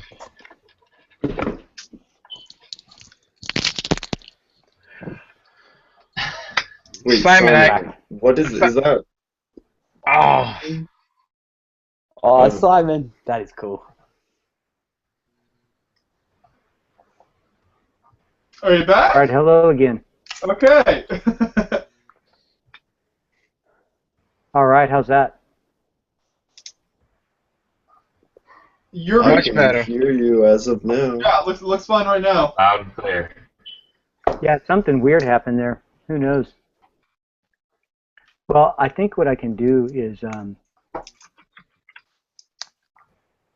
try to share my screen again. All right. Can you guys see my screen? Yep. Yeah. All right. How about now? Is it better? Yeah. Yep. So I won't be able to see you guys for a bit while I show the stuff on screen, but I'm going to talk to you about Lego Digital Designer. Again, this is Ashley, and I met Joshua and Matthew live this year, actually, at BrickCon. So great guys seeing you, and thanks for the little goodies you gave me. I much appreciate that. I'm going to talk about Lego Digital Designer from about the 2004 era. And I think you all know what Lego Digital Designer is, so I'll kind of spare you that speech and this first slide. But what I plan to do is I was going to kind of tell you a little bit about how the Lego company works, separate from what Mike was sharing, some insights on a little bit of their product development process that I experienced, and then I'll tell the stories through the LDD and design by me perspective. So every once in a while I'll pause, and at any time feel free to ask me questions. I can't see your faces now since I'm doing a screen share, so you know, beep or pop or make a racket every once in a while so I know you're You can still hear me. But so again, I'm not going to read this entire slide, but basically, as you know, in the early 2000s, the Lego company was quite interested in the social elements of fans.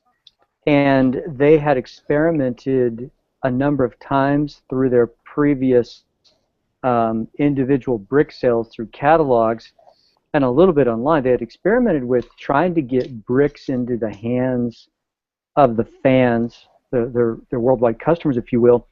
And they were looking for a way to go big, if you will. They were looking for a way to help bring the ability for a customer to design their own creation rather than buy a pre-built, preset box. And they began experimenting with computer-aided design, of which many of you guys are familiar with already. And they had some internal design tools that they had used to help themselves design and build new products. But they decided they wanted to go big and take this to the consumer. So you know the history there, so I won't go too much into it. But in 2004, as you can kind of read on the left-hand portion of this slide, July 2003, early 2004, the Lego company released a product called Digital Designer. And from its release, the vision was to allow customers to build their own Lego creations, buy the parts online, and then make their own sets. And it just so happened that a bunch of us Lego fans were able to help not design, but help kind of shepherd that project forward. And I was invited to lead that effort, so it's pretty fun. But nonetheless, go ahead. Question? So I was just then how why were you invited to help with that? What was your involvement there? Like how was the interest there? I was at a brick event, a convention in Portland. It was a PDX convention, which is Lego convention there in Portland. Yeah. Back when BrickFest was being held on the East Coast, typically around Washington D.C. area, they decided to try BrickFest on the West Coast. And as you guys know me, I was busy promoting art and I was busy promoting micro-scale building. So I was pretty prolific and proficient and had already gone on my own personal convention roadshow promoting micro-scale. Well, I knew Jake McKee. He was the ambassador, the main Lego liaison, if you will, at the time. And the Lego company was quite interested in what us fans were up to. And Jake and Tormod and others from the Lego company were in Portland, and they saw a lot of my micro creations. And I can only guess, based on the scope of the Lego Digital Design project I'm about to share with you, that I'd like to think they saw that I was, vocal and articulate, and that I was, had business acumen and I was organized. I'd like to think that was some of it. But I think a lot of what it was is I was building small, and again, I'll restate, I was building small, and the first generation of Lego Digital Designer, by virtue of it being new, I believe there were probably some internal logistics and software concerns with the Digital Designer project that made the company want to exercise the project first with small creations before growing it to bigger creations. And it just so happened that the relationships I had with the Lego company, with Jake, with building small, with sharing insights in written form to the Lego company through some other minor interactions, I think they said, Ashley's probably a good guy to give us help give us feedback. And because he builds small, we think starting small inside this LDD project is probably the right way to go. And let's start there. So this is my understanding and guess as to how I got pulled into this. But I'll say this to all of you who like, you know, the interaction with the Lego company is, you know, follow your dreams, right? Follow your passions, because that's exactly what I was doing. I was laying down a foundation of, I want to see more people join the micro effort. I want to see more people build small and enjoy tiny creations. And I think my sheer enthusiasm had a lot to with it, you know, had a lot to do with it. So naturally, at every convention I went to, I set up a huge table of tiny things, and they had never been seen before. And it got a lot of attention. And again, it was very conducive to turning into digital elements, which you'll see in a minute. I can prove that pretty easily, handily. And so I think it was a good match. But the real spirit of it is, I was doing what I loved, and enthusiasm, as you guys know, is contagious. And so people like to join up with efforts that are, you know, where people are having fun. Mm-hmm. Okay, yeah, that makes sense. That's interesting. So I'm going to jump to the next slide and tell you a little more. By the way, on the lower right hand, this designed by me concept right there, that's essentially the graphics of when the LDD project ultimately launched. It had kind of a multi-step visual here that described, you know, kind of how to play, but I'll explore that more in a minute. All right. Hopefully you can now see a new slide. I can't. All right, let me know when the new slide gets to you. The next slide you should see says high-level timeline for Lego Digital Designer. It might take a second to load. Are you still seeing the old slide? Yeah. I'm still seeing the quick history. Yeah, same here. Interesting. You could try turning off screen sharing and then turning it back on. There you go. I just there got we go. the new one. All right, how's that? Yep. Yep, Yeah. that's good. All right. So this is pretty much a quick timeline, kind of moving from left to right and even downward. So here's what was up. So the Lego company had their own internal computer-aided design for Lego creations, and again, they wanted to promote a new product to the masses. So in 2003, they launched Lego Digital Designer. And by the way, it's slightly confusing. Lego Digital Designer is what we kind of know it as today, but the Lego company interchangeably called the digital designer effort, they called it Lego Factory. So in a conversation with the Lego company, you'd be talking about Lego Factory, and what that really meant was their aspiration to turn Lego Digital Designer into your own personal building factory. So the name is kind of still interchangeable, and the name Lego Factory kind of shows up in bits and pieces over time. But basically, from 2003 to today, still right now, you can still go download Lego Digital Designer. It's on version 4.3 now. And you can download a set of tools, as you guys know, and design your own Lego creations online. In 2004, the Lego company took the digital designer software and made some upgrades to it, and then opened an online gallery that was accessible from Lego.com, and it had its own LDD, if you will, what they call microsite, or a subset of the Lego.com site. And therein, the Lego company allowed you to upload and store your LDD designs. Now, you guys got to keep in mind that today we just go, yeah, whatever, online storage, big whoop.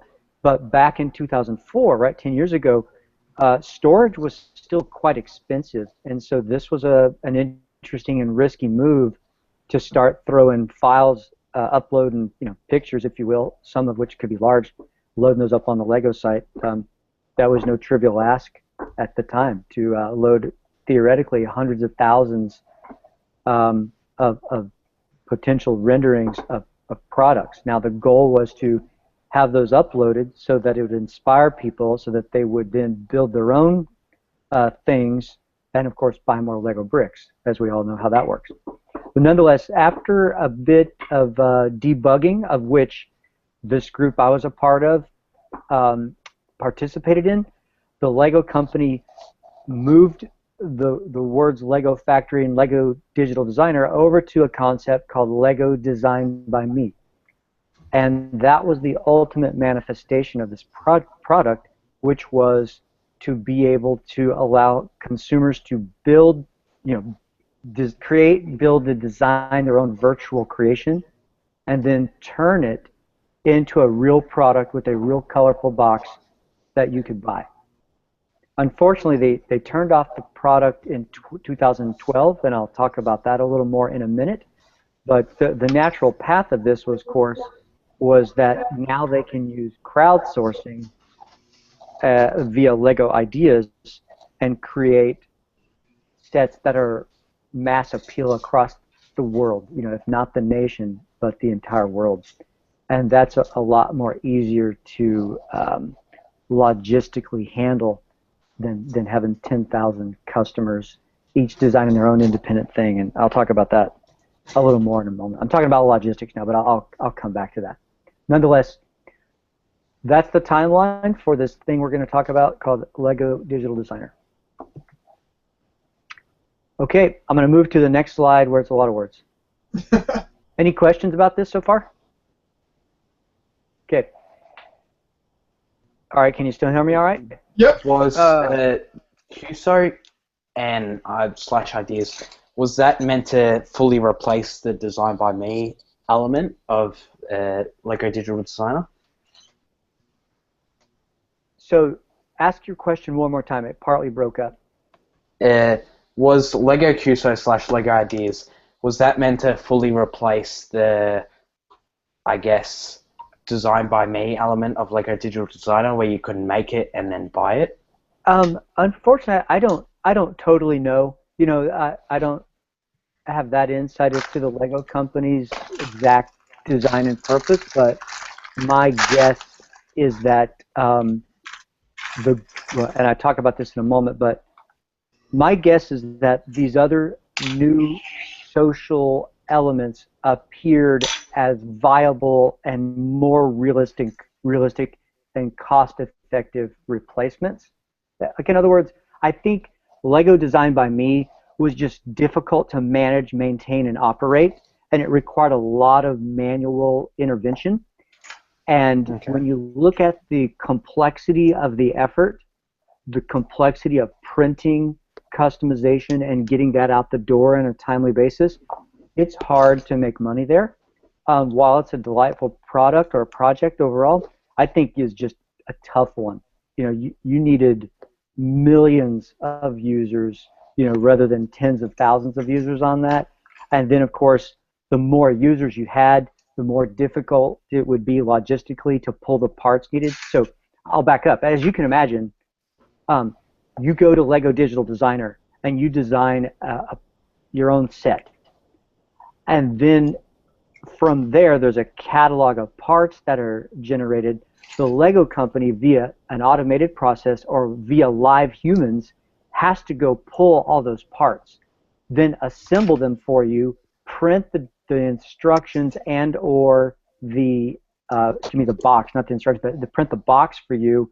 They have to make sure the parts, your box, your address, everything lines up, and it's very difficult to do that on an automated and cost-efficient basis. So I think that what started happening was, wow, this product did grow, but it looks very difficult to scale unless we can get it totally robotic, totally automated.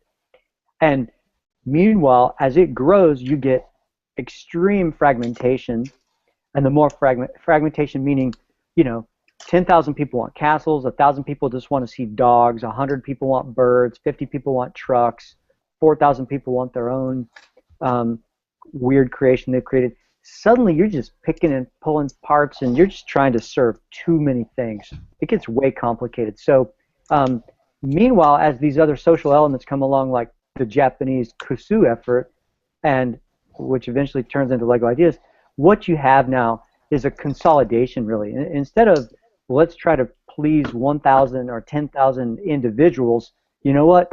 Why don't we just have a global vote and people tell us what they want? We'll still allow Pick-a-Brick to be sold both in retail, and we'll still allow Pick-a-Brick to be sold online.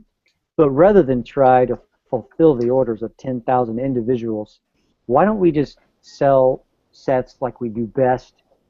And instead of selling one cat or one dog set, let's move with this Lego Ideas concept and sell 5 million, robots or 5 million Volkswagens or whatever. So that's a long answer to your short question, but I think this was just a natural evolution, and the cost of doing business, I think, of pulling individual parts was just too high. They never told me that. This is just my business understanding. All right. Thank you. I'll teach you to ask me any more questions, right? Short question, long answer? Just playing. Just playing. I'm here to help. All right. So let me now tell you what I was asked to do here. So Jake and Tormod said, "Hey Ashley, can you pull together a team? And here's what we're after.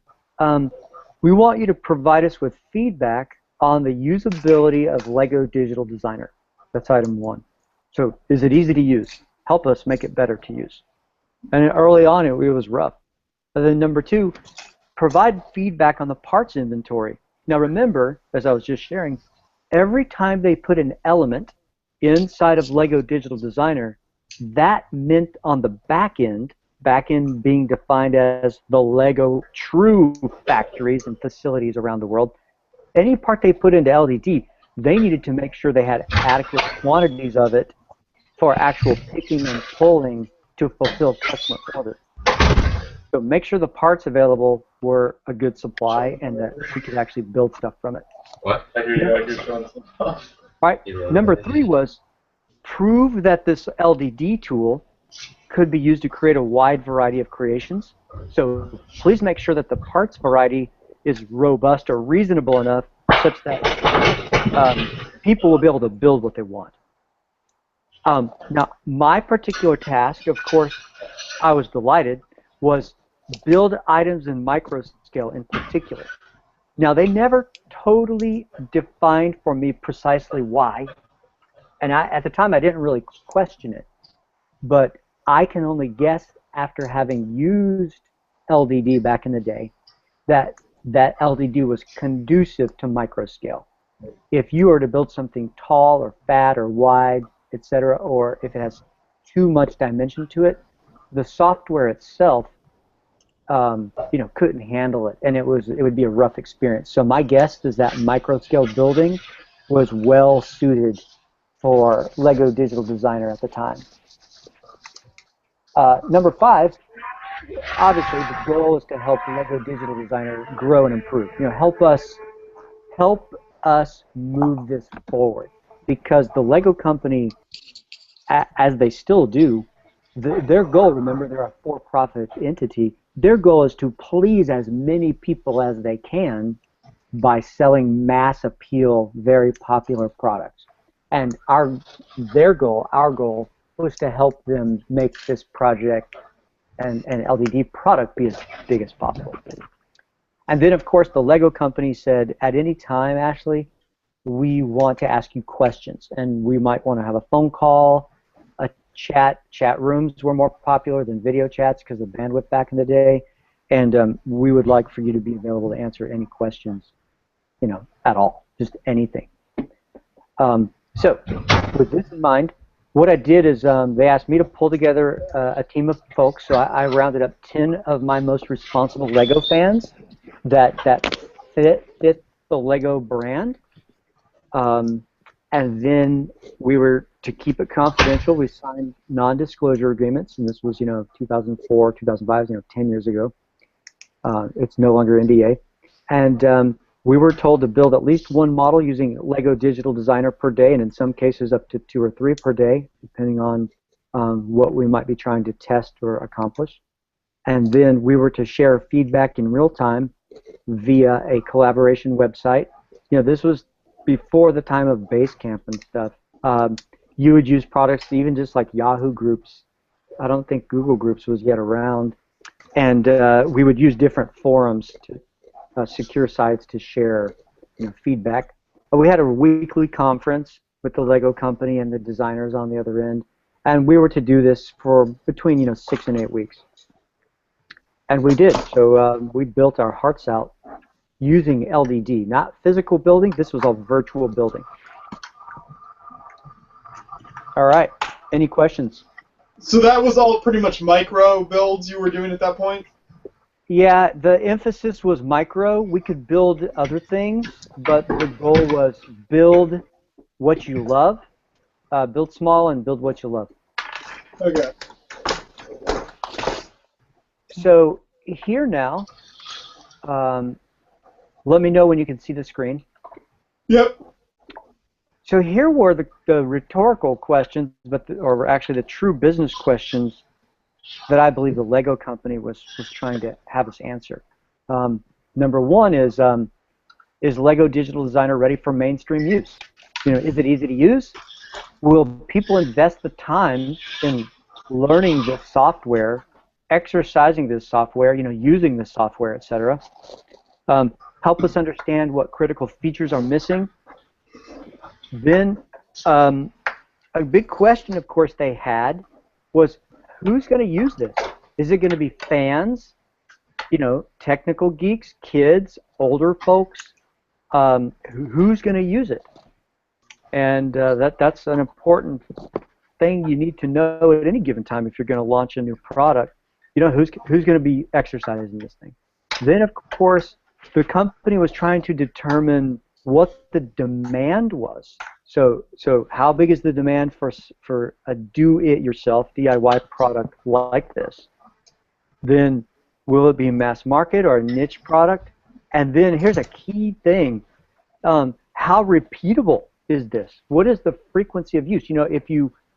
There's a steep learning curve to learn how to use Lego Digital Designer, and once you learn it, the assumption was once you learned it, you're going to use it a lot. But that barrier to entry, is sit down and spend an hour or more, figuring out how to use it and to engage.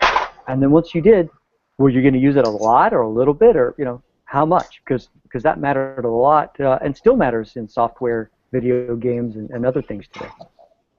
Then we were not privy to this, although I do think we were asked a couple times about how much do you think something should cost, but how should they price it, right? If you could go online and build your own mock, dang, how do you price that? Because as you guys probably know, because you're all smart on this call and super fans of Lego, not every part costs the Lego company the same amount to manufacture, right? Some of the tinier parts, parts with magnets integrated, etc., those are expensive to produce, whereas a 2x4 brick, it may use or consume more plastic. It's an easier brick to make than a tiny specialty, minifigure hand. So a customer might want to just have a screen full of minifigs, and that certainly can't cost or be priced the same as somebody who wanted to build just a big square, a big cube out of 2x4. So that's a complicated deal that I'll never know the answer to on what the true cost of these things, were to the Lego company. But it was determined early on that no minifigures would be allowed as part of your LDD design. Okay. Moving to number 5. How will fulfillment work?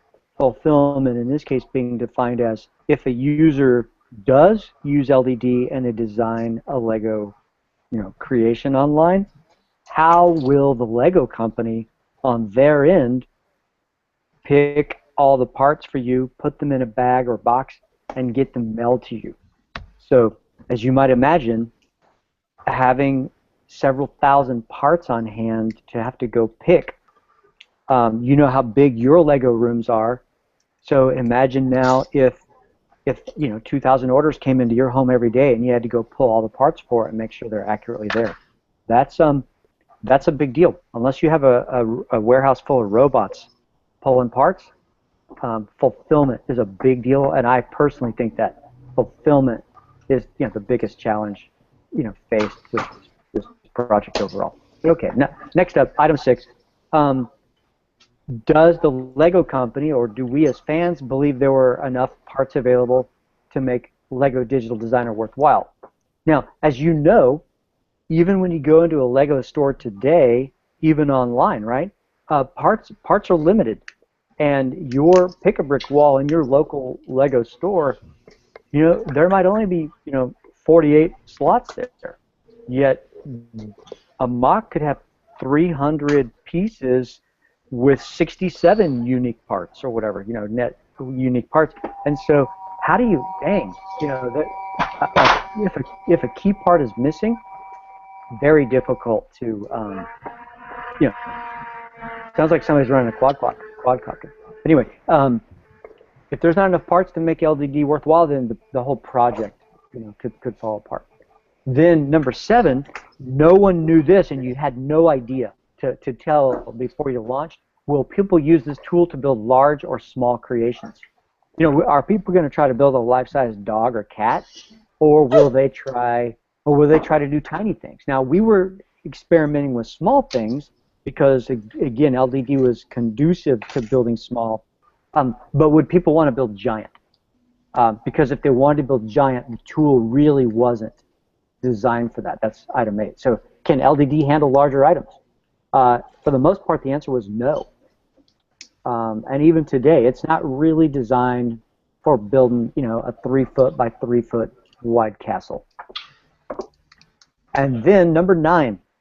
By the way, the world, sadly, the content creators versus the content consumers, I think, to the question the gentleman asked earlier about was the plan all along to have LEGO Ideas replace this? No, I really don't think so. I think the reality here is what happens is a very small or finite amount of people in the world are the creators, and what we like to do as consumer followers is we see something that's been created by somebody and we like that and say, just give me a copy of that. So item 9 is basically saying, hey, are people really gonna want to make their own items or ideas, or will they just want to go there and see more options than the Lego sets available in the store and just pick one of those? And the Lego company to this day holds that data, and I would love to know the answer from the Lego company's perspective, but I think the real answer that we can tell by default is it is still more profitable for the Lego company to design what they think is a mass appeal set and to release that and just let people buy millions of those rather than try to get 1 million people each buying one set. Does that make sense? Yeah. That's a good sound. I hear it's like somebody's vacuuming or something. I'm not sure what that is. Matthew, do you have any idea? I'm muted until now. Yeah, who knows? No worries. Okay, so those were a bunch of the questions. Now let me tell you what the end results were, and then show you some early renderings. So the end results of our efforts. So we worked for about 8 weeks every night. By the way, I mean I had to work, and I would come home from work, and from like 6 p.m. to like midnight every day, I was having to build. So that's pretty fun. It was kind of like a Iron Chef or Iron Builder competition back in the day. Again, 2004, early 2005-ish. We worked our butts off, but together we submitted more than 500 micro-scale creations. I would say maybe more like 400 micro creations and maybe another 100 miscellaneous, and I'll show you some of those in a second. And then some of our creations, our renderings, if you will, made it into the promotional graphics for the launch of Designed by Me. Number 3, tons of feedback was gathered, lots of usability, lots of this has to run faster, this can't crash here, zoom is hard, turning your mock at an angle is bad. the rendering or the resolver engine at the very end after you've completed your creation. You say, now I want to print that. It changed the perspective some, and that was screwed up. So there's a ton of feedback like that we provided. In the end, though, the Lego company said, awesome, thank you. You've helped us improve our product. And the Lego company decided to culminate the whole effort with not a surprise to me, and I was pretty jazzed by this. They held a micro-scale rendering and building contest. And what they said was, hey, everybody, we're launching this tool, and now we have a gallery where you can share your renderings, your creations, if you will. We will award you, the contest participant, with, come use this tool, and then we will turn your set into an actual set we sell worldwide. And so they offer this building contest to do just that. And then I haven't seen this done before in the Lego company. Item 5 here is the Lego company took the winning entries and aggregated them into boxes. So maybe there would be 2 or 3 winners. They would put all 3 of the winning small scale sets into a box, and then they sold that set. And remember, the Lego Kazoo thing wasn't around. The Lego Ideas wasn't around. It was unheard of back in the day to have the Lego company actually make a set that you had created. This was an experiment on behalf of the Lego company. So the award or the prospect of having your set be mass produced was the award itself. And I'll show you in a moment the winners. Then of course they posted all the renderings of the contest entries, a bunch of the stuff the team and I created, and then stuff that the Lego company designers submitted. So when they launched the online gallery, they launched it from day one with like 800 spectacular but small and easy things to build, and it was a huge success. So let me now show you the winning set. So some of you may remember these. So this airport set here, I think, was an aggregation. Oh, can you see my screen? Yeah, but the slide hasn't moved. Crap. Okay, let me exit. There you go. Now it is. There it is. Did y'all see the end result slide? Did I even show you that? Yeah. Okay. Yeah, I saw that. Okay, so is that full screen now for you guys? Yep. Okay, good.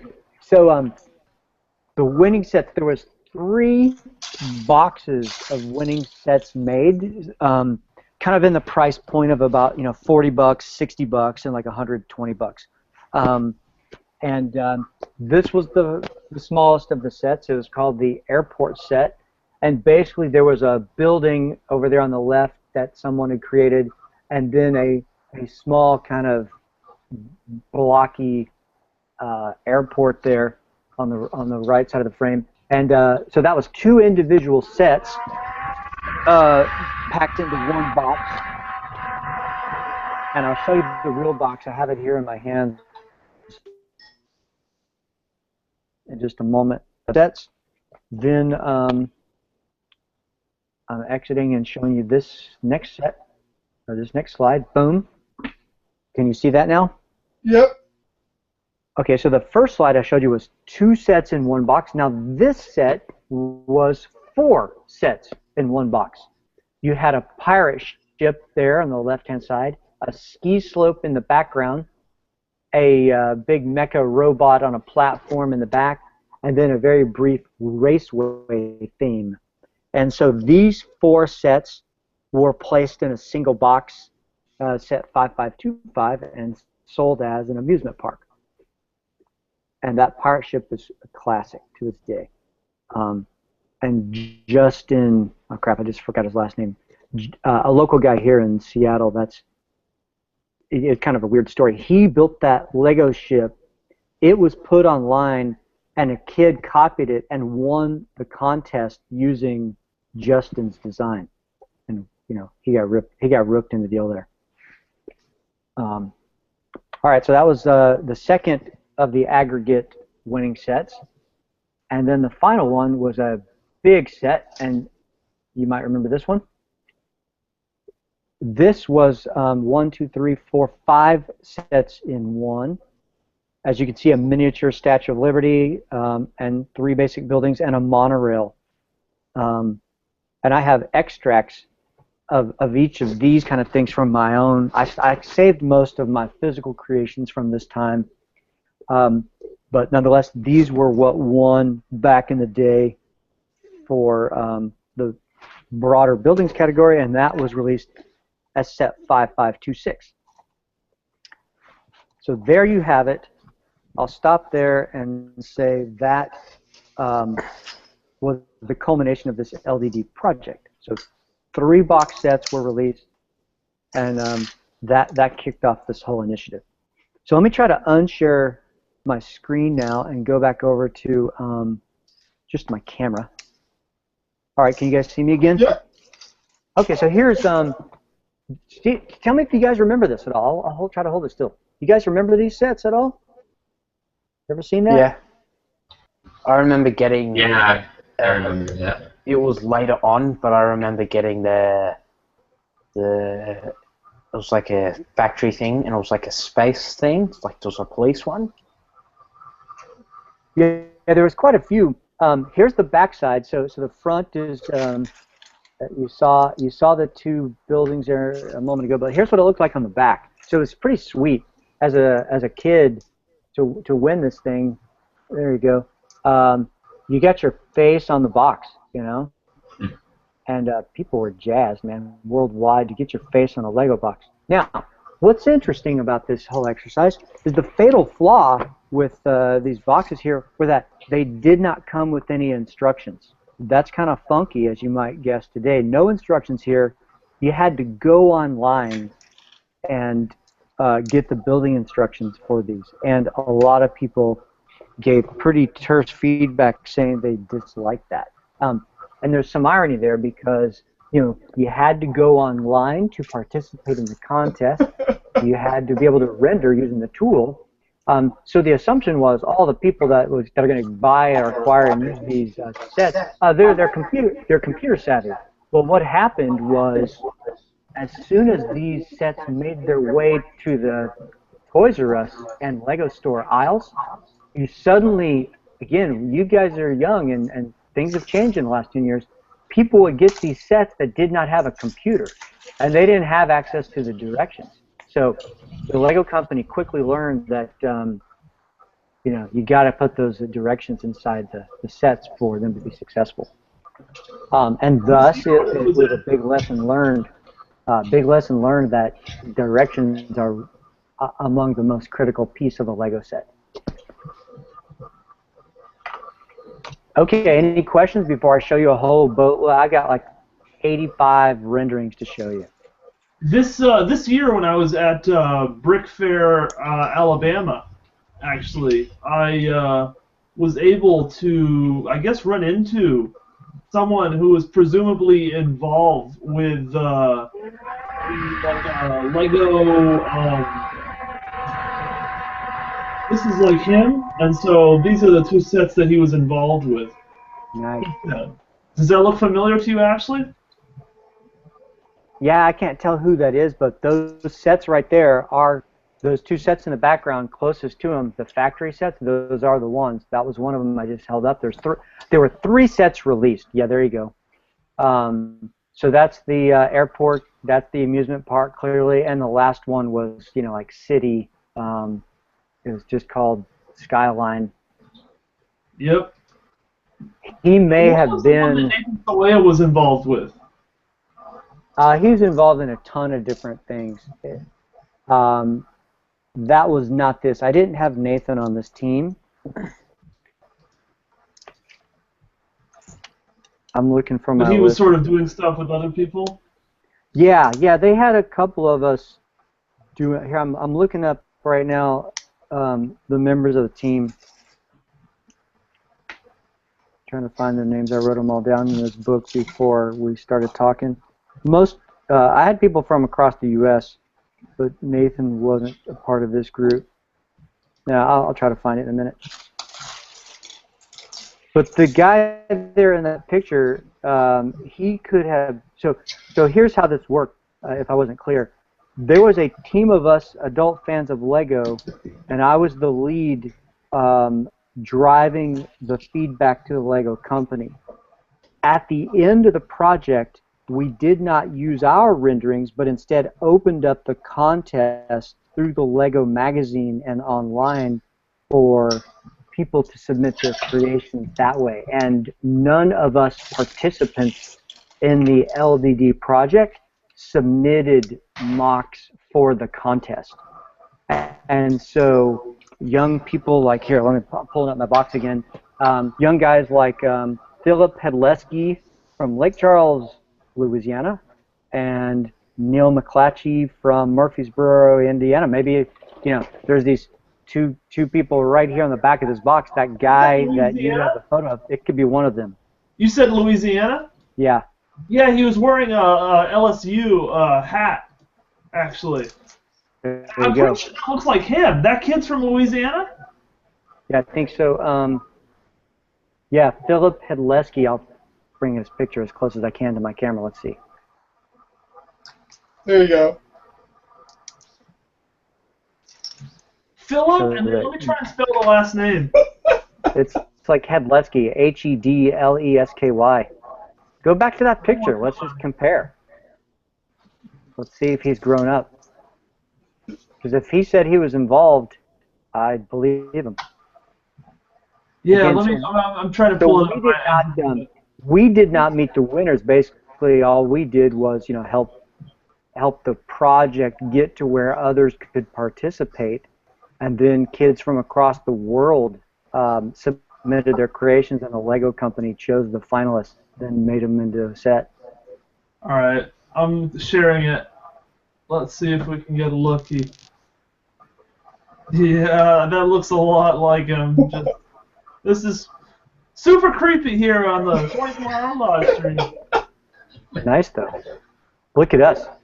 Not just an ordinary podcast, but a detective podcast. That's right. Hard-hitting investigative journalism here that no one else would think. See if you can find anything. Yeah, I'd say Well, we're on. We have the match, Ashley. That is awesome. Whoa! This is investigative journalism. That's great. That is so cool. So do you think did he get a bunch of those free then for helping? Is that why he has all those kits, or he just collected them? I don't know. You know, I'm sure they gave the winners. I don't know precisely what they gave the winners, but I'm sure they got their share of, you know, a box of them or something. Yeah.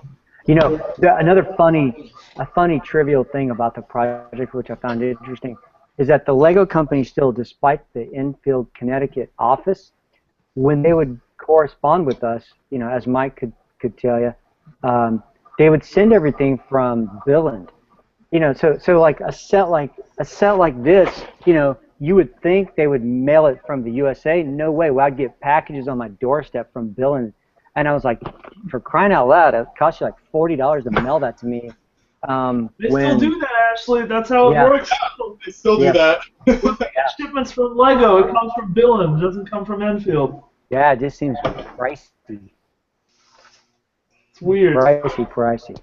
Nonetheless, I'm sure they have a great contract with DHL, though.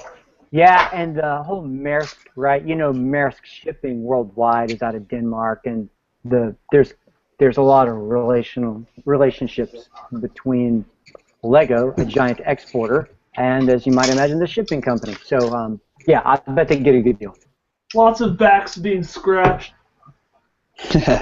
Yeah, a huge. If you think about the Lego company and Maersk worldwide, I mean, those two companies, they, you know, I won't say it with certainty, but, you know, they kind of own Denmark, right? Think about that. It's huge logistics and moving, and then huge manufacturing profits from the Lego company. Yeah, I'd say they're two of the biggest known Danish companies. I can hardly think of another Danish company, you know, other than those two, right? I can think of Danish sugar cookies, right? Those probably aren't even made.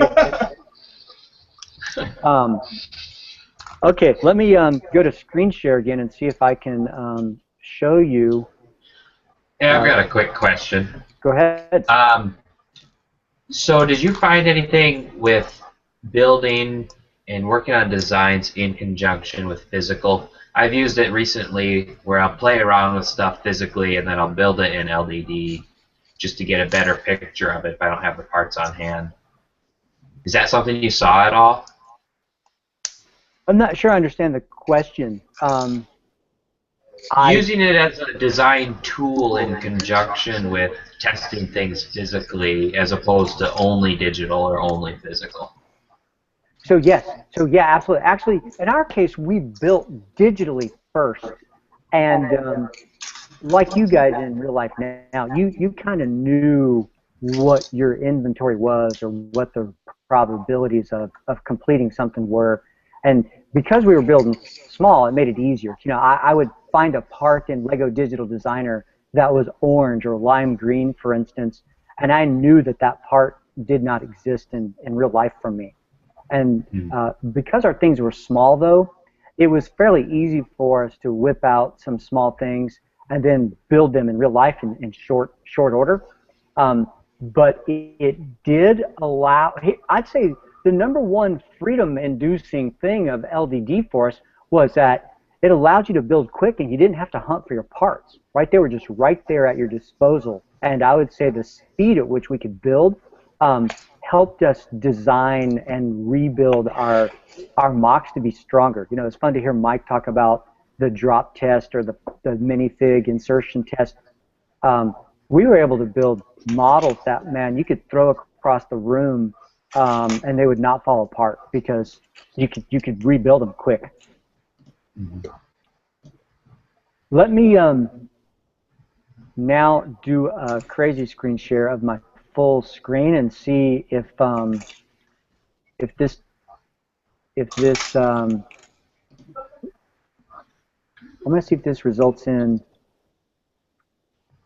All right, can you see my screen now, my full screen? Yeah. Okay, now I'm going to try to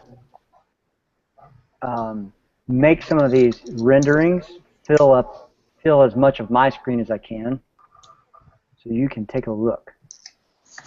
All right, now let me make this bigger. By the way, at my own design, I chose to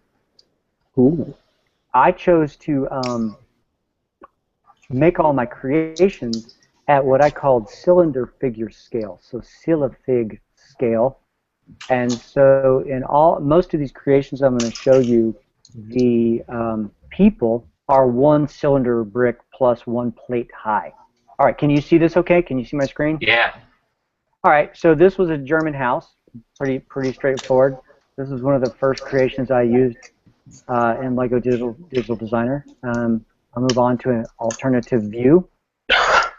I don't know, did this screen refresh for you? Yeah. Okay, cool. So here's just another view of it, where there's a table here on the left, and see a girl figure and a boy figure and some flowers out front. Here is a very small submarine. I thought was kind of fun, and I've since perfected submarines and maybe have 5 or 6 of them of different colors and shapes that were pretty fun. I made a lot of airplanes. This was a very basic or rudimentary airplane back in the day. Top view, obviously here is the underbelly. Kind of a bricky plane, but nonetheless, it was exciting to render that thing back in its time. All right, I specialize, though, in buildings. So here's one of my first buildings I made, and this one proved popular among my friends. So I call this the apartment building with a pub. And it's 7 studs wide, which allowed the windows to be centered. Can you guys see that okay? Yeah. Mm-hmm. And the theme you'll see here is there's lots of perspective. So here it is at a different perspective. So I think early on I mentioned, some of the bugs we presented for the tool would be, you might say print, okay? You'd say, go to print. I want to print this, or I want to turn the Lego Digital Designer image into a JPEG.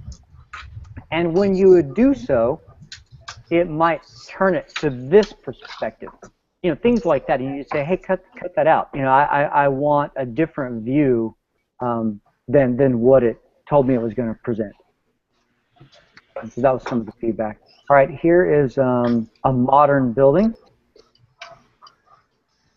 Now here was an example where we knew that this part didn't exist. So there's these transparent on the corner of this building. I don't know if my mouse shows up, but yep.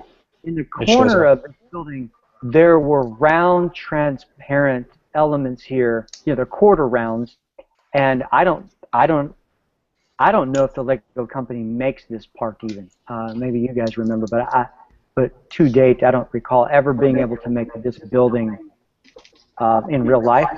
But we asked for the part, right? We said, hey, if you want to make some sweet modern buildings, this quarter round edge piece would be useful. I don't believe we were honored on that, but you know, it was noted. Okay, moving along. We were told to mostly build micro things, but we are also told to be whimsical from time to time and with very basic parts. This may have been one of the earliest creations where we only had maybe 40 parts to work with or something. So the coloration is probably horrible on your end, but this is basically supposed to be ants going after an ice cream sandwich. And it may not show up very well, but that's what that was. Kind of silly. And those don't even look like real ants. Those, as you can see, are just 1x1 plates with a side clip on them, going after a very blocky ice cream sandwich. Okay, we thought this was fun. A number of us started building amusement park-like attractions, and this was a side view into some bumper cars. And as you can see, very small. Once again, it's kind of blocky, kind of abstract. You wouldn't probably know what that was unless I told you it was bumper cars. But it was inspiring to many because at a very small scale, we were able to assemble a pretty nice amusement park. And as you saw in the final winner's results, they called the collective creation an amusement park. Okay. Moving here is a Hardee's restaurant nearby, and here is a very micro-scale edition of a little restaurant. It's kind of a blend of a Hardee's, Jack in the Box, McDonald's, but this is a tiny little drive-through restaurant that I call Burger Doodle. And if you can see it, you still see my classic little cylinder people over here for scale. You have your drive-through, you know, looks like a little restaurant. Again, most stuff was micro, but here's something that I made just for fun, and the Lego company ended up using this in the promotional materials for the design.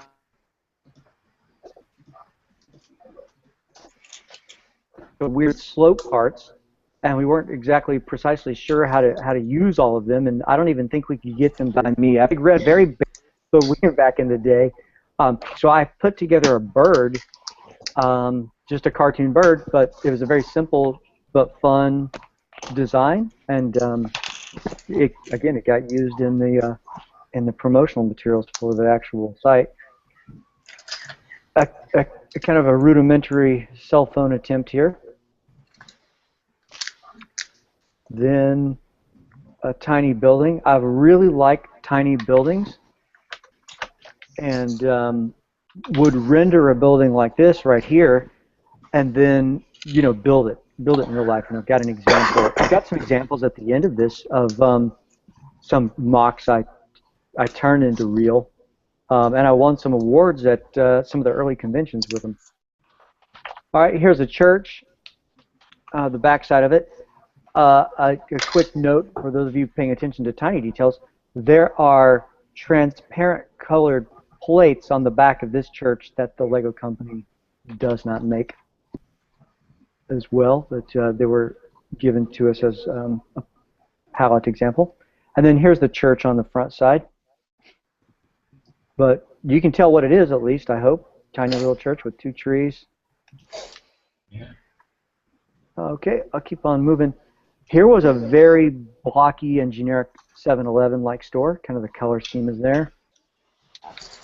But I'm going to move on to the next one. This is one of my favorite little creations, in my opinion, that came out of this. So I built a series of boats, and I went on to render a much bigger dock later on. But basically, I came up with a nice little wharf of very basic boats and people on wharves, etc. That proved to be popular. Now something completely different. I rendered a piece of paper, eraser, stapler. Those funny things in the foreground are supposed to be thumbtacks in a little pencil case. And the Lego guys dug this stuff because Lego Digital Designer, originally they were thinking, it's just going to be used for making, vehicles and animals and such. And even though we were asked to build micro, every once in a while they may ask us, what else can you build? Show us something different. And boom, this was something different. I was, on this picture, I was working hard to come up with a series of high-rise buildings, and I wanted elevators, and this was just a rendering concept of how you could have an external elevator exposed on this high-rise building. A mess here. Let's see what's... Yeah, just some really bad robots. Okay, here's a little... Did the screen refresh on your end? Yeah. Yep. Yeah, so here's a small little federal building, kind of like a classic American post office or something like that. Okay, a really dumb-looking robot. Again, we were trying to... I think at some point in the project, if I'm not mistaken, we challenged each other, like 5 or 6 of us online one night, and said, see if we have enough parts to build reasonable robots. And I think we realized we did not. I think we said, nope, we're not, we can't go render a whole bunch of robots. We don't have the right parts yet. So we stuck with buildings. And here's an example. Here's a little French bakery. I think I went on to make this one as well. And I have I think a real life build of this in a moment. Then back to animals. Really, really basic frogs. I'm not particularly proud of these, but again, the Lego company likes animals because people can relate to them easily, and they are faster builds. All right, here's another little half-timbered building. Moving on to kind of a more modern building, and it uses parts all available today. Okay, here is something a little more. By the way, even though this is very small, this model right here, at the time, it's supposed to be some sort of grocery store, corner market kind of store. A model of this size, now granted this is pretty small, this was about the limit of what LDD could handle back in the day without breaking. Depending on the angle which you wanted to view this thing, you can tilt and skew it and everything else. This was about as much as it could take, just to kind of frame up how advanced 3D technology and rendering have come.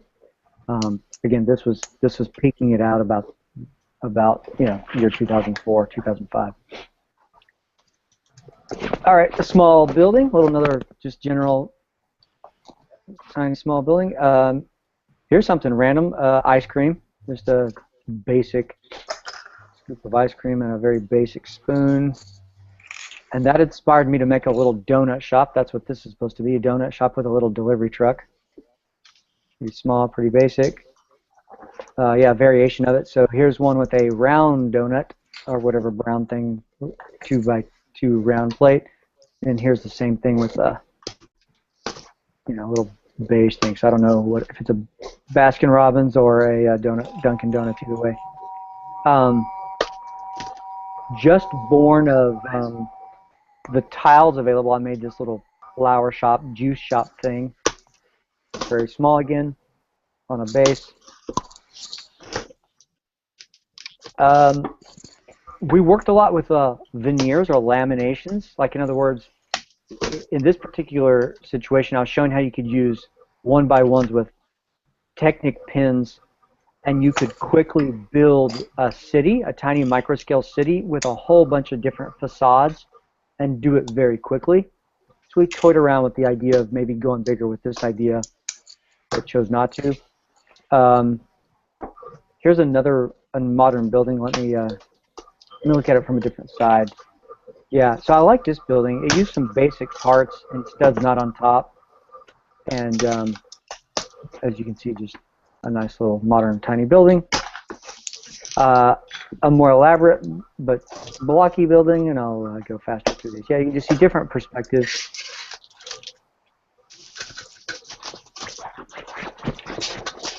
As you can see, buildings were a heavy theme. Patterns and repetition were visually appealing. This rendering, as you can see, shows you about the amount of, let's see, that's 1, 2, 3, 4, 5, 6, 7, 8, about 9 bricks high was about the limit of what it could render without, crashing. And that's kind of part of what this was showing. Now here's something you guys should like. You should elicit a smile at least. After we kind of got the basics down, we then started adding personality to our buildings. And I went through a series of buildings with monsters. I don't have very many to show you, but here's a really basic building and a fun little monster with some personality. And as a spin-off, we helped design our own little micro-scale building standard on a base plate, as you can see here. And I use that at many conventions from here on out. Here's another angle of that. And then here's a different monster, right? Here's a monster looking in the building and all the people out the other side. But again, just having fun. And just another angle of that. All right, this was something altogether different. I'm not proud of this rendering or anything, but this was an attempt at an offshore oil platform, and we were very limited in our parts palette, so this didn't look all that great, but that's what that was supposed to be. On the flip side, we had enough of these random parts that I was able to pull off a little oil refinery. That's what this is. Again, blocky though. We can do much better today, but those were the parts available. And notice that the wheels, we did not have any axles, and we had headlight bricks. Was about as good as we could get for affixing wheels to anything. And we were not allowed to float parts in space, which you could, but it was deemed illegal. So nonetheless, you had to fix a brick to everything else. So I like this little oil refinery though. It had a lot of parts in it though again, and the program that is had trouble rendering. All right, I'm almost done by the way. Here's something completely random and different. This was to remind you what 2004 looked like.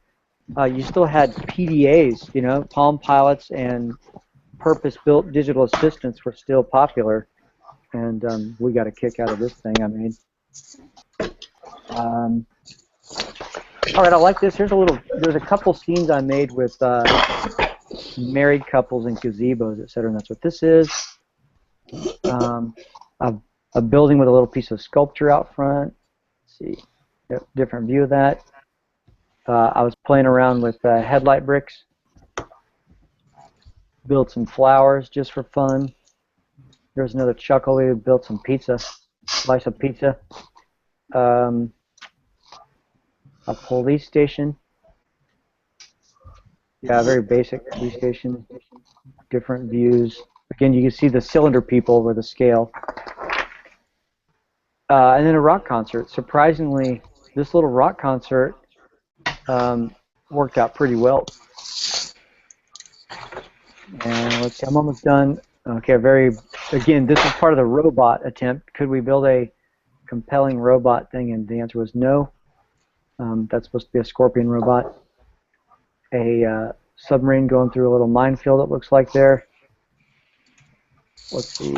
Oh yeah, I like this. This was a pool. It's hard to kind of totally tell. This is a swimming pool. And little beach chairs, people hanging out at the pool. Part of the amusement park effort. Little spinning teacup ride. A tiny little suburban house with a blocky truck. Here's a toll booth. A toll booth at I guess the road. An attempt at some sort of fighter craft. I'll move on faster now. Tulips, pretty straightforward. Okay, I'm going to stop it, not stop, but pause here and tell you that I decided people were fascinated by my little cylinder people because we had not, people, to date, people weren't that familiar with microscale in the first place. But somebody had asked me if there were enough parts available to make trees. And I thought so, and I provided this little demo example of palm trees and cactus and evergreen trees to prove that I thought that we had enough tree parts.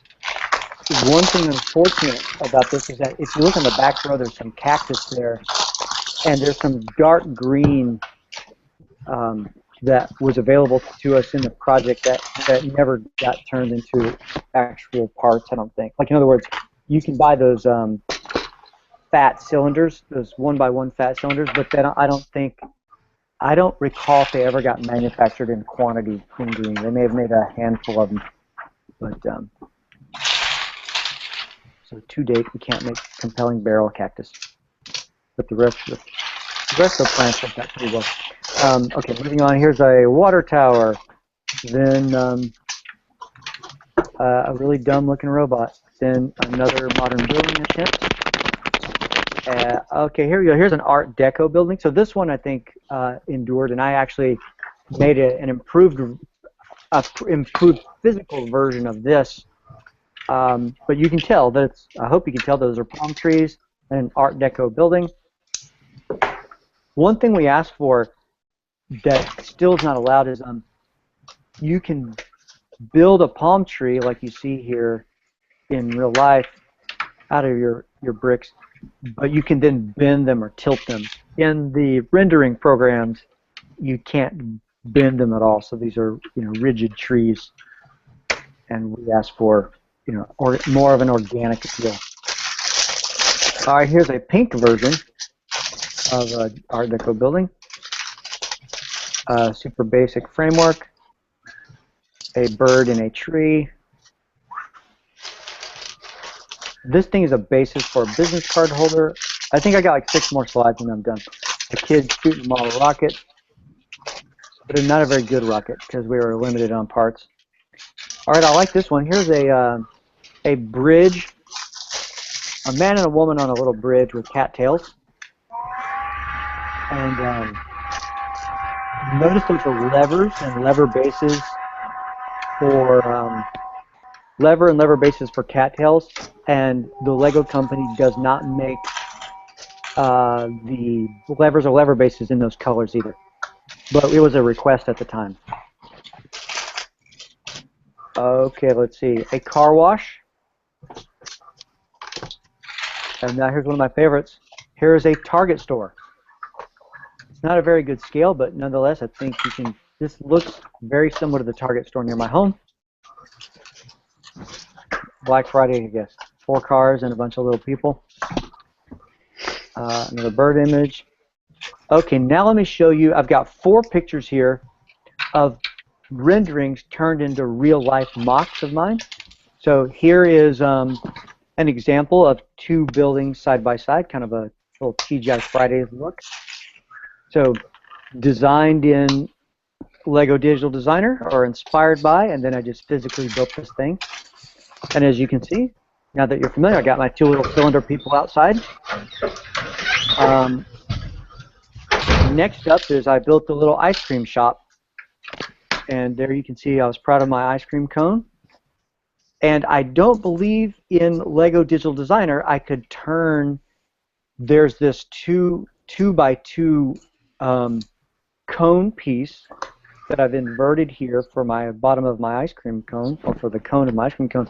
I do not believe that LDD would allow me to turn it upside down, and so we asked for that. You know, but I don't recall if we had that honored by the coders, but we asked for it so that you could build creations more with studs not on top.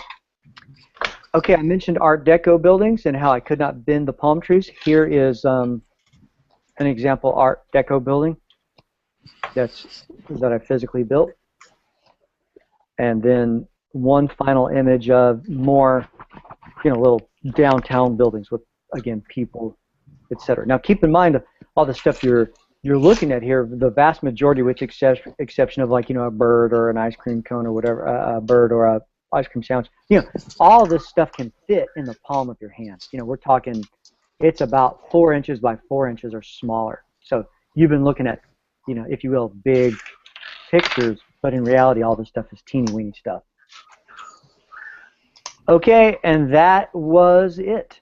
That resulted in a very successful launch of a Lego Digital Designer project where the company went on, as you saw, for a good many years and had success until about 2012 when they decided to turn off LDD. So there you go. The end. Oh. Okay. And it's just for you guys. That's really good. By the way, I had never shared this with anybody else. I haven't shared it at BrickCon. I had not shared this with anybody else. Family knew about it, and the people involved in the team knew about it, but this is the first time I ever told this long story. Badass, Ashton. All right. Any questions about this? Anything you want to know about it? I just want to say that was presented very, very well and very consistent throughout the whole thing. Thanks, man. Thank you. I was trying to think if I have any sets or stuff to show you. I was trying to think, guys, of what can I do to entertain you for a few minutes? What kind of stuff might you want to know that I might know? Well, did you have, what was your interaction with Jordan Vignootstrup or any other kind of executive level employees? What was that like in particular? I don't remember if Jorgen was hired yet. I think he had just come on or something like that. Do you recall when he was? I've since had interaction with him. I got a photo. Yeah, actually, I'll get up and I'll grab my photo. I think he's. Yeah, you'll like this. One moment. I'll grab my photo of my wife and I next to him. I'll be right back.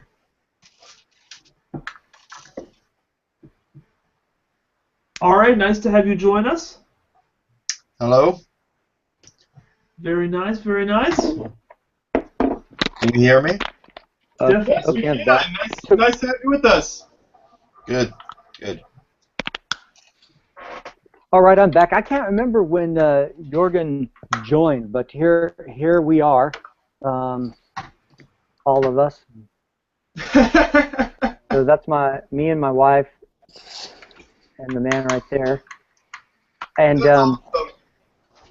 I don't recall during this project any interaction with him. It was a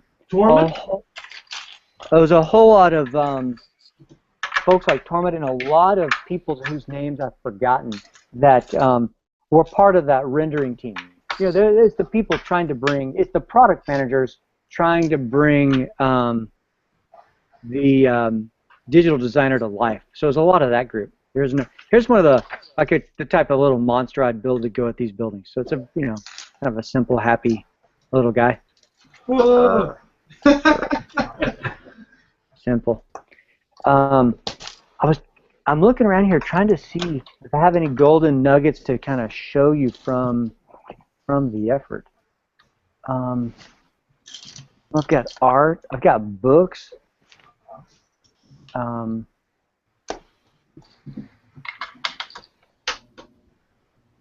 No, okay, I know that. I got something across the room I'll show you that you guys might dig. One moment, let me walk over there and get it.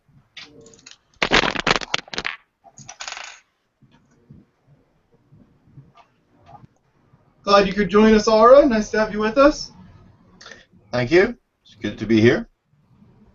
How is Norway treating you? Wet, cold, and miserable at the moment. Ah. We're having a fun time. Sorry?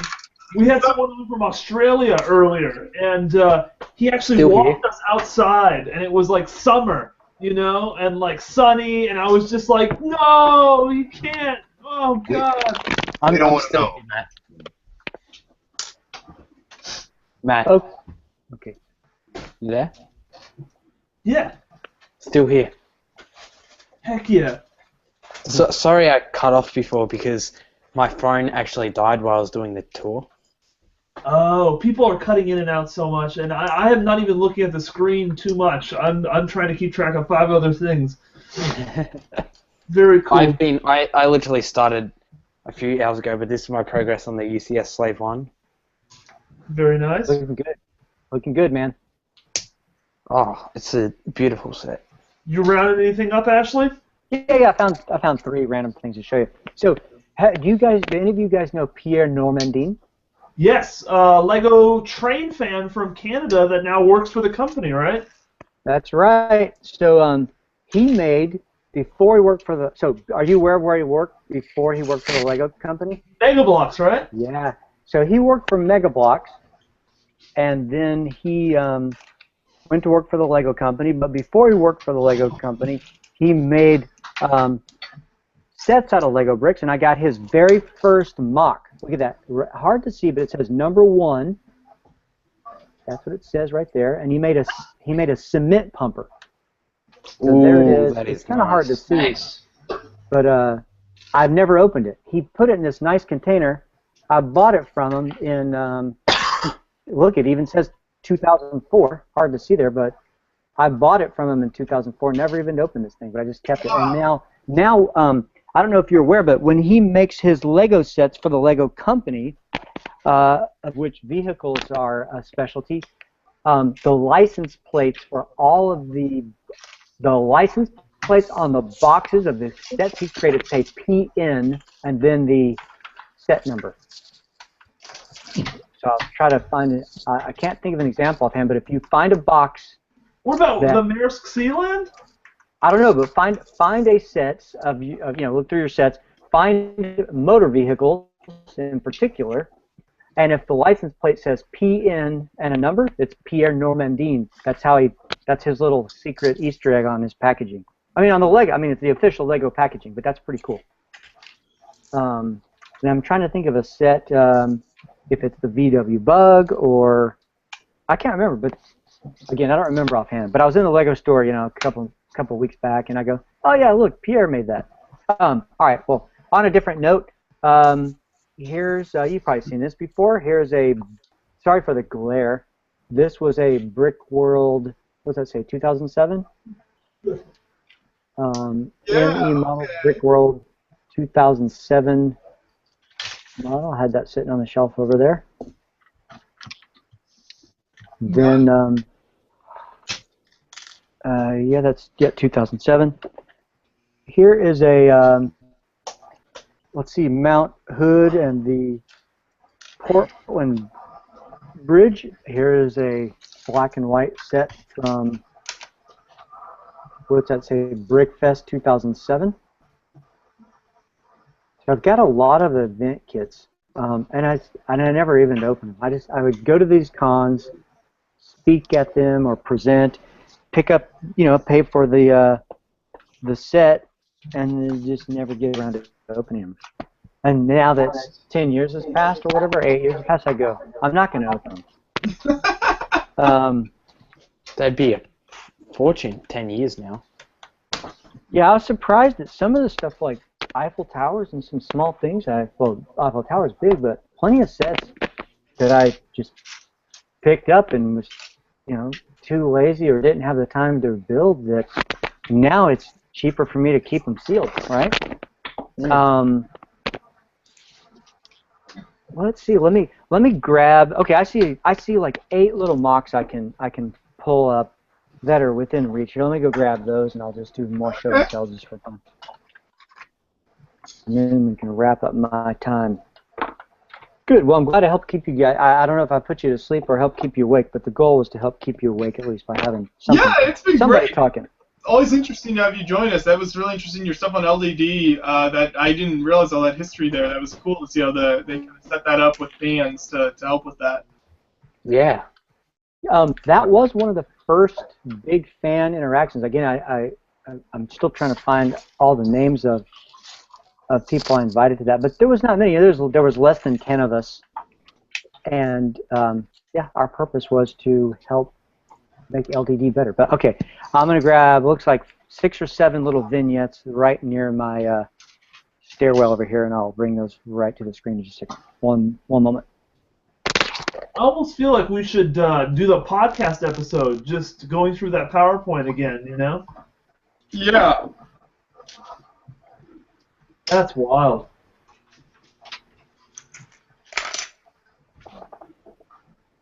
How are you guys halfway holding through up? now, aren't you? What's that?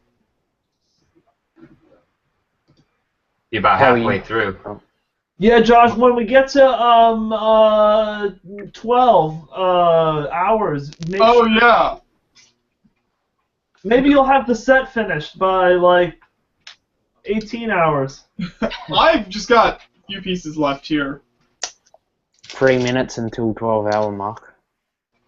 That's right. We're about at the halfway mark here. Oh, that sounds so bad. You guys feeling it? Feeling tired yet? As we become more deliriously tired, the time will speed up, certainly. Yeah. I did a Harry Potter marathon, watched all the movies back to back once. It's 22 hours. That was crazy. Oh my gosh. Can you imagine, like, every time a new Marvel movie comes out, they do a marathon of, like, all the MCU ones, and now we're up to, like, what, 12, 13 films? Oh, I don't even know.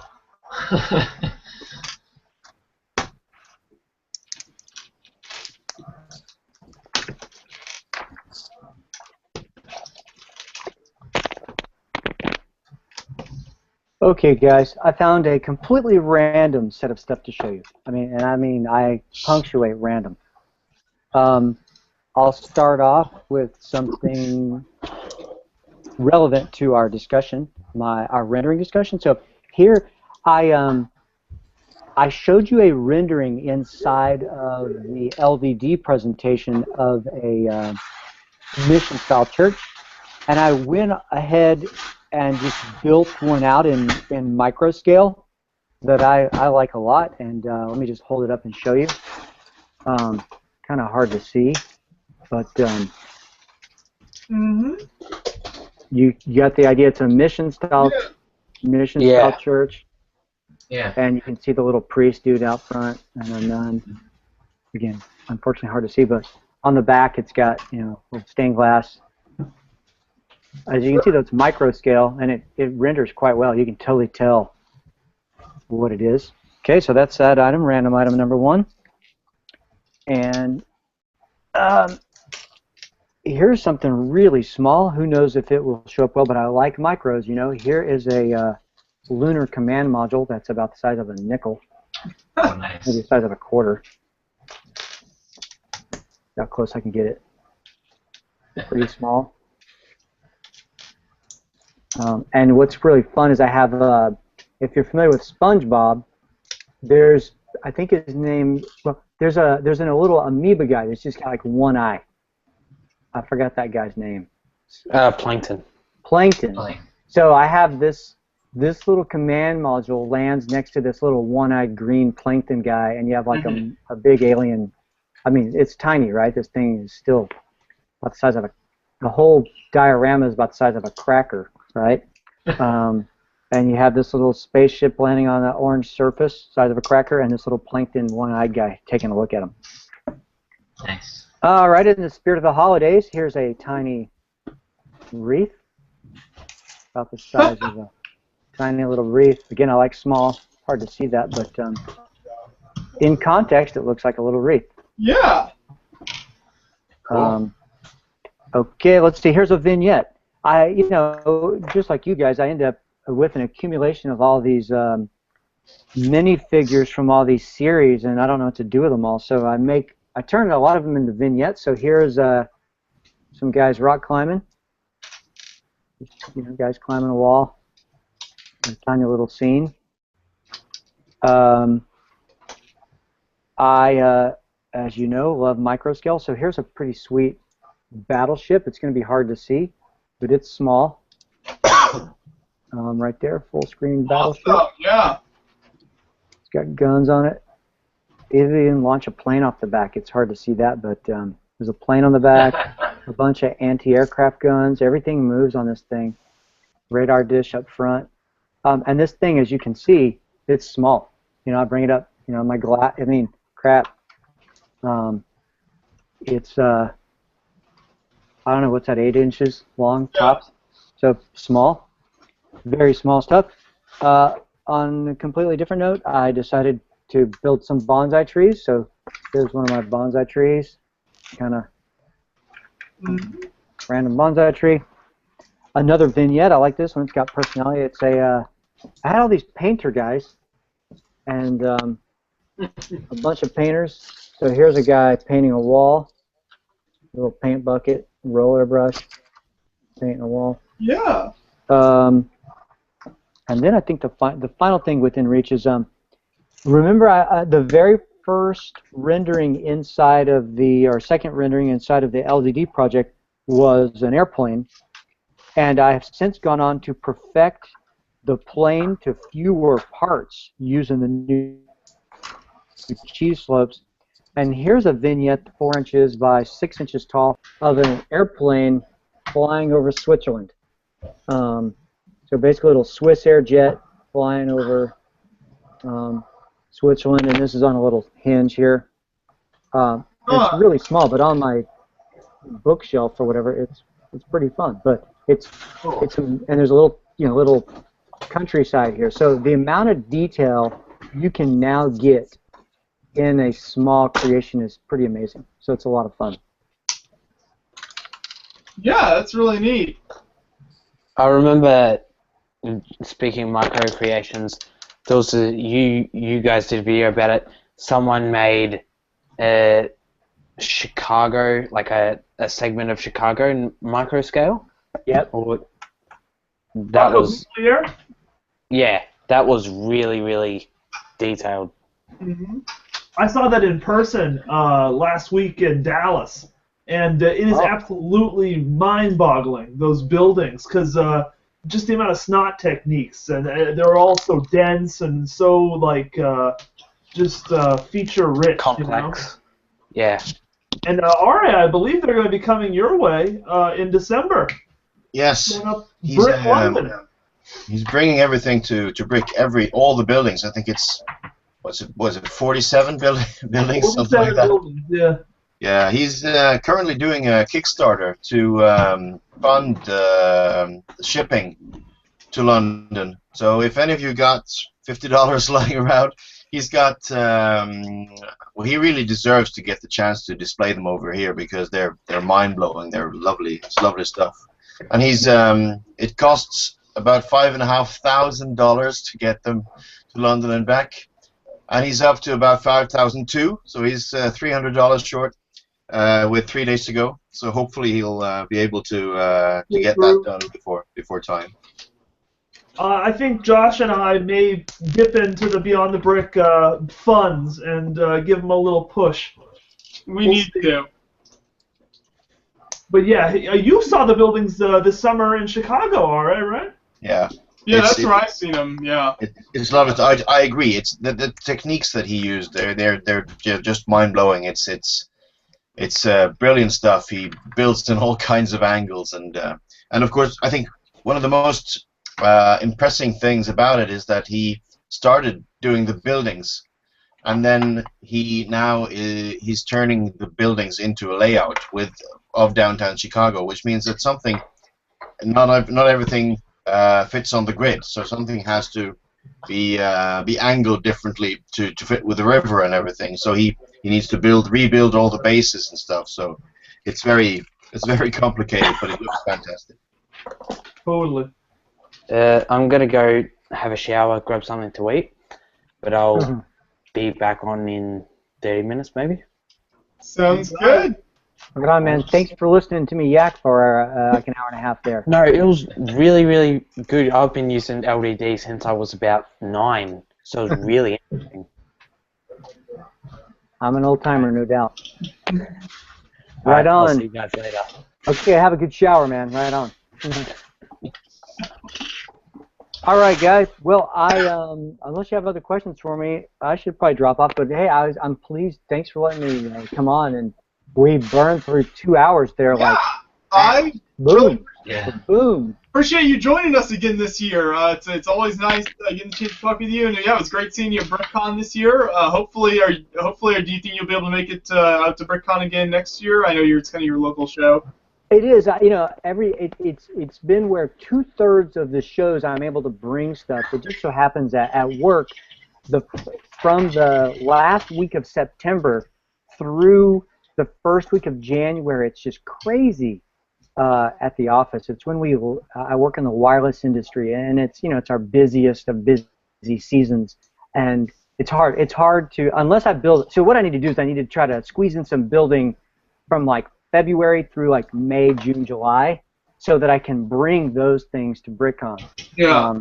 Because if I don't get the building in early, I end up just getting hammered by work schedule and other projects to where I can't, I can't get it done. But I do indeed hope to build something this coming year and bring it to BrickCon. What I was trying to say there is maybe 2/3 of the time I bring stuff and 1/3 of the time I don't. But you can always count on me to bring micro scale stuff. Awesome. Yeah. Well, we'll hopefully make it out there again next year. So we really enjoyed it this year. It was a pleasure seeing you out there too, Ashley. I think I was working on a laptop or something, and you kind of came over and sort of sat down. I think I was do some Lego. Yep, I was. Yeah, thanks for the goods. I think you get some nice beyond the brick, like custom engraved or laser cut or painted bricks or something like that I appreciate. So thanks. And a little poly bag of small parts, of which I always appreciate since I like to build small. Everyone loves random Lego, especially small random Lego. Oh man, it's my favorite. I'm serious. When I walk into the Lego store and they promptly tell me, "Oh, Ashley, we don't have any small parts. Sorry, we only got 1x8 bricks this week." That sort of thing. So I'm always looking for the 1x2 plates and the 1x1 plates. I love the tiny parts. You got it. We got to get you on sometime to deliver one of these presentations as like a podcast episode, Ashley. Can do. Well, now that I got some of it assembled for you guys, again, I built it just for you, so thanks for having me here. I can perhaps add more color, more details, find some additional pictures. Ooh, plane's looking good there. And I can fill it out. So yeah, just whenever you guys want to do something. But again, thanks for having me, and I'm glad that it helped pass 2 hours. Definitely. You help us get through the night, Ashley. What's that? You help us get through the night. And that's valuable. So what time is it where you are? Is it like 4 or 5? 5:15. Nice. Nice. And we're getting ready the sun's getting ready to rise here in a little bit. So then once the sun's up, then we're good, pretty much. We just passed the halfway point here, so just past 12 hours. So it's on the downward trek from here. But it's always the last 2 or 3 hours I think that you're the hardest. Well, it looks like you got some more folks scheduled to come, to show up. Now, one thing I would love to know, is you've had me on talk about LDD history. Mike was talking about his blue jet creation. Man, it would be spectacular, and maybe you did it and I was just ignorant and missed it, but it'd be awesome if you guys could release a schedule in advance of who's showing up when, because knowing that the type of talent you have showing up on your program, I think is really valuable for other LEGO fans, right? To show up and hear from all these people. Because see, I'm like, I'm needing to go get a drink of water now and stuff, but I'm kind of like, dang, maybe I should just stay in, on the periphery, because if you guys keep having guests, Yeah, we had, we sort of, I guess we would have published a schedule, but these things are so variable. Yeah, it's, especially with people like Mike in Denmark and places, it's really hard for us to know exactly, figure out exactly when everybody's going to join us. So that's something we'll probably try to do better next year if we do this again, which we're planning to. We'll probably try to next year do something try to plan it a little more ahead of time, and then you have more time to put together a schedule and stuff like that, and let people know what's, But for someone like Mike, we were in communication with him 2 weeks ago, 3 weeks ago, and he has to go through all those levels of corporate communication and get approval for this and that, and so he wasn't able to officially confirm a yes until 2 days ago, or something. So it's kind of crazy last minute. Yeah, I know what you mean. Ideas are people. I noticed you have a Beyond the Brick with Steve Barilli. You've got Wayne. I saw in there. I mean, there's a number of us you can have come back, and to have Steve tell you, if he hasn't already told you outside of his building, his involvement in the train community since the beginning of time, super interesting. But even I found it equally fascinating, his organization and partnership with other folks to get BrickFest to Portland is also a fascinating story about the science of putting on a con. He's got insights there that are pretty cool. My point is, there's a lot of topics that I see these guys around here because we all live nearby.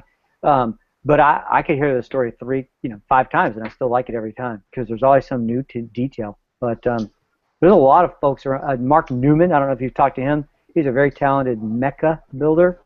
Mark Sandlin, you can find him. My point is, if you guys run out of people to talk to, let me know, and I can point you to some folks I know have some rich history on stuff, and they would make great guests as well as great folks to pin down for your overnight sensation here, and then you'd have me. Unfortunately, I'd be tuned in all night, and I'd go nuts tomorrow. Yeah, well, we do our best every year to try to schedule, people like yourself and other interesting people. So, and we're always trying to improve that. So, yeah, as we do this over the years more, I'm sure we'll get better at that as well. No problem. Now, where do I send you guys, $20 or whatever, to help join donation the cause? link? All right, let me go to your. So is it on the? If you go I'm on the Beyond the Brick page here. Where is that? Where is the link? If you go to creationsforcharity.org, you can find the link. It's in the top post. That's why I was having trouble. I was on Beyond the Brick looking for that link. Yeah. There's one. I'm there now. Creations for Charity. All right. We were putting bounties on various things earlier, and I believe we said $2,500, and Josh and I will shave our heads live on air. We did say that. Oh, For $250, I will smash this Star Destroyer at the end of the live stream against my table for a $250 donation. So, if anybody's interested, that offer still stands. I shaved my my stubble, my 4-day stubble, for $40. Nice. So, pretty cool. All right, I found the. We're taking donations via PayPal. So last year you had this thing where the more what are the terms this year, right? Last year it was like, oh yeah, the more people we had in the chat, or the more time you spent online. I don't remember what the metrics were. It was like for every man hour. So if we had like 8 people during 1 hour, then we got 8 sets, or some kind of weird sort of variable kind of metric like that. So this year we've opted to go for something very simple. Simply $40 worth of Lego products per hour. Oh, nice. Okay. On the air, sponsored by Lego or whatever. And there are also few third-party companies like BrickLoot and BrickMania are also giving sets each hour we're live, so that's a big help as well. So we got some third-party people this year as well donating some stuff, and then Victor made those minifigs that we'll have to decide how we're going to do that here. Sell those at some point. And we've also got a Beyond the Brick 24-hour charity T-shirt for sale on the Creations for Charity website. Are those listed? Yeah, they are. I'm trying to find it. Here it is. There's the T-shirt. I should update the post, actually. Yeah, you should. Nice, yeah, okay. Kaboom. Okay, I just gave $20 on the Beyond the Brick podcast thing. So you got some cash there. Thank you.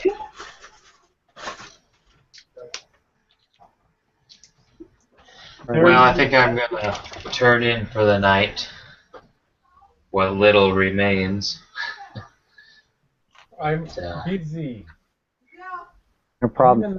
Dude, way to go on that big sand crawler in the background. You could sleep in that thing. Yeah. All right, good night, man. Thanks for listening to me for an hour there. Talk away. Oh yeah, that was very interesting. I've used LDD some. I've been using it for one project where I just don't have the parts yet for it, planning type things. But yeah, it was very interesting. A lot that I hadn't realized about that. So. Yeah, there's more to it. I admittedly haven't used it much in a while, but you know, for its purpose, it does the trick. Certainly. All right, man. Yeah. Well, good night. Good night. I'm about to sign off too. I'm about to bail out and leave it to the experts here. Yeah. I'll probably hop on in the late morning or afternoon tomorrow, so I'll see some of you, I'm sure. Sounds good. We will still All right. be here. Okay. Have fun with that. Take care, man. Good night. You too. So I see a deal over there on the far end there. Hey, man, where are you broadcasting from? Me? No. Not a deal. I'm from London. Oh, right on. So London. Right, and then what about, how do you say, Ara? Ara? Yeah, Ara. Ara, that's cool. Where are you from? Like, where are you? Norway. Norway, nice. Okay, I forgot to tell you, I'm in Seattle right now. So 2:25 a.m. Seattle time. Great to see you guys internationally. They're in Norway and where we heard Denmark and Norway and London, whatever. That's awesome. Yeah, Australia. Look at you guys. Look at you guys, man. Joshua and Matthew of the international contingent. I know. That's what's great about this event. Since we go for 24 hours, the time zones aren't a big deal. So we have people join us from all over the world. And so, right now, as of 5 in the morning, it is officially a horrible time at all points in the United States. It is way too early on the East Coast, and it is like a little bit late at night on the West Coast. Right? So, we've got a little bit of a lull right now. That's what we're riding. But of course, yeah, Ari and then Ari and Adil, like it's like perfect for them, right? You guys are up early, and you're like, what? How could I start my day any better than to talk about Lego bricks? We're talking about Lego. Very nice. And it's sunny. See, look at that sun in the background there of your.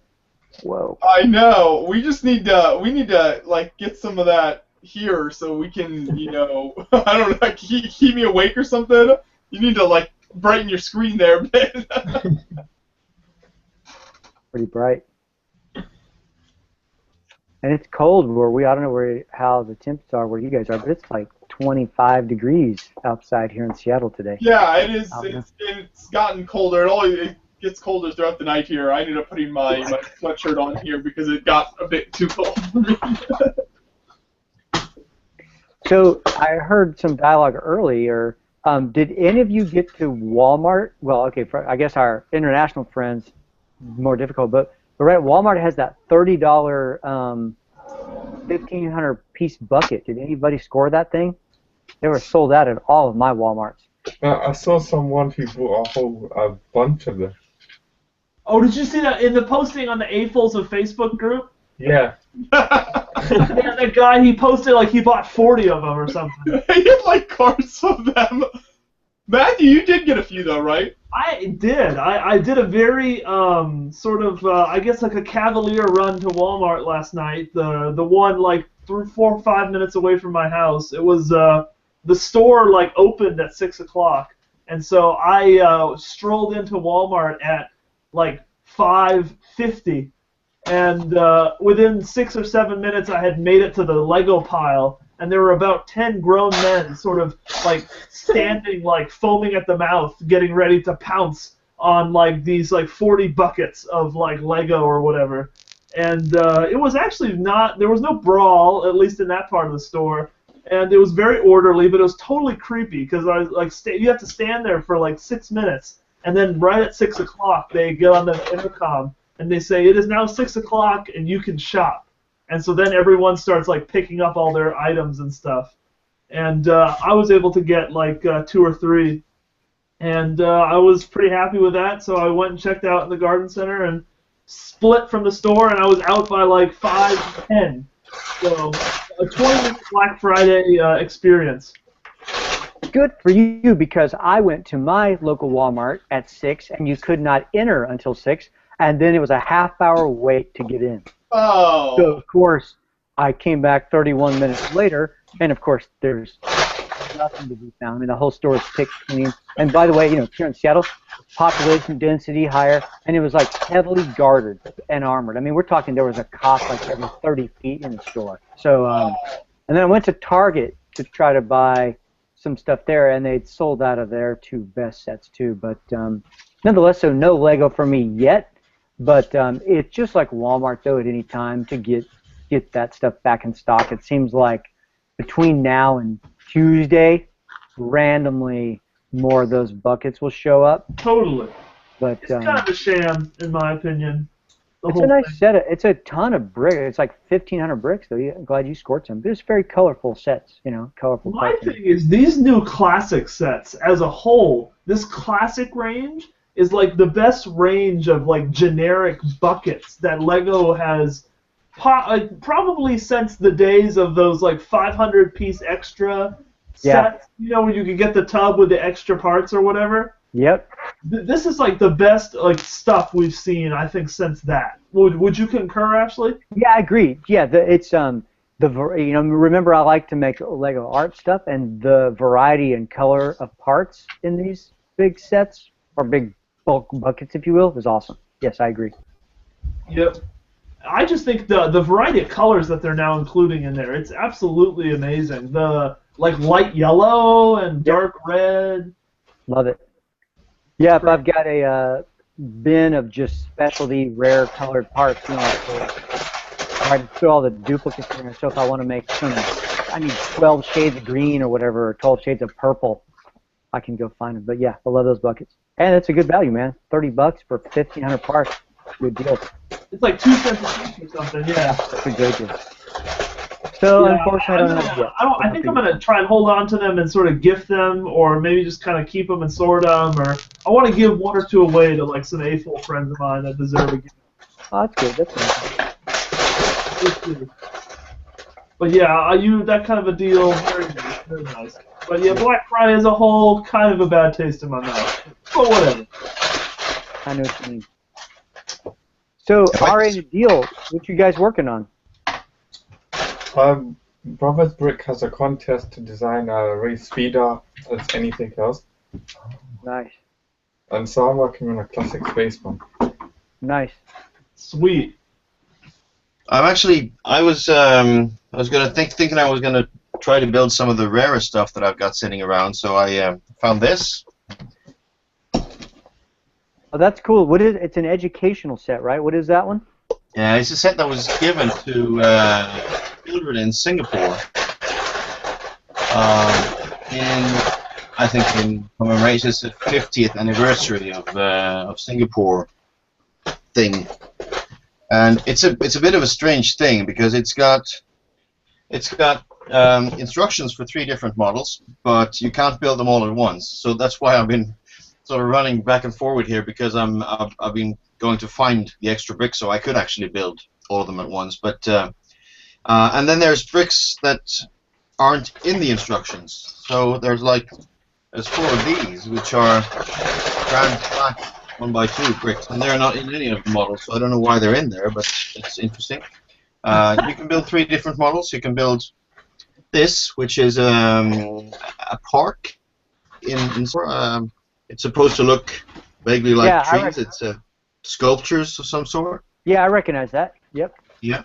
And then there's a bridge, which is the oldest bridge in Singapore. Which is this thing here. Nice. That's cool. And then there's well, that means I have to dismantle the park, but there's like this. There's also there's an airport, which is supposed to look Island this. Airport, right? Nice. Yeah. I like that tower. Yeah, it's quite nice. I got lots of little planes to go with that. Yeah, I figured from that presentation of yours. And then there's a couple of very generic minifigures that go with it. Yeah, so I don't know. I think as a collector, it's an interesting set, but as a builder, it's not. It doesn't really offer all that much. But yeah, it's a nice little thing. That is cool. Now it says building my SG. Is that what it says on there? Yes, it does. SG for Singapore, I think. Nice. Something I'll have to like look that set up. That is, I don't know. I don't have that set, and I'm like, hey, that looks pretty good. It's obviously it's Singapore only, so I got it from someone there. But it says, building my SG is a gift from Singapore to our young people. Use the bricks to construct gardens by the bay. That's the tree thing. Cavanagh Bridge and Changi Airport. All 3 models can be built at 3 levels of difficulty. As we celebrate SG50, reflect on how Singapore's past has shaped its present and be inspired to build your vision of Singapore's future. That's probably where the 1x2 bricks come in. That's Singapore's future. Yes, that's awesome. I see that. There's a whole bunch of websites that have this. They promote this. I don't know if you can buy it or anything. That's pretty cool. Yeah. That's cool. Yeah, it's educational too, which is kind of neat. So I've got some other stuff here as well that I'm gonna build at some point. I got this set here. Nice. Okay. Did you That's see? awesome, man. The Kevin Hinkle built that earlier when he was on with us. Oh, this during this broadcast? Yeah. That would be badass, Ari, because then we could have 2 people build the same totally rare set. You should have timed him so we could have a speed build duel. Do you have this set, Ari? That's the Target special. I got this one as well. Oh wow, Oh, the that's whole a beauty. bird set? It's a very nice one. Yeah. Very nice rare set. I got lucky on eBay on this one because somebody had listed it without the set number, and when people search for it on eBay, they search for the set number, so it means that suddenly it was available, so I got it for about, I think, about $120. That's awesome. Great deal. Yeah. So, and it looks very nice. I haven't opened it yet, and I find that I thought this would probably be a good time to open it, because I find that the longer it stays in the box, it has a tendency to actually stay in the box. And the longer it stays there, the harder it gets to open it. So I need an excuse. I'm with you. Early on, I shared the same dilemma for me. I've got some stuff now that's coming on 10 years old, and I never opened it, and now I probably won't. But I love those bird sets. Those are great. Good for you. Good for you for having the willpower to open it up. I mean, as long as it wasn't crazy expensive for me, it's easier. But I just have to not wait too long. Yep. Yeah, once you wait too long and then before you open it, you're like, oh, I guess I'll look at the Bricklink price. You know, why not? And then you look at, oh my God, it's worth what? Yeah. I have a very, very, very, very special thing right here that I haven't opened yet, that I could actually open right now. It's something that I think there's a pretty good chance that none of you have ever seen getting opened. And it's worth about, what do they go for these days? I'll just check that out quickly. All right, now you got our appetite going. What is it? Let me see. The cheapest one on Bricklink at the moment is the cheapest one. Oh, that's not in good condition. The cheapest one is 1,450 euros. Wow. Which is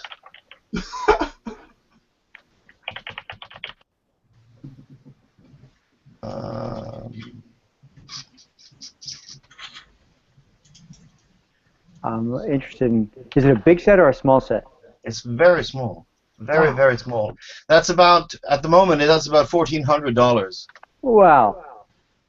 Yeah. So it's quite special, and it's very small. And I can give you a clue.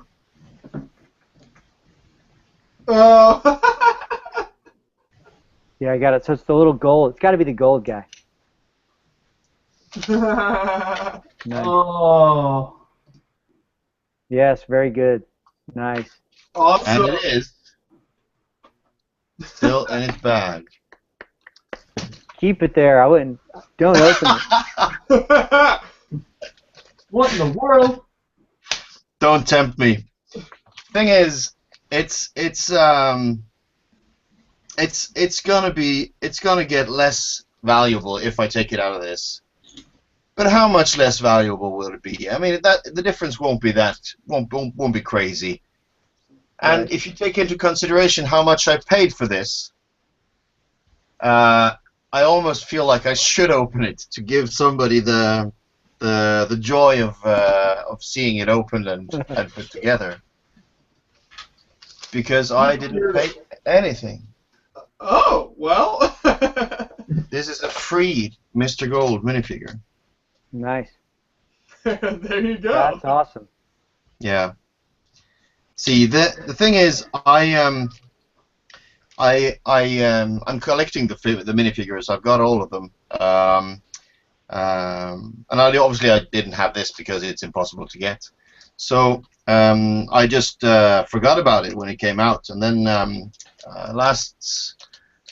think in about April or May, I went on eBay. I just can't remember how, but I just started thinking about it. I went on eBay and tried to figure out if there were any for sale. I thought maybe they would be, maybe there'll be a chance to find one that's relatively reasonable now that not everybody is hunting them actively, as opposed to when they came out. So I went on eBay and had a look, and obviously they were none readily available at reasonable prices.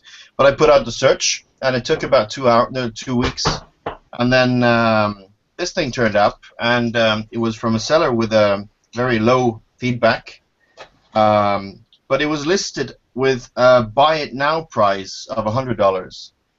Great.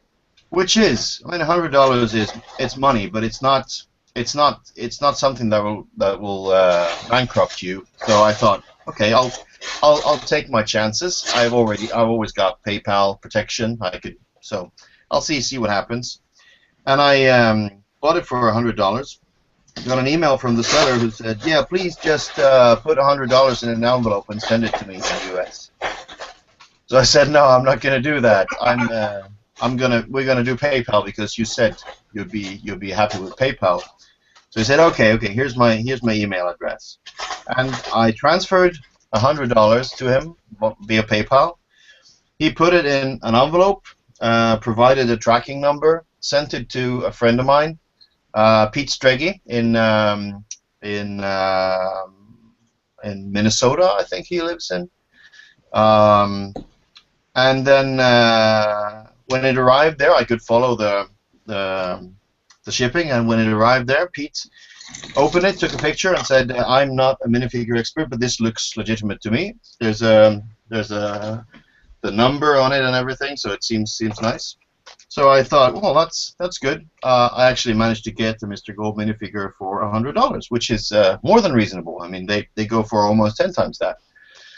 So then about a month later, I got an email from PayPal saying nobody has claimed the money. So here you have it back. Here's your $100 back. And so I thought that's very strange, and that's not something that should happen. So I actually wrote an email to the seller and said, I'm not comfortable with having such a valuable minifigure and not paying at all for it, because that doesn't seem fair. So please let me know what happened, and we'll arrange for the money to be transferred again. Sorry. No communication from him, so I don't know. I mean, I've tried. So I ended up with this for free. Awesome story, man. That's ridiculous. Oh man, so see, Joshua and Matthew, this is what you have to tease in advance. You know, opening up of Mr. Gold minifigure, you know, at 7 a.m., 7 a.m., whatever, your time, everybody show up, great story to go with it. This is awesome. So now I'm thinking just keep it sealed. You don't have to open it, just keep it there. That's awesome. Just to hear the story is good. And the fact that I could tease it at any occasion. If I don't open it now, I can just keep teasing. I might just open this. You never know. I might open it. That's awesome. Yeah, tune in to find out if it's going to be open or not. Next time on Beyond the Brick. Yeah, I should mention here, if anyone in the live stream here, anyone watching is interested, I added a link in the description of the video here to buy T-shirt to support Creations for Charity. So if you want to, support by it's got the cool graphic made by Kevin Hinkle, 24-hour live stream themed T-shirt. It's you can buy it through the Creations for Charity Bricklink store. There's a link in the description. So if you're interested in supporting Creations for Charity that way, get yourself a cool T-shirt. Nice. I just clicked on it. Cool. Creations for Charity, Texas. Yeah. Right on, Hale, man. All right, that was a good story, bud. That's good. The good Mr. Gold. I don't even have a Mr. Gold. By the way, do you have a Chrome Stormtrooper? No, I do have something else that is Chrome. We had it was a couple of weeks ago. Was the 10th anniversary of the Norwegian lug. Yeah. So we went to Billund last weekend. Had a factory tour, a visit to the Idea House, at a very nice talk from Jamie Berard, and an evening dinner, sponsored by Lego, very nice. Then we were given a custom Chrome figure. Nice. Which looks like this. Oh, that's cool. And it says, what does the word say on it? It says brick something. I can't tell. It said Brickaloga, which is the name of the Norwegian lug. 10 years. So yeah. So this is the logo of the lug's logo in Chrome, custom Chrome gold pieces with custom engraving and stuff. So everybody was given one of these. That was very nice. That's awesome. Yeah. Cool. And then a custom 1x8 brick, obviously, to put on the brick badge. 10 years. Yeah. That's awesome. Being in close proximity to Billund is awesome. Yeah, it's a very cool thing to be able to. We had I think there's a lot of interesting stuff there. I've been there before, and I've seen most of it before, but I've been to the vault twice. This was the second time, and that is, I mean, for everything you can do in Billund, I think that is, for me, that's just pretty much the most special thing you can do, because there's just something about going through those shelves, picking up stuff from your childhood that's still wrapped in cellophane, and just picking it up and holding it in your hands and realizing the boxes are so much smaller than you thought they were, because your hands were so much smaller back then, and just looking at it and going, the last time I saw a box like this in this condition, it lasted about 2 seconds, and then I tore it open to get to whatever was on the inside. So it's just very, very special. And then obviously there's all the super rare sets that you've almost just heard about. The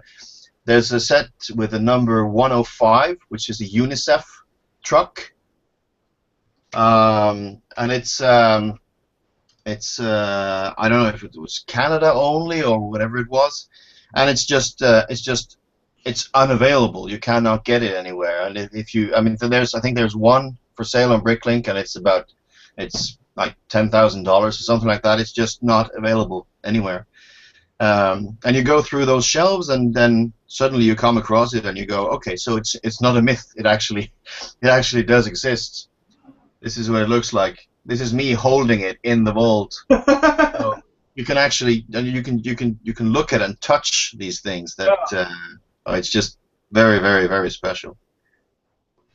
So that's cool. I love.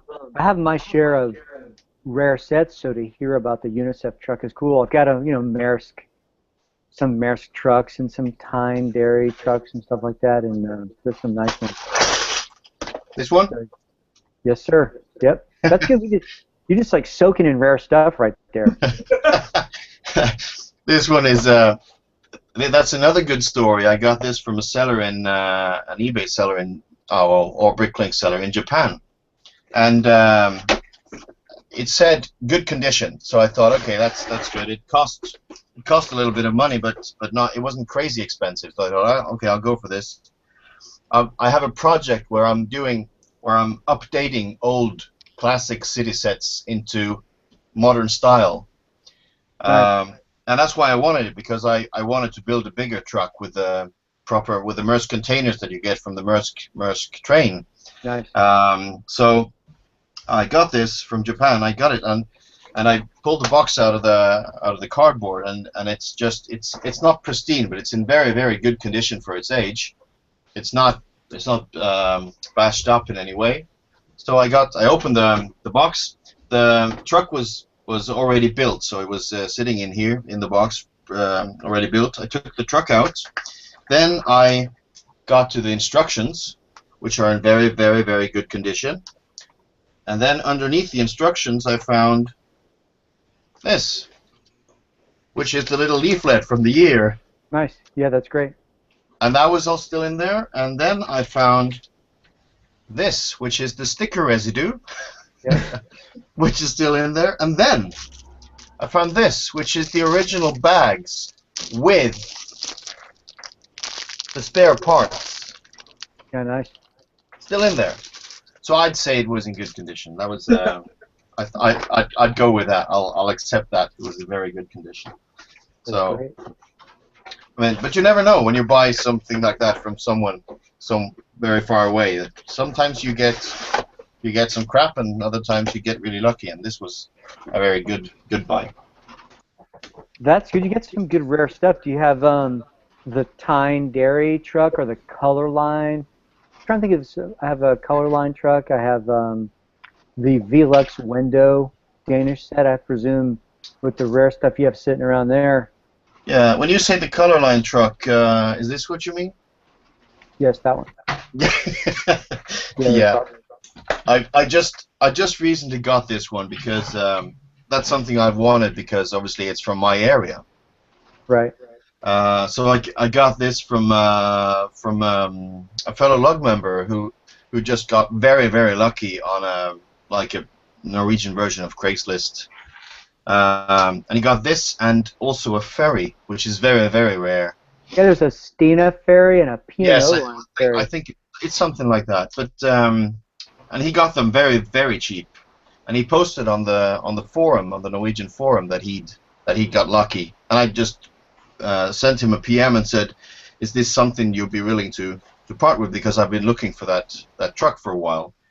And he said, "Yeah," and he gave me a very good deal on it. I mean, he made money, but he didn't make all that much money, and I got it, and I'm going to use it for the project that I'm working on anyway. So, and then now he's listed the truck now for about what $300-400. No, the ferry.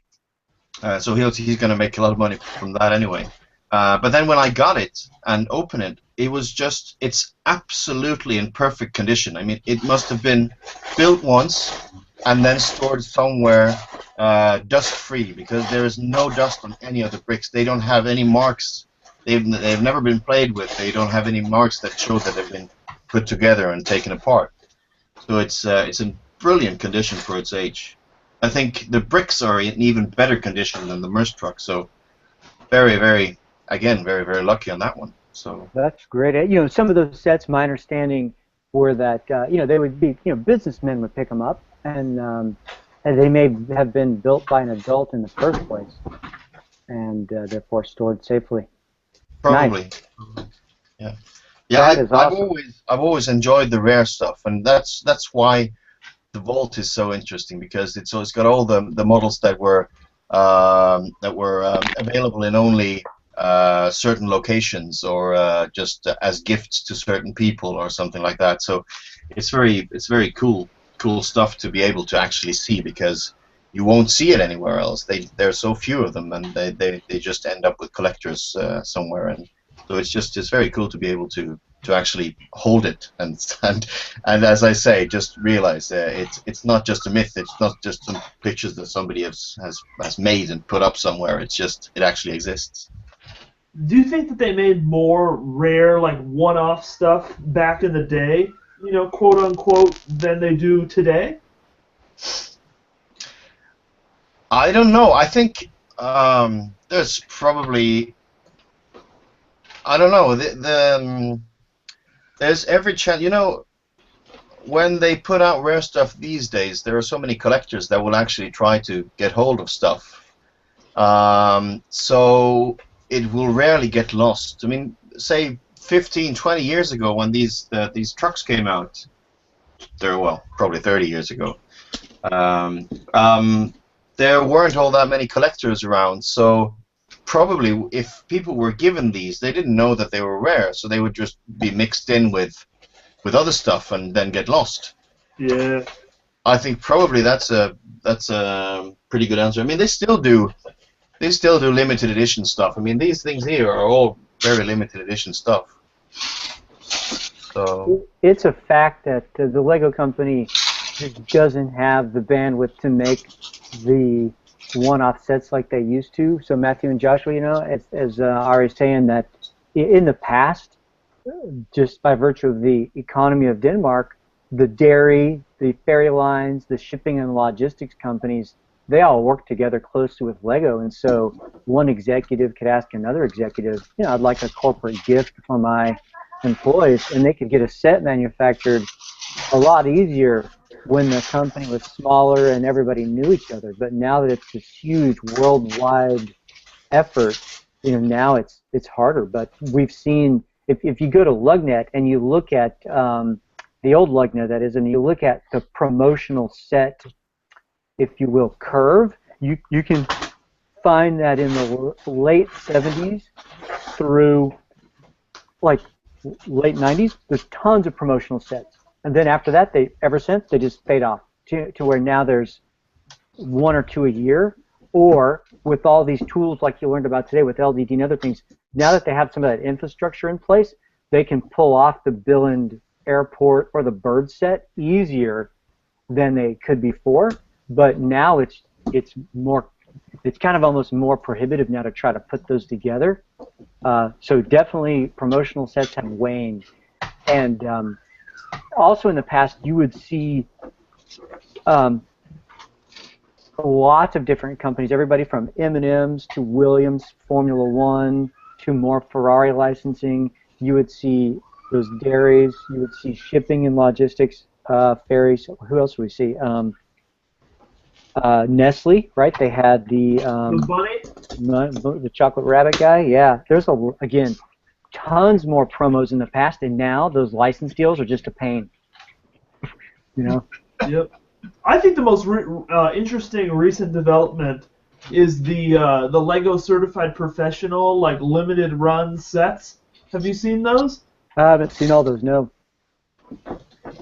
I'm trying to think of the best. There was one created, I don't know by who, but it was for a Snap-on conference in the United States, and so it was like a Lego Snap-on like tool chest. That's cool. And it says on the box like Lego, like they're using the Lego logo, but then it says Lego Certified Professional. Yeah. Yeah, I remember seeing that. That was really interesting. Like super one-off though, like one of 100 or. Yeah, and for the arrival of the Lego Movie, there was a set that's similar to that. It was a little box set sent out to producers and Hollywood bloggers, where a little 6-inch by 6-inch box that was like a little set. It was like a little grandstand, and it had a bunch of little people in it.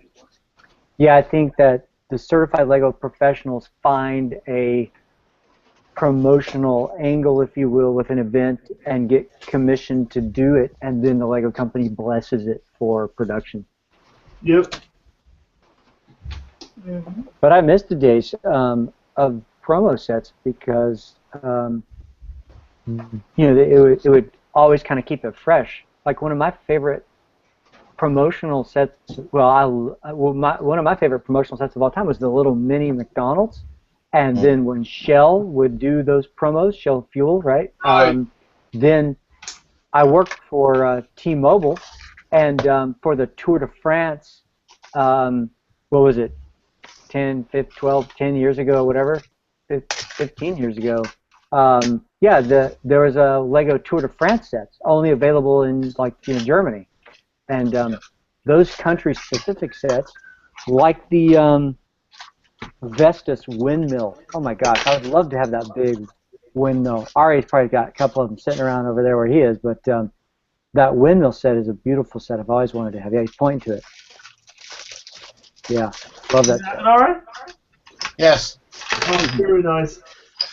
I'll show you with my webcam, if I can. Yeah, see, wow. Whoa. That is That's a big honking windmill. It's a very, very big thing.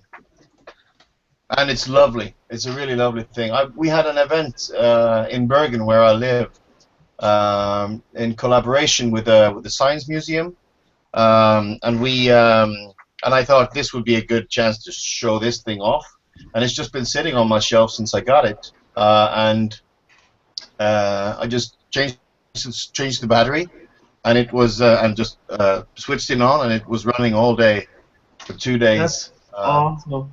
And it actually, when I first switched it on, it was making all kinds of strange noises, because it didn't really want to turn around. But by the end of the second day, it was getting almost totally quiet. So it was just, it just wanted to run for a while, and then that's probably a good thing that it actually got to run for a while. When you said McDonald's, I thought, hey, that sounds familiar. And this is it, I think. Yep, I remember that one. That's also a very nice one. The reason I've got all this stuff sitting right here at my desk is that these are all things that I want to sort of redo in that project that I'm doing, but I've just lacked a bit of inspiration lately to manage to turn these sets into modern versions. So that's why everything's sort of piled up on my desk. It's best to have that creative clutter, right? Yeah. Interesting that you bring up the McDonald's, because I took the McDonald's set and turned it into a moon-based module and modernized it. Here, I'll tell you what. I'm gonna go see if I can grab it. It's huge. It's 48 by 48. I'll see if I can grab it, guys, and just for fun, bring it up to the camera so you can see a modern, futuristic, moon-based McDonald's. All right, let me go get it. I think you guys will get a kick out of it. I gotta clear something out of the way so I can get it. It's huge. Be right back. That's a different kind of modernization. That's not exactly what I've been doing. That's not what you're looking for. But it sounds amazing. That's super modern. Yeah. So, Ari, are you going to be taking all this stuff to Brick? Yes, it's actually on its way to Brick as we speak, because it hasn't been home since September. Wow. I've organized, because I thought this is probably a good idea to try to get it to travel around a bit. So I've organized this crazy European road trip for all my models that's been going on since since late September. I drove to Skærbæk in Denmark for the fan weekend in September. I showed it off there, and then Warren and Kitty Elsmore, who are doing the brick shows in the UK, they were going back to the UK for Steam, for the Great Western Brick Show, which is always the weekend after the fan weekend in Skærbæk. It's in Swindon in the UK. And they were going back there, so I asked them, do you by any chance have room for this suitcase in your car? And they have a huge car. And I can see a giant McDonald's Moonbase arrive.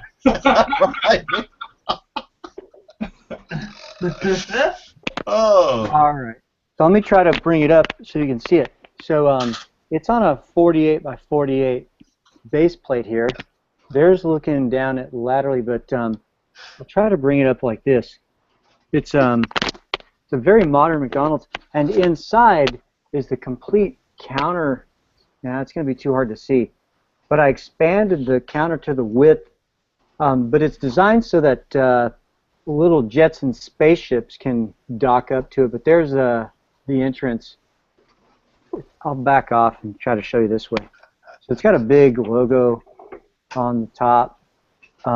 Yeah, too difficult, but the back is pretty cool because it's got a lot of space greeble stuff to handle all that. I'm trying to turn it around. It's big. Here you go. Some of the gizmos on the back. That's all you need for making French fries in space. That's kind of the plan. But if only I could open it up on the inside. Too hard here, but it's got a great detailed interior with lots of people eating. Lots of people eating their burgers inside. That's really cool, Ashley. Yeah. I thought you'd get kick out of that because I got the McDonald's set many years ago, and it is one of those where I think I kept one sealed, and then I went ahead and opened this one up and built this out of it. And I rarely have a chance, but I love those rare old sets. And I think you're right. I think your answer was perfect. Back when those sets were originally released, they weren't really collector's items. They were just, neat. They were happy promotional items, and fans didn't have a way to really connect up. And you just got the set because it was fun and you liked it. And now, yeah, there's an entirely new market for people who just want it because it's rare. Yeah. Which is why those old sets are ridiculously expensive, because there's so few of them. There's so few survivors. Yeah. I'm trying to think. Ari, I do have a Velux I don't know if you have that, but I have a Velux window set.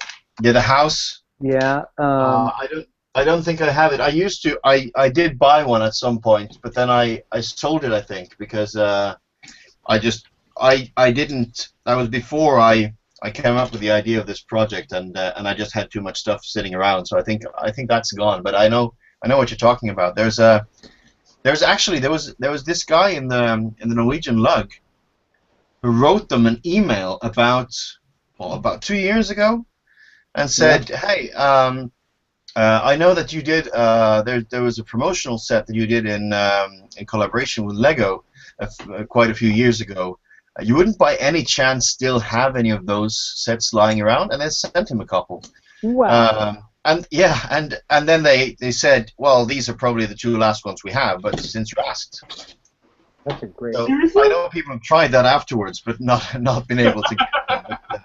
But it was yeah. So I think he actually got 2 of the last ones that they had.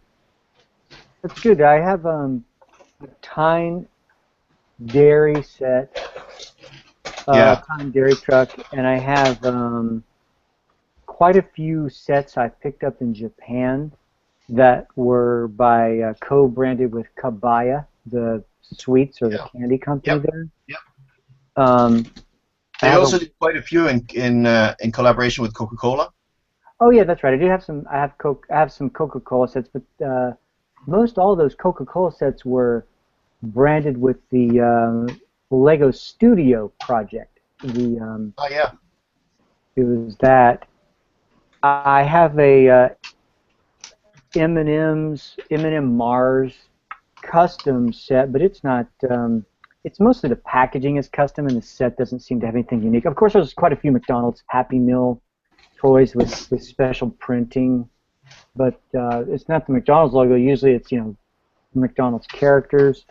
I've got the Honda Osimo, which is good. It's a little, autonomous bipedal robot. That's pretty good. I remember watching that robot walk around. Yeah, so they made a set. So Honda toured around with that robot and would sell those sets. Now there's a Lufthansa set that I don't have. It's a branded Lufthansa set that was sold on the customs cart on the airplanes, and then of course all those ferries, those P&O ferries, P&O Ned Lloyd, and Stena ferries. Yeah. On the customs carts on those. Viking Line, I think, had one. Yeah, so they did a series for a while where the whatever you call it, the customs, the duty free back before the EU was in. Yeah.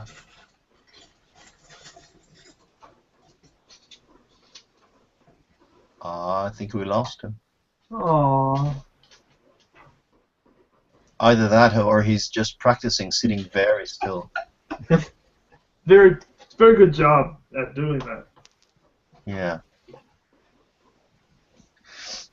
No, it's cool. This thing here is I've been sort of I've always liked the rare stuff, but the whole updated classics project has just given me an excuse to try to keep some of them and update them, and then of course when they go on display, then people will go, oh, I know this, but what is that? Yeah. And there's always the rare stuff that people never knew. Mm-hmm. Oh, he's back. I don't know. He's just staring into our soul. It's a very stern look. I'll tell you that. Oh. Josh, are you building anything? Yeah, I'm building Hobbit set. Oh, very nice. How about you? Oh, I'm building that cafe set. Oh, right, the Target thing? Yeah. How is that? Looks like a cool set. It's a great set. It's a lot of amazing pieces, like color-wise. It's a little overwhelming right now. So let me ask you: are you guys tired? Yes. My eyes are a little bit blurry. But yeah. What time is it over at your place? 6 a.m. right now. 6 a.m. Wow. Yeah. Every now and then I stay up until 6 a.m. Because I work late. I work late shifts at work, so sometimes I won't be home until 1. And then if you've been working for the past 3 or 4 hours before that, you just can't just go straight to bed. Yeah. That's what I have to do. You have to land first, and then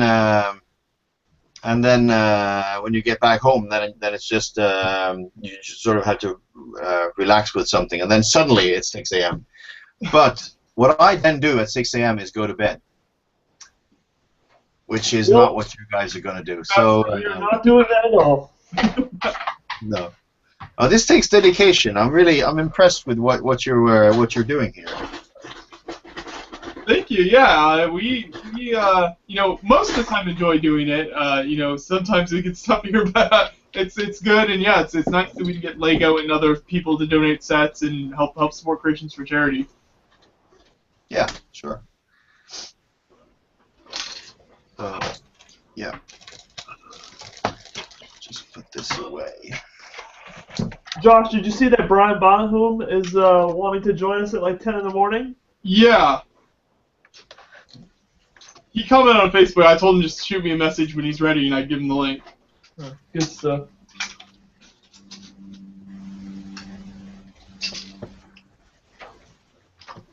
I think we got Ashley back, but he went to put the crazy McDonald's thing.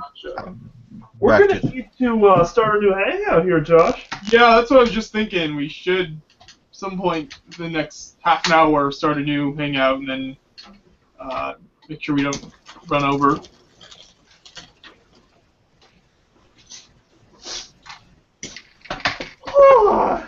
Woo.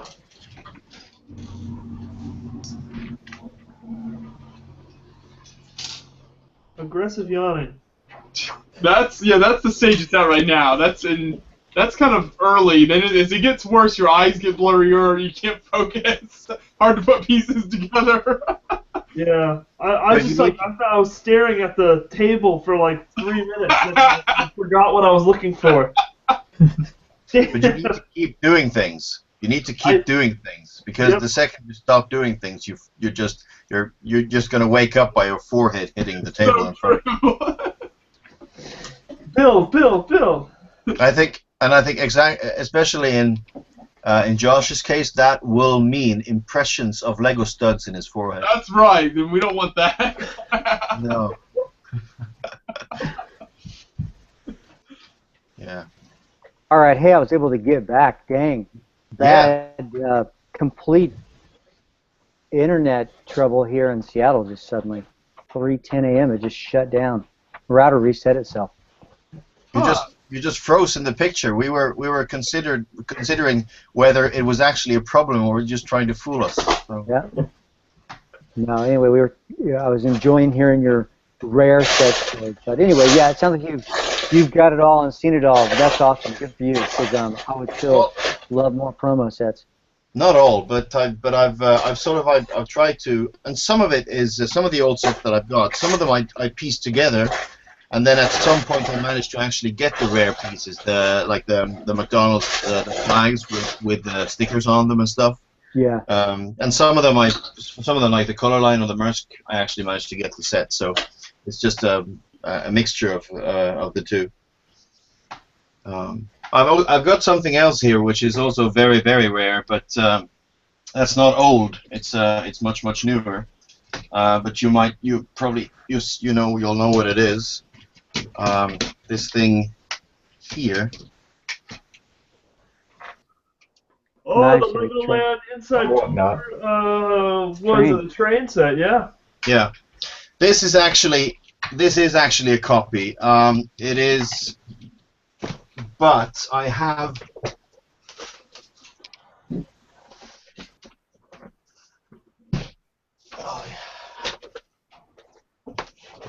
But I have it here. All right. And this is the Scaleback Fan Weekend special edition from last year, because I was there, so I actually got one for free. But that's one of the things I cannot get myself to open this. This is not something that I can open. That's awesome. Yeah, no, you made the copy of it, so you're set. Exactly. So I could actually see what it looks like. There's a few quite rare pieces in here. The torso for the train driver is, I think, still only in this one set. It's yeah, I don't recall seeing it otherwise. No, I think this is only for that one. But of course, Lego being Lego, they have a bricks and pieces thing. So they at some point actually released them onto the market through the bricks and pieces. And some friends of mine who I think probably spend their lives sitting around waiting for Lego to release new pieces on bricks and pieces. Actually pounced on them. So these I got from a Bricklink seller. This I got from a Bricklink seller in France, and it was expensive, but it wasn't as expensive as you'd expect it to be when it's in only one set, a super exclusive set. So I got these, and there's also supposed to be on the side of the locomotive. There's supposed to be a brick here saying 132 with the number of the train. That's a printed item. But I know someone who has a few of them from Bricks and Pieces, so I'm getting a couple from him. So and then my copy will be complete apart from the sticker that says Legoland on the side of the platform. But I wish they make those sets to buy. Yeah. They're so cool. I would love. I would buy those over anything that exists in the shops today. And the strange thing is that, I mean, I've mentioned this to the CEE people, who are not called the CEE people anymore. I don't know what there was some other abbreviation, I think, They now. do it every week. Yeah, they go through abbreviations like nothing over there. Well, used to be CEE. I talked to them. I mentioned it to them. I think it just doesn't make any sense to have a Legoland theme park in Billund, which is the original Legoland theme park, and the only thing you can get there that you can't get anywhere else is a picture frame and a keyring that says Legoland. I mean, something like this train, I think would probably be interesting. I'll show you something that I found really strange, and I've sort of debated with myself whether to share this with some people on BrickSet or Eurobricks, but I haven't done it yet. I walked through Billund last weekend after hours, and when you do, there's a lot of offices, and they don't necessarily close their blinds after work. So when you walk past, you're curious, so you look through the windows and you go, oh, maybe there's some interesting stuff here. And most of the time, obviously there isn't, because they are careful about that kind of thing. But through one of the windows, I saw something that I cannot place. I do not know what it is, and it's a crappy picture. But take a look at this. Those look like promo Toys R Us sets in the USA. But it's marked with Legoland. Yeah. And that's something I've never seen. I don't recognize this. Yo, it's hard you to should see. send. Yeah, that would definitely be like a BrickSet article. Yeah. So I don't know what it is, but it's sort of a mixture of. I mean, I think this is interesting, and it's. I mean, if you're interested in Lego, that's what you do. You look through the windows and try to find things. and I mean, if I see something that I'm not supposed to see, it's not my fault. It's their fault for not closing their blinds. But still, it's a mixture of. Trying to maintain a little bit of loyalty and saying, okay, you invited us to Billund and we're sharing your secrets, but I mean it's just a very interesting thing. I just looked through the window and I thought I don't recognize this. I don't know what that is. So I don't know. That well, is interesting. If you hadn't shared it with us, you could have shared it anonymously. That's all I'm saying.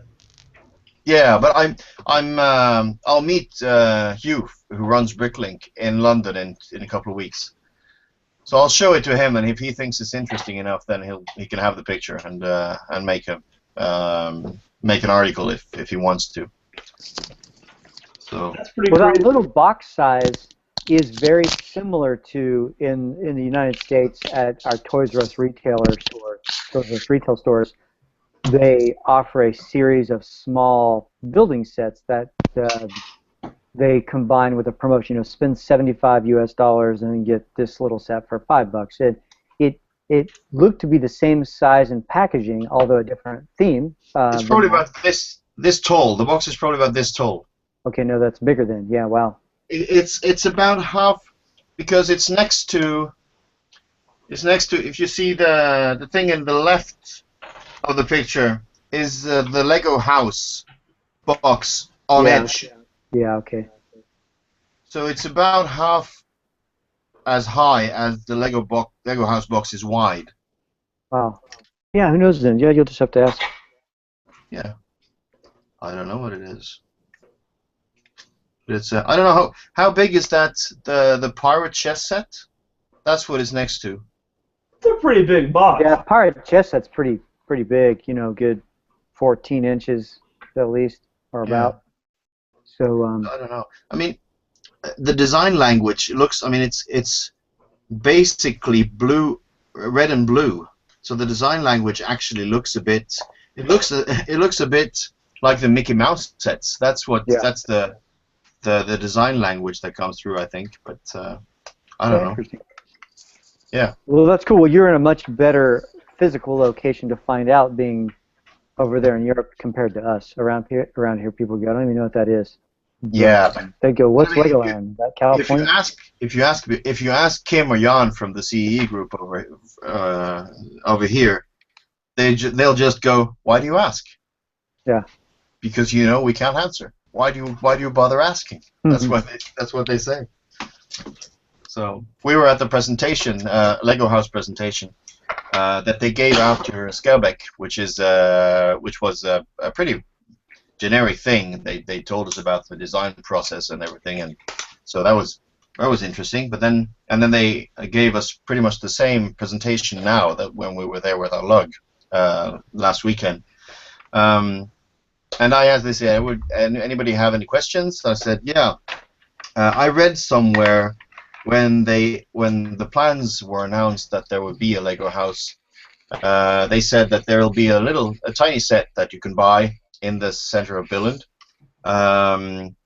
that we make so that people will feel that we give them something back for causing all this havoc in the city center for these years while we're doing construction. And in some article somewhere, it also said that at some point there will also be a bigger set, like a creator expert kind of thing, style set of the whole house. So I asked, "Can you tell me anything about that? Do you know any more about that?" And I got the same response. "No comment. We do not comment on this. Why do you ask?" We're not going to answer anyway. So that's interesting. That's interesting. Now, I'll see if it's nearby. I'll have to look. Guys, Joshua or Matthew, at BrickCon, did you pick up a little press kit about Lego House USA? I mean, you just kind of the promo stuff? Because I got a little postcard. Yeah. Seemed like it had a picture on it of the blueprint, or it almost implied there was a little set as well. To Ari's point.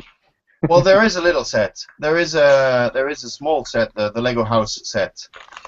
Okay, maybe that's what it was.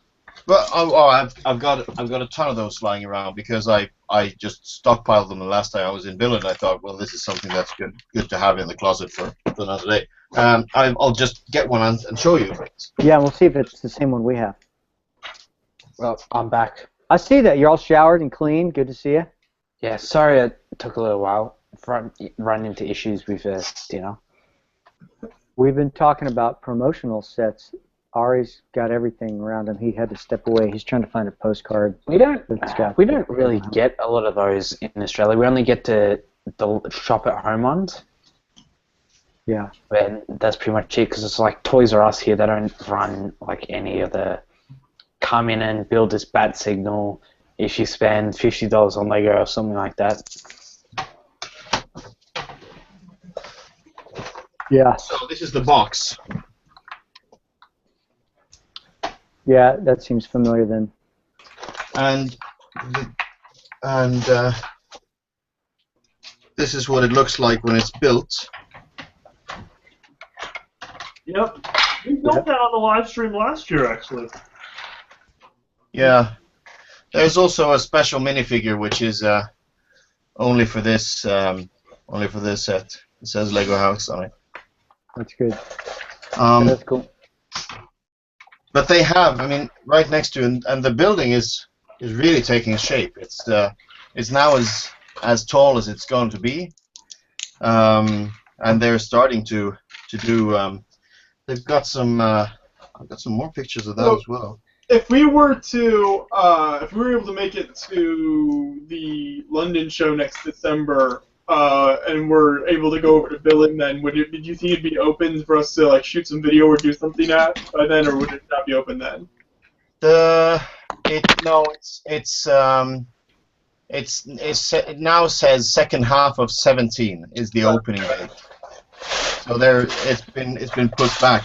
But what they said when we asked now is that there won't be any more delays. They know that this is the time they'll be able to open. So second half of 2017 is the timing they're looking at now.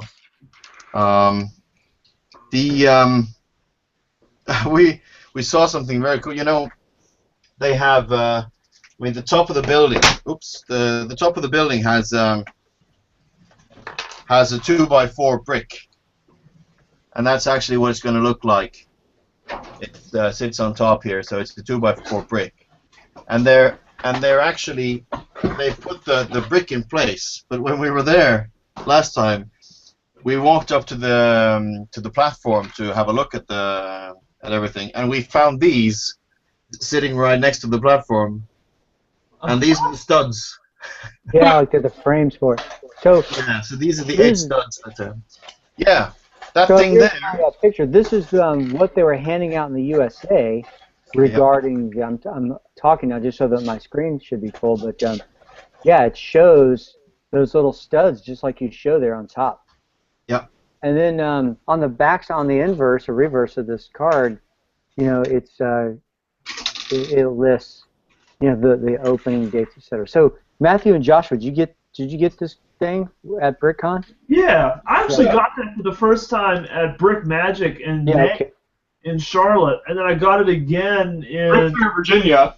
Brick Fair, Virginia. We actually interviewed the 2 guys that built like the model, and apparently they said some things that Lego did not want them to say, and they were reprimanded or something. But yeah, it's kind of interesting, like the way they sent the model. Like they sent the parts to like 5 different Lego conventions in the United States, and people were supposed to like build it.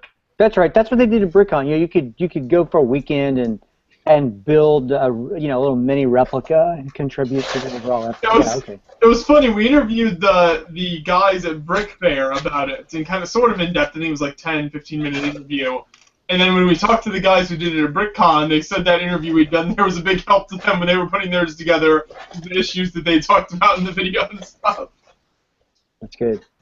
What was the picture you had there, Ashley?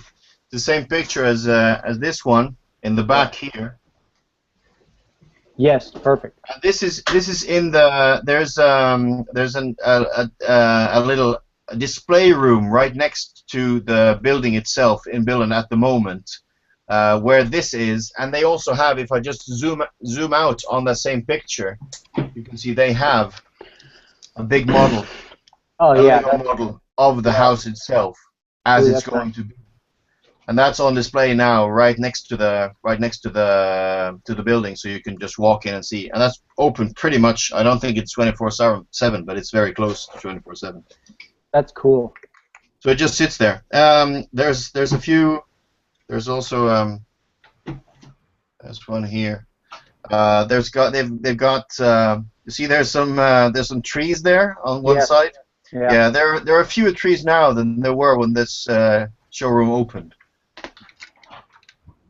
That's funny.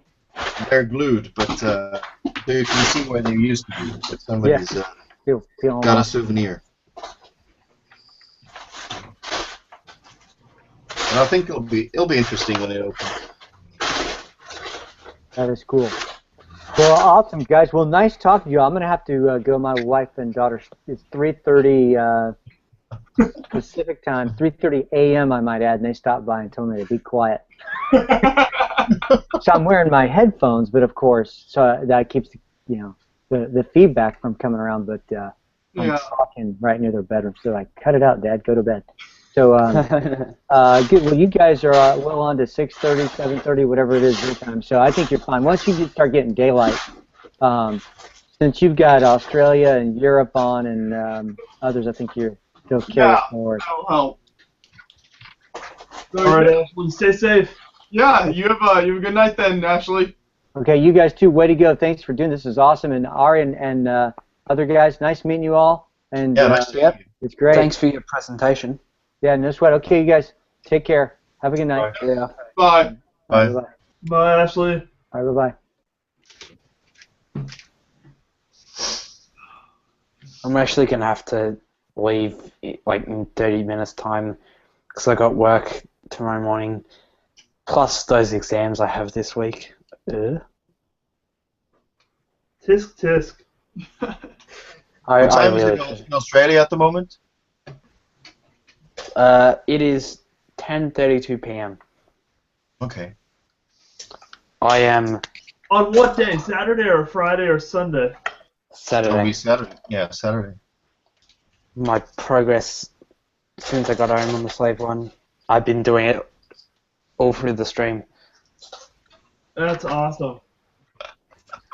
Got some good headway. Last year, George Barnick built the Slave 1 on the live stream. He did, yeah. The annual tradition. Yeah, someone has to build a Slave 1. Alright, we should figure out what sets we both have that we can build. Well, I have the bill in the airport. That sounds good. I wish I did. But you've already seen that. This is true. Do you lot build this? The Christmas tree? Oh, I haven't got that yet. I have that for sale at work.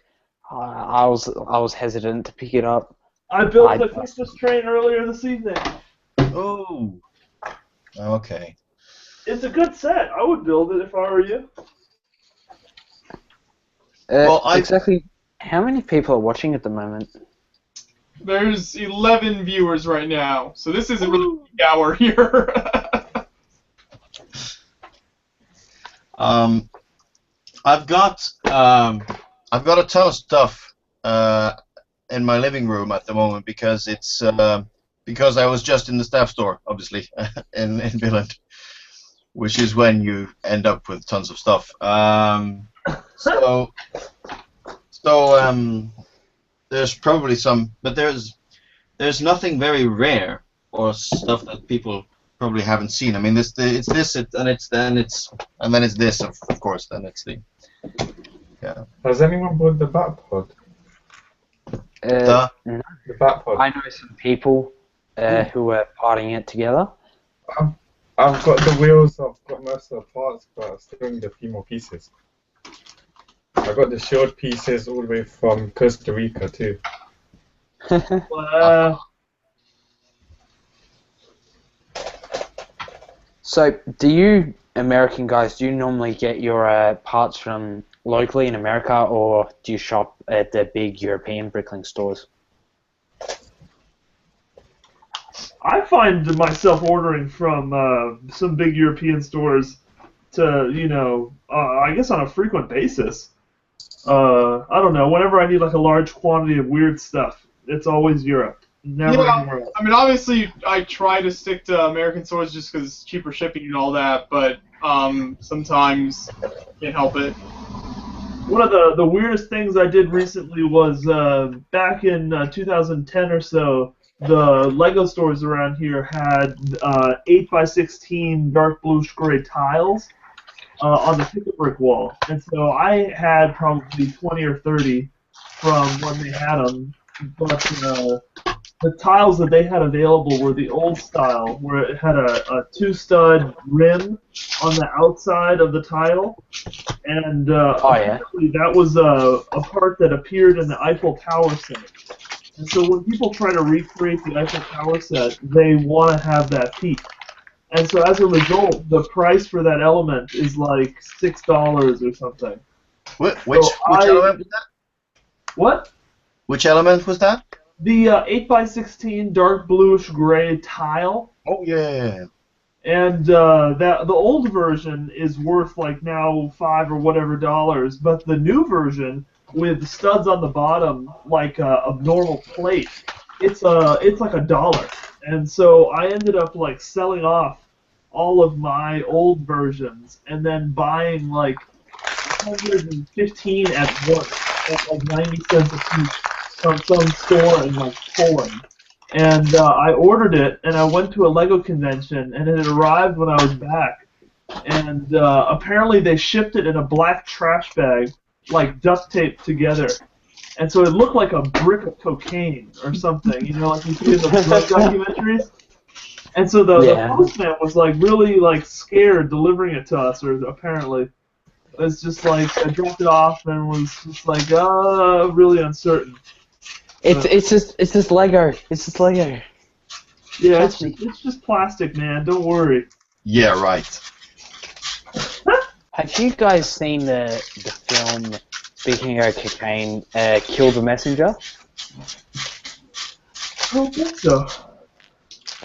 It's Jeremy Renner, 2014. It's sort of why he wasn't on the second Captain America movie, because he wanted to do this. And it shows a story about like an American journalist uncovering this like CIA drug operation. Like they were selling millions of dollars of drugs in LA to fund the war that Congress wouldn't.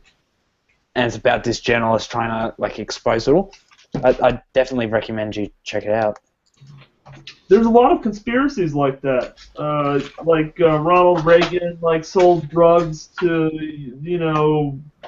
certain. I don't know. I'm sure it's based on true stories.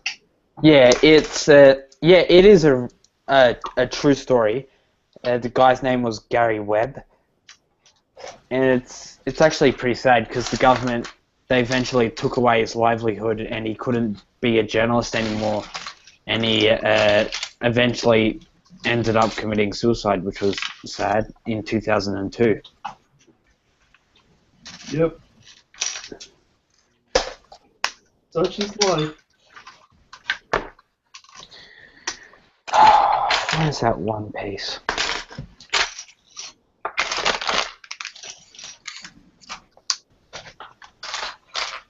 So I just went ahead and started piecing together the airport.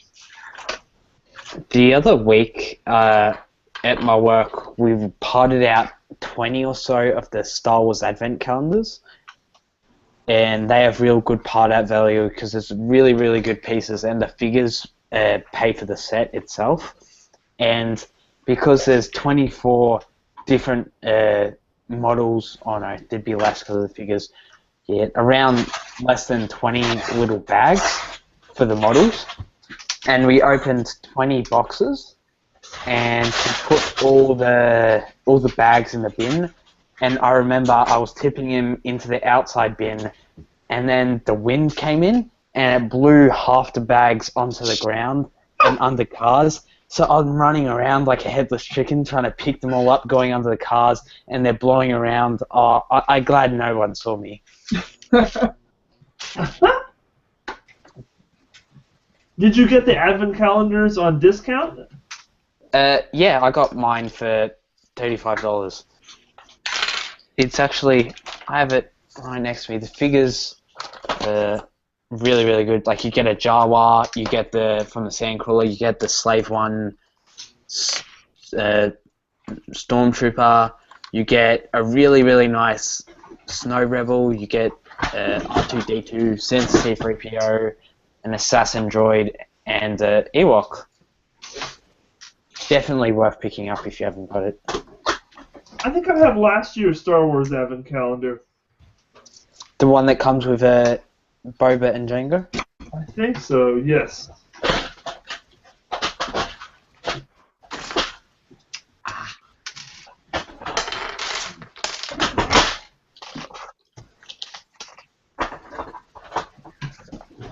Oh no, I'm down a piece.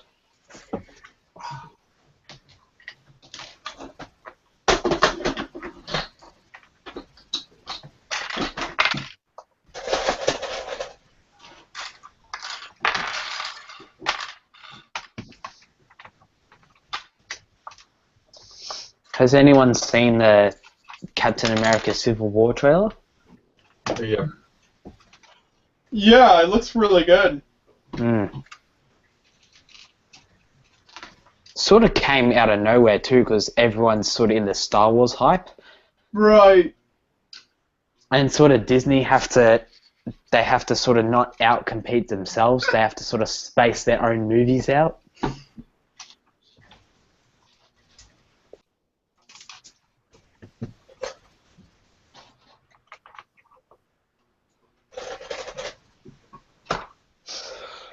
Oh no. How's the airport treating you there, Ari? It's nice. It's got, well, I put into place the one special element that exists only in this set. There you go. Still in the airport. When Kevin built that earlier, I looked it up, and that tile alone is worth like $20. Yeah. The thing is, people, I mean, the they're not these sets. They're not well, they're expensive, but they're not that expensive compared to what they actually cost when you go there. They, I mean, they sell. You can get the set for 400 Danish kroner, which is probably about a little bit less than $60. But that's the price only for the first 3 of them. If you want to buy more than 3, then they're 900 kroner, which is more than twice that. Wow. And so if you want to buy one, you actually have to travel through the airport because it's after security. So you can't just stop by at the airport and get some. You have to travel through the airport, which means you can basically calculate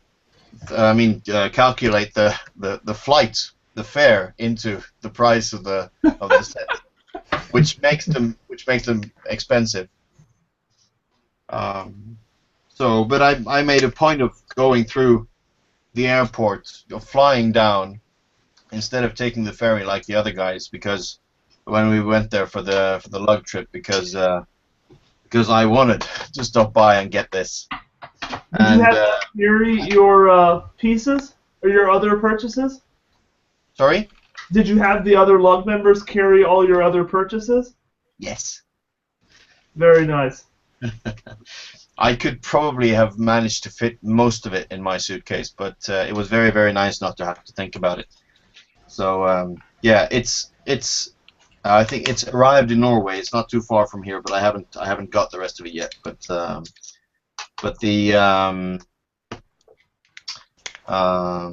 obviously, and then there's always some people going, "Hey, you went through the airport, didn't you? Would you, by any chance, happen to have a spare airport?" Yeah. So I tried to explain that the reason I flew down was to get the airports, which means because it was more expensive for me to fly than to take the ferry, like the other guys did. So I sort of got the airport to offset the price of the fare a little bit. Right. So I said, yeah, I'll sell them, but I'll sell them. I won't sell them for cheap. I'll sell them, but I'll sell them at roughly what's the going rate. So yeah. Definitely. So I mean, I very rarely buy Lego to stash for later, but in some cases it makes perfect sense to do so. Yeah, if it's something that rare. Yeah, if you know this is something that is not going to be widely available at some point, then yeah. Exactly. I was looking through the Brothers Brick archives a while back. It had to be about a month ago, and of course they report on big sales that are going at, like, you know, your Targets, your Kmart's, Walmart's, and everything else. And there was at Amazon, they had 50% off UCS Millennium Falcon when it was actually available. And just to think, like, the return you could make if you bought those at half price and then sold them now for what people are selling them for. Those are thousands and thousands of dollars. Yeah. But it's the same thing. I mean, at some point the Statue of Liberty was on clearance. How much does that set go for now? Well, sealed, it's probably, I would guess it's probably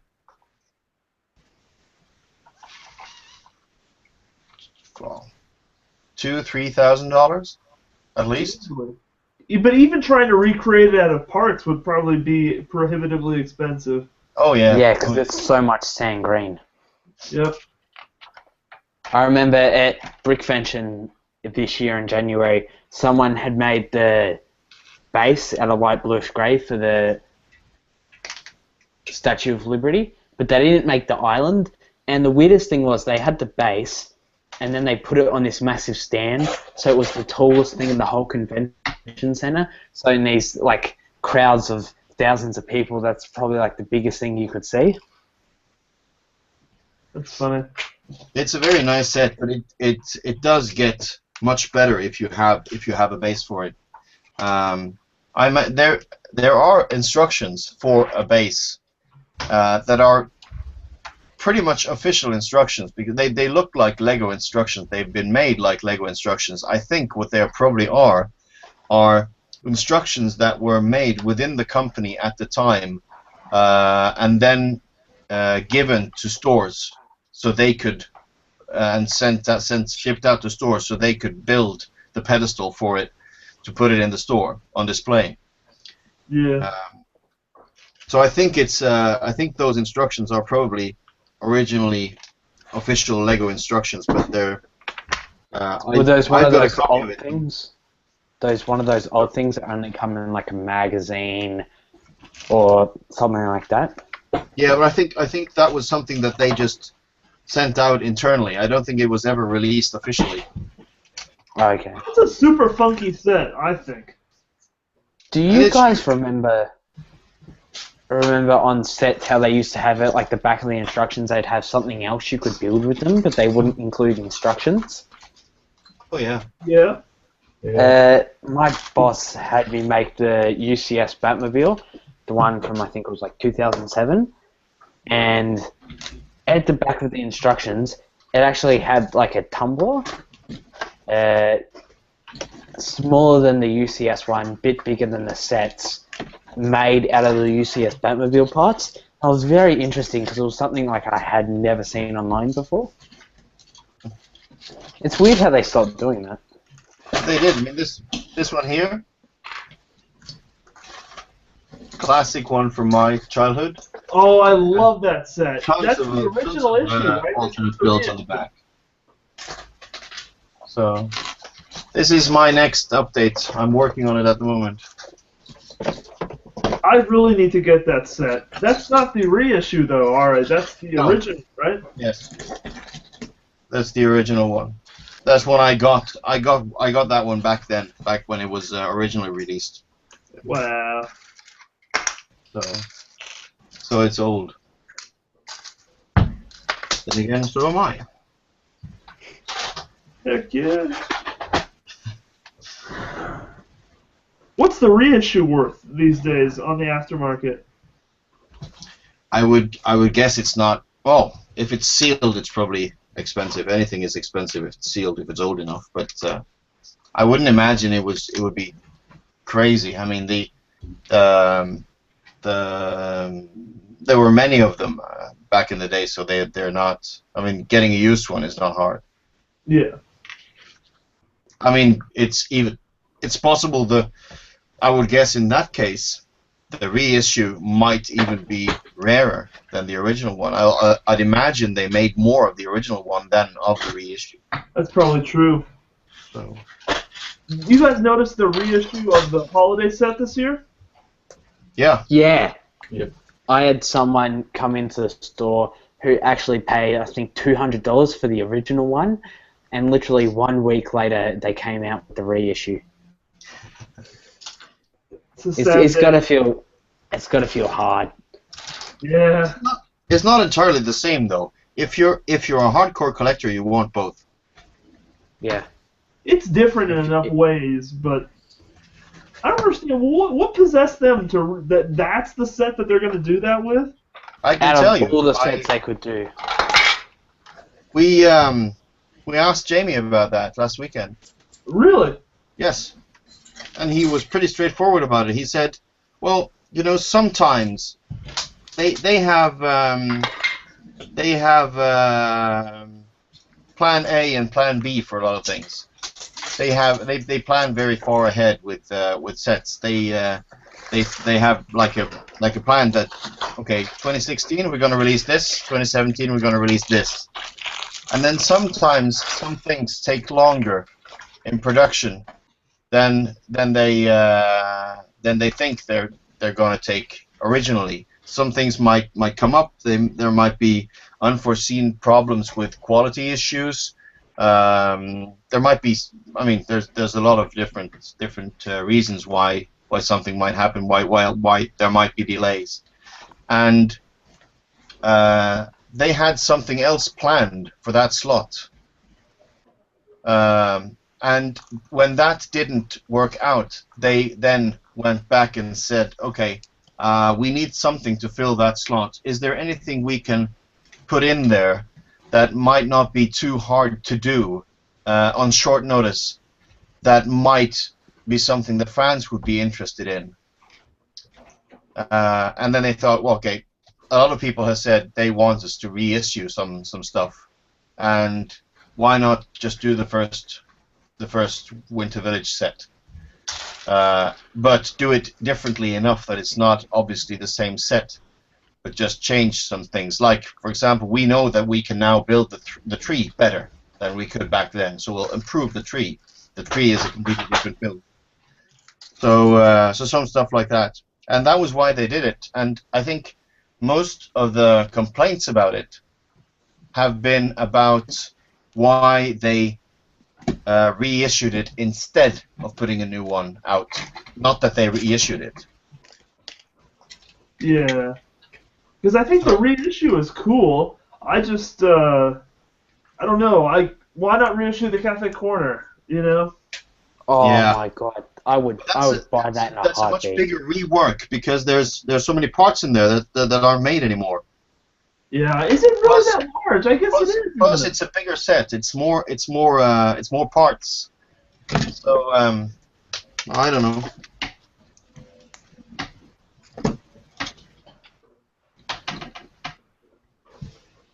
I'm seeing a pink sunrise now. Congratulations. You have made it through the dark. Yes, I have made it through the dark. You seeing the light at the end of the tunnel there, Matthew? Yep, I'm seeing some pink, like kind of surreal looking, like Star Wars clouds. Are you seeing the Tatooine Two Suns? I'm seeing two of everything, but He's just hallucinating. So we should probably start a new hangout here just to make sure we don't go over the limit here. So within the next few minutes, I'll just close this down and invite you guys all back, so you can just hop right back in if you want to. Well, once you do that, I'm gonna have to head off because then it'll be like 11 plus. But I'll be able to join you for the finale in the morning. Yes, or what? Finale indeed. Because I start work a bit later, so I can be there for the final 2-3 hours. Sounds good. Hopefully you guys aren't absolutely destroyed.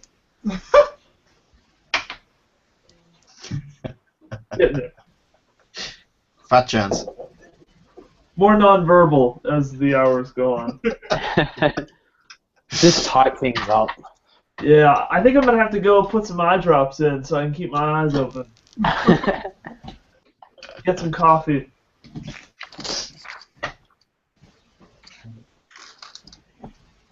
What are you doing, Josh?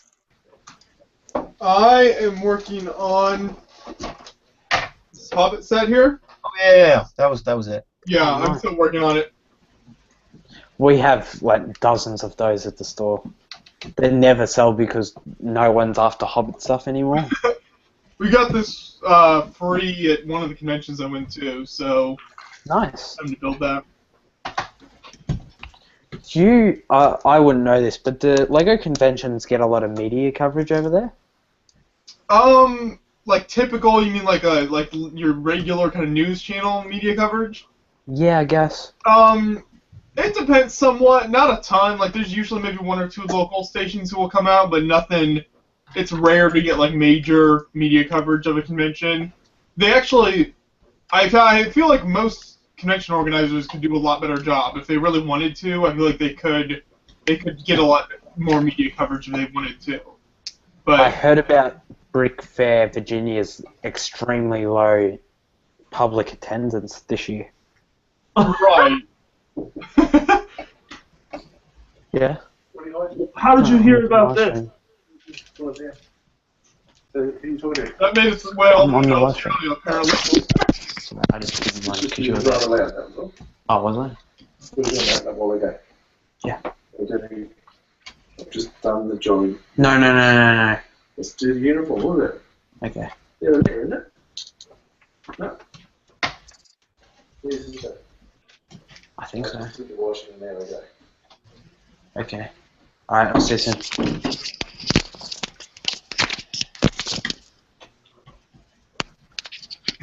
Sorry, my day came in.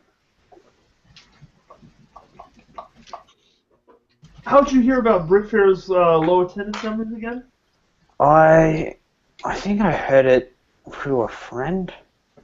Yeah. I must have Marianne heard it through... Asanuba? Who? Did you, have you met a lady named Marianne Asanuba? Nope. American lady came to Brickvention last year?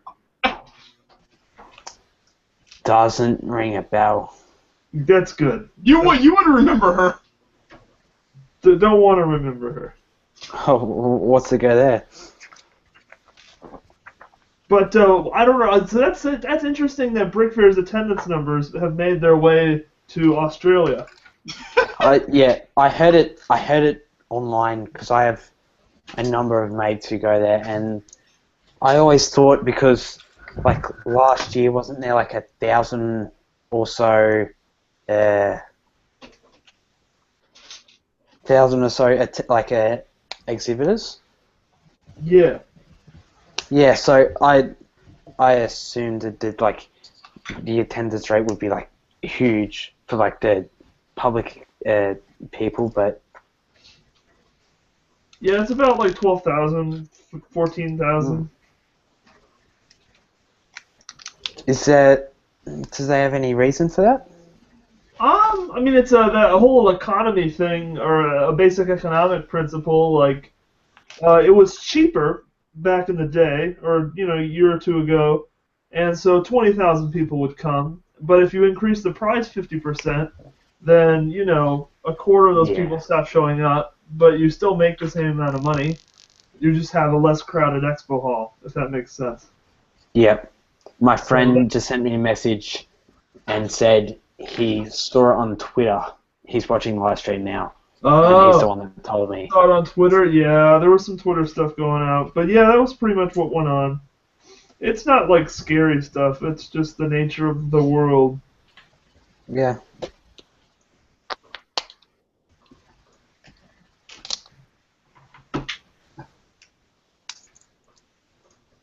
So, Adil, are you in London?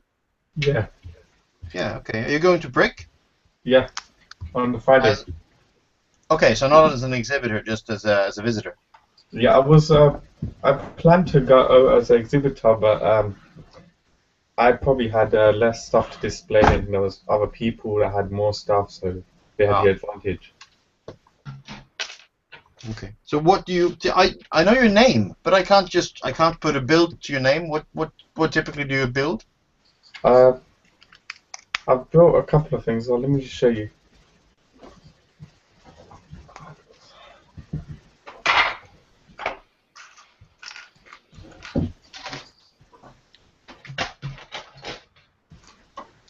Sorry about that. I've built this. Where? Okay. Very nice. And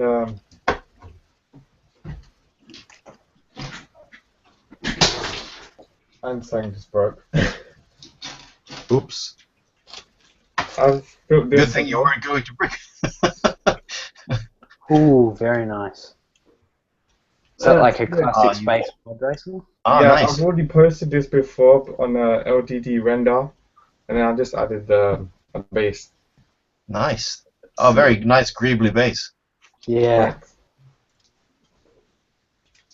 Okay.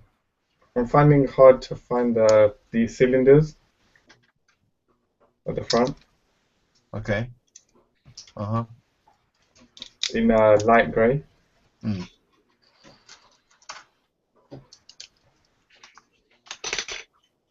So you're into yeah? Pete Reed's kind of stuff then? Pete Reed and Tim Goddard and Yeah, those two were my main influence when I started. Yeah. Yeah, back on the topic of the media coverage though, the national news people came to Brickvention, and then at the start they said that it had become so huge because of the Lego movie, and they basically put the whole success on Lego on that, which was pretty strange, even though we still had tens of thousands of people coming before the movie even came out. Yeah, I've been wanting to make it to a show out there in Australia, and we'll have to. One of these years we'll have to make it out there and cover it for the YouTube channel here. I started saving up for my trip to America so I can go a couple of cons over there, meet some people in person that I talk to on Flickr. Heck yeah. Still a few years off, thinking maybe when I finish high school. What's your first choice of convention?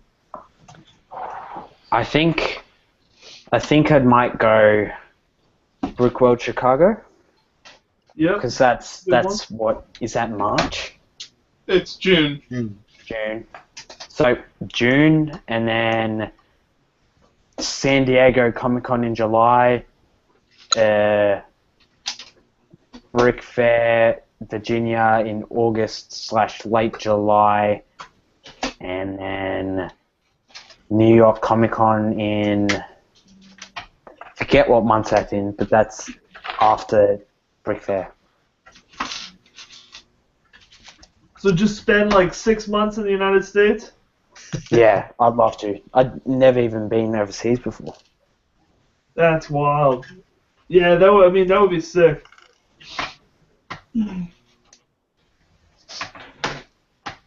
I've never been to Australia, but I've heard good things. One day. Yeah. Don't believe into the stereotypes, because all my Flickr friends, they talk about the stereotypes like the kangaroos and the koalas and everything, but it's really nice here. I live in the suburbs of Melbourne, and I go into the city a lot. Melbourne actually got voted like most livable and safe city for a few years in a row now. Do you take? Is there a lot of nice mass transit? Yeah, there's really lots of trams and lots of trains. That's pretty sweet. And then, yeah, there are heaps of buses too. Not enough of that in the United States, in my opinion. Makes going out to bars kind of tough. Well, we're introducing, as of January next year, we're going to have like all-night bus, train, and tram service on weekends. Very nice.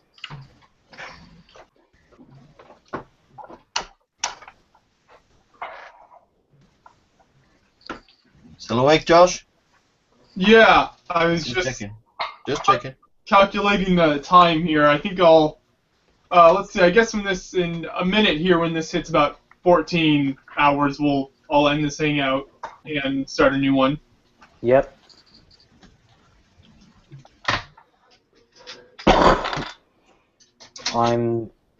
What bag am I up to now? Up to bag 10. And then I think it goes up to bag... Yeah, I know that's a crazy build. I remember when George built that last year during the live stream. It was insane. Oh. Looks like a mixture of everything.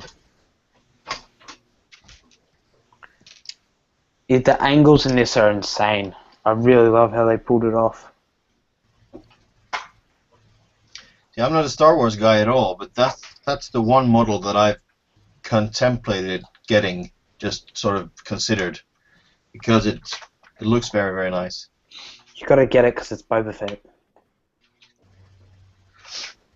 There's a lot of interesting parts in it as well. The different, like the dark red angles and wedges, and then the sand green, dark green. Yeah.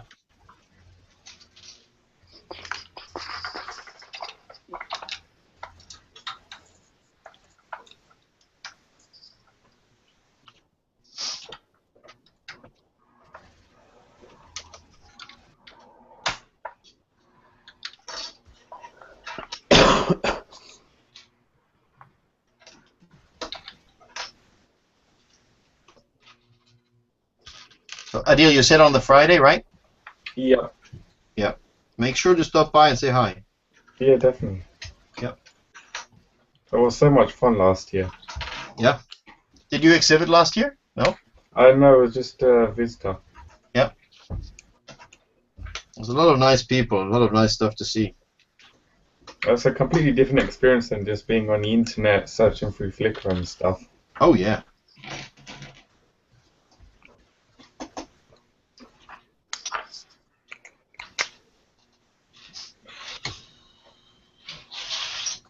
It's always nice to sort of be able to put a face to the name. Yeah. When you when you talk to people. There's a lot of interesting stuff this year. I had a chance to have a sneak peek at the list of people who are coming, and there's a lot of very interesting stuff that's going to be on display. How many people from the United States? Yeah, Rocco will be there. And also Michael Gale from Canada. Is he bringing his train layout? Yes. Well, I don't know if he's bringing his whole layout, but he's bringing some trains anyway. I mean, he's a friend of Carl Greatrix's, who does some amazing trains. He did the Caterham 7, which is currently in review for ideas. Yep. And he does some amazing trains, and he's so I know Michael was at Steam a couple of years ago. I met up with Carl, so I wouldn't be surprised if they're doing something together, train layouts together. So Michael builds British trains, which is why it's more interesting for him to go to a convention over there, because everybody will recognize the trains he builds. Yeah, that's crazy. That Steam Castle collab a few years ago, that was insane. Yeah, that was really cool. It's like it was like James Pegram, people like that. Yeah. It was massive, and yeah, you often don't see a collab on that scale where the detail has been on such a high level and it's been so consistent. The most amazing thing about that was that it's just you cannot tell where one builder's stuff ends and the next builder's stuff starts. Yeah, that's what I'm saying. The consistency is off the chart. Yeah. That was the first time I went to Steam, was when they had that collaboration, and they're just a bunch of lovely guys. Jimmy Clinch, James Pegram, Colin was there, Luke Hutchinson, Steve Snasdell. They're really, really nice guys, and they're coming. They had the Victorian layout, London Victorian layout last year. Mm-hmm. That they also displayed both at Steam and at Brick, and this year they have Hadrian's Wall layout with a Roman village from the border between Scotland and England, which is also beautiful, and that's coming to London as well.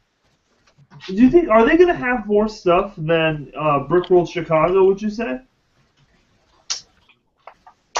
I don't know. The big difference is probably, I mean, the level of, I mean, the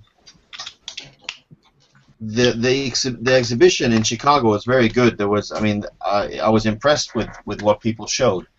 The difference is that, I mean, they pick stuff for the London exhibition. They don't in Chicago. So they turn down people. Yes, they do. Interesting. They do, which is because they don't have the room for everything. So they have to turn down some stuff, and they also try to sort of, I think, find a balance between the different themes and different kinds of stuff. You don't want like 20 town layouts. No, exactly. So there's a little bit of everything, which is nice. But I think probably in sheer quantity, I think Chicago is probably bigger. The hall in London is bigger. It's massive. It's a huge convention center, and they didn't even use all the space there. Last year they had I think they had three holes. You can there's a number of holes, and you can arrange them in different configurations. You can open walls and make bigger holes. So last year they had, I think, 3 holes, and they used 2 holes from the convention and 1 hole for the queue. Which was yeah, there was a lot of people waiting to get in, but yeah, like I was saying before we had like an online ticket system at Brickvention in 2010. We had it at the Melbourne Town Hall. Oh, that was when people were queuing around the block. Yep, exactly. And I remember because I wasn't an exhibitor at that time because I was only 10, but waited 2 hours in line. Yeah, I met Trevor and Sue-Ann. Yeah. They were at both at Steam and at Scareback this year, so I talked quite a lot to them, and they talked about that when the queue went around the block. Yeah, I caught up. Very hot as well. Yes, very hot. I remember when I first met Travis, he was giving water, like free water, out to the people in line. Exactly, that's what he said. Yeah, they're really the nicest people. I caught up with them at a convention back in October when they got back from their trip. Yeah. And at a Comic-Con, and they absolutely loved it. And Sue-Ann got to visit the lug bulk / customer support facility where they send people like the missing parts and everything. She had a great time. Yeah, I think they really enjoyed it. You were hanging out with them one evening in Skelbeck, and we did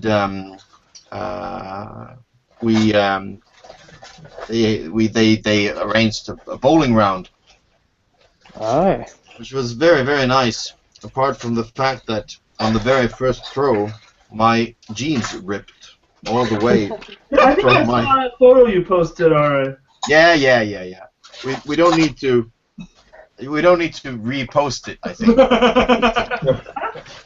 That was the very first throw, and it was just ripped from my crotch and all the way almost down to my knee. No. On the inside. Yes, I was wearing underwear, so by all means. That's good. No harmful things were shown.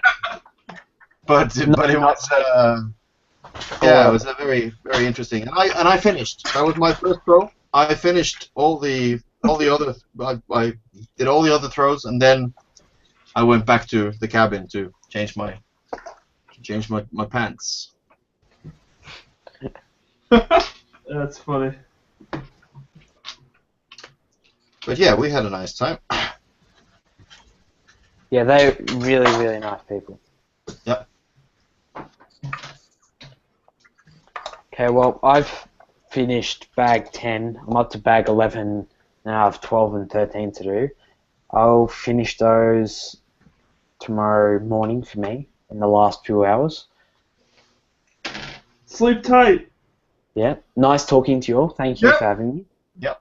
This is probably a good time for me to shut this hangout down and start a new one here if you're heading out. So. Yep. But you have a good night then. Yep. I'll see you in 6-5 hours. Yep. Got it. They'll still be here. They might have fallen asleep. But yell at the screen, Jay. Going, and they'll be. Alright, see you guys. Alright, stay safe. Bye. Bye. Okay, so I'm going to hit stop broadcast here. We'll end this hangout and then start a new one back up in a couple minutes. This is gone. This is done.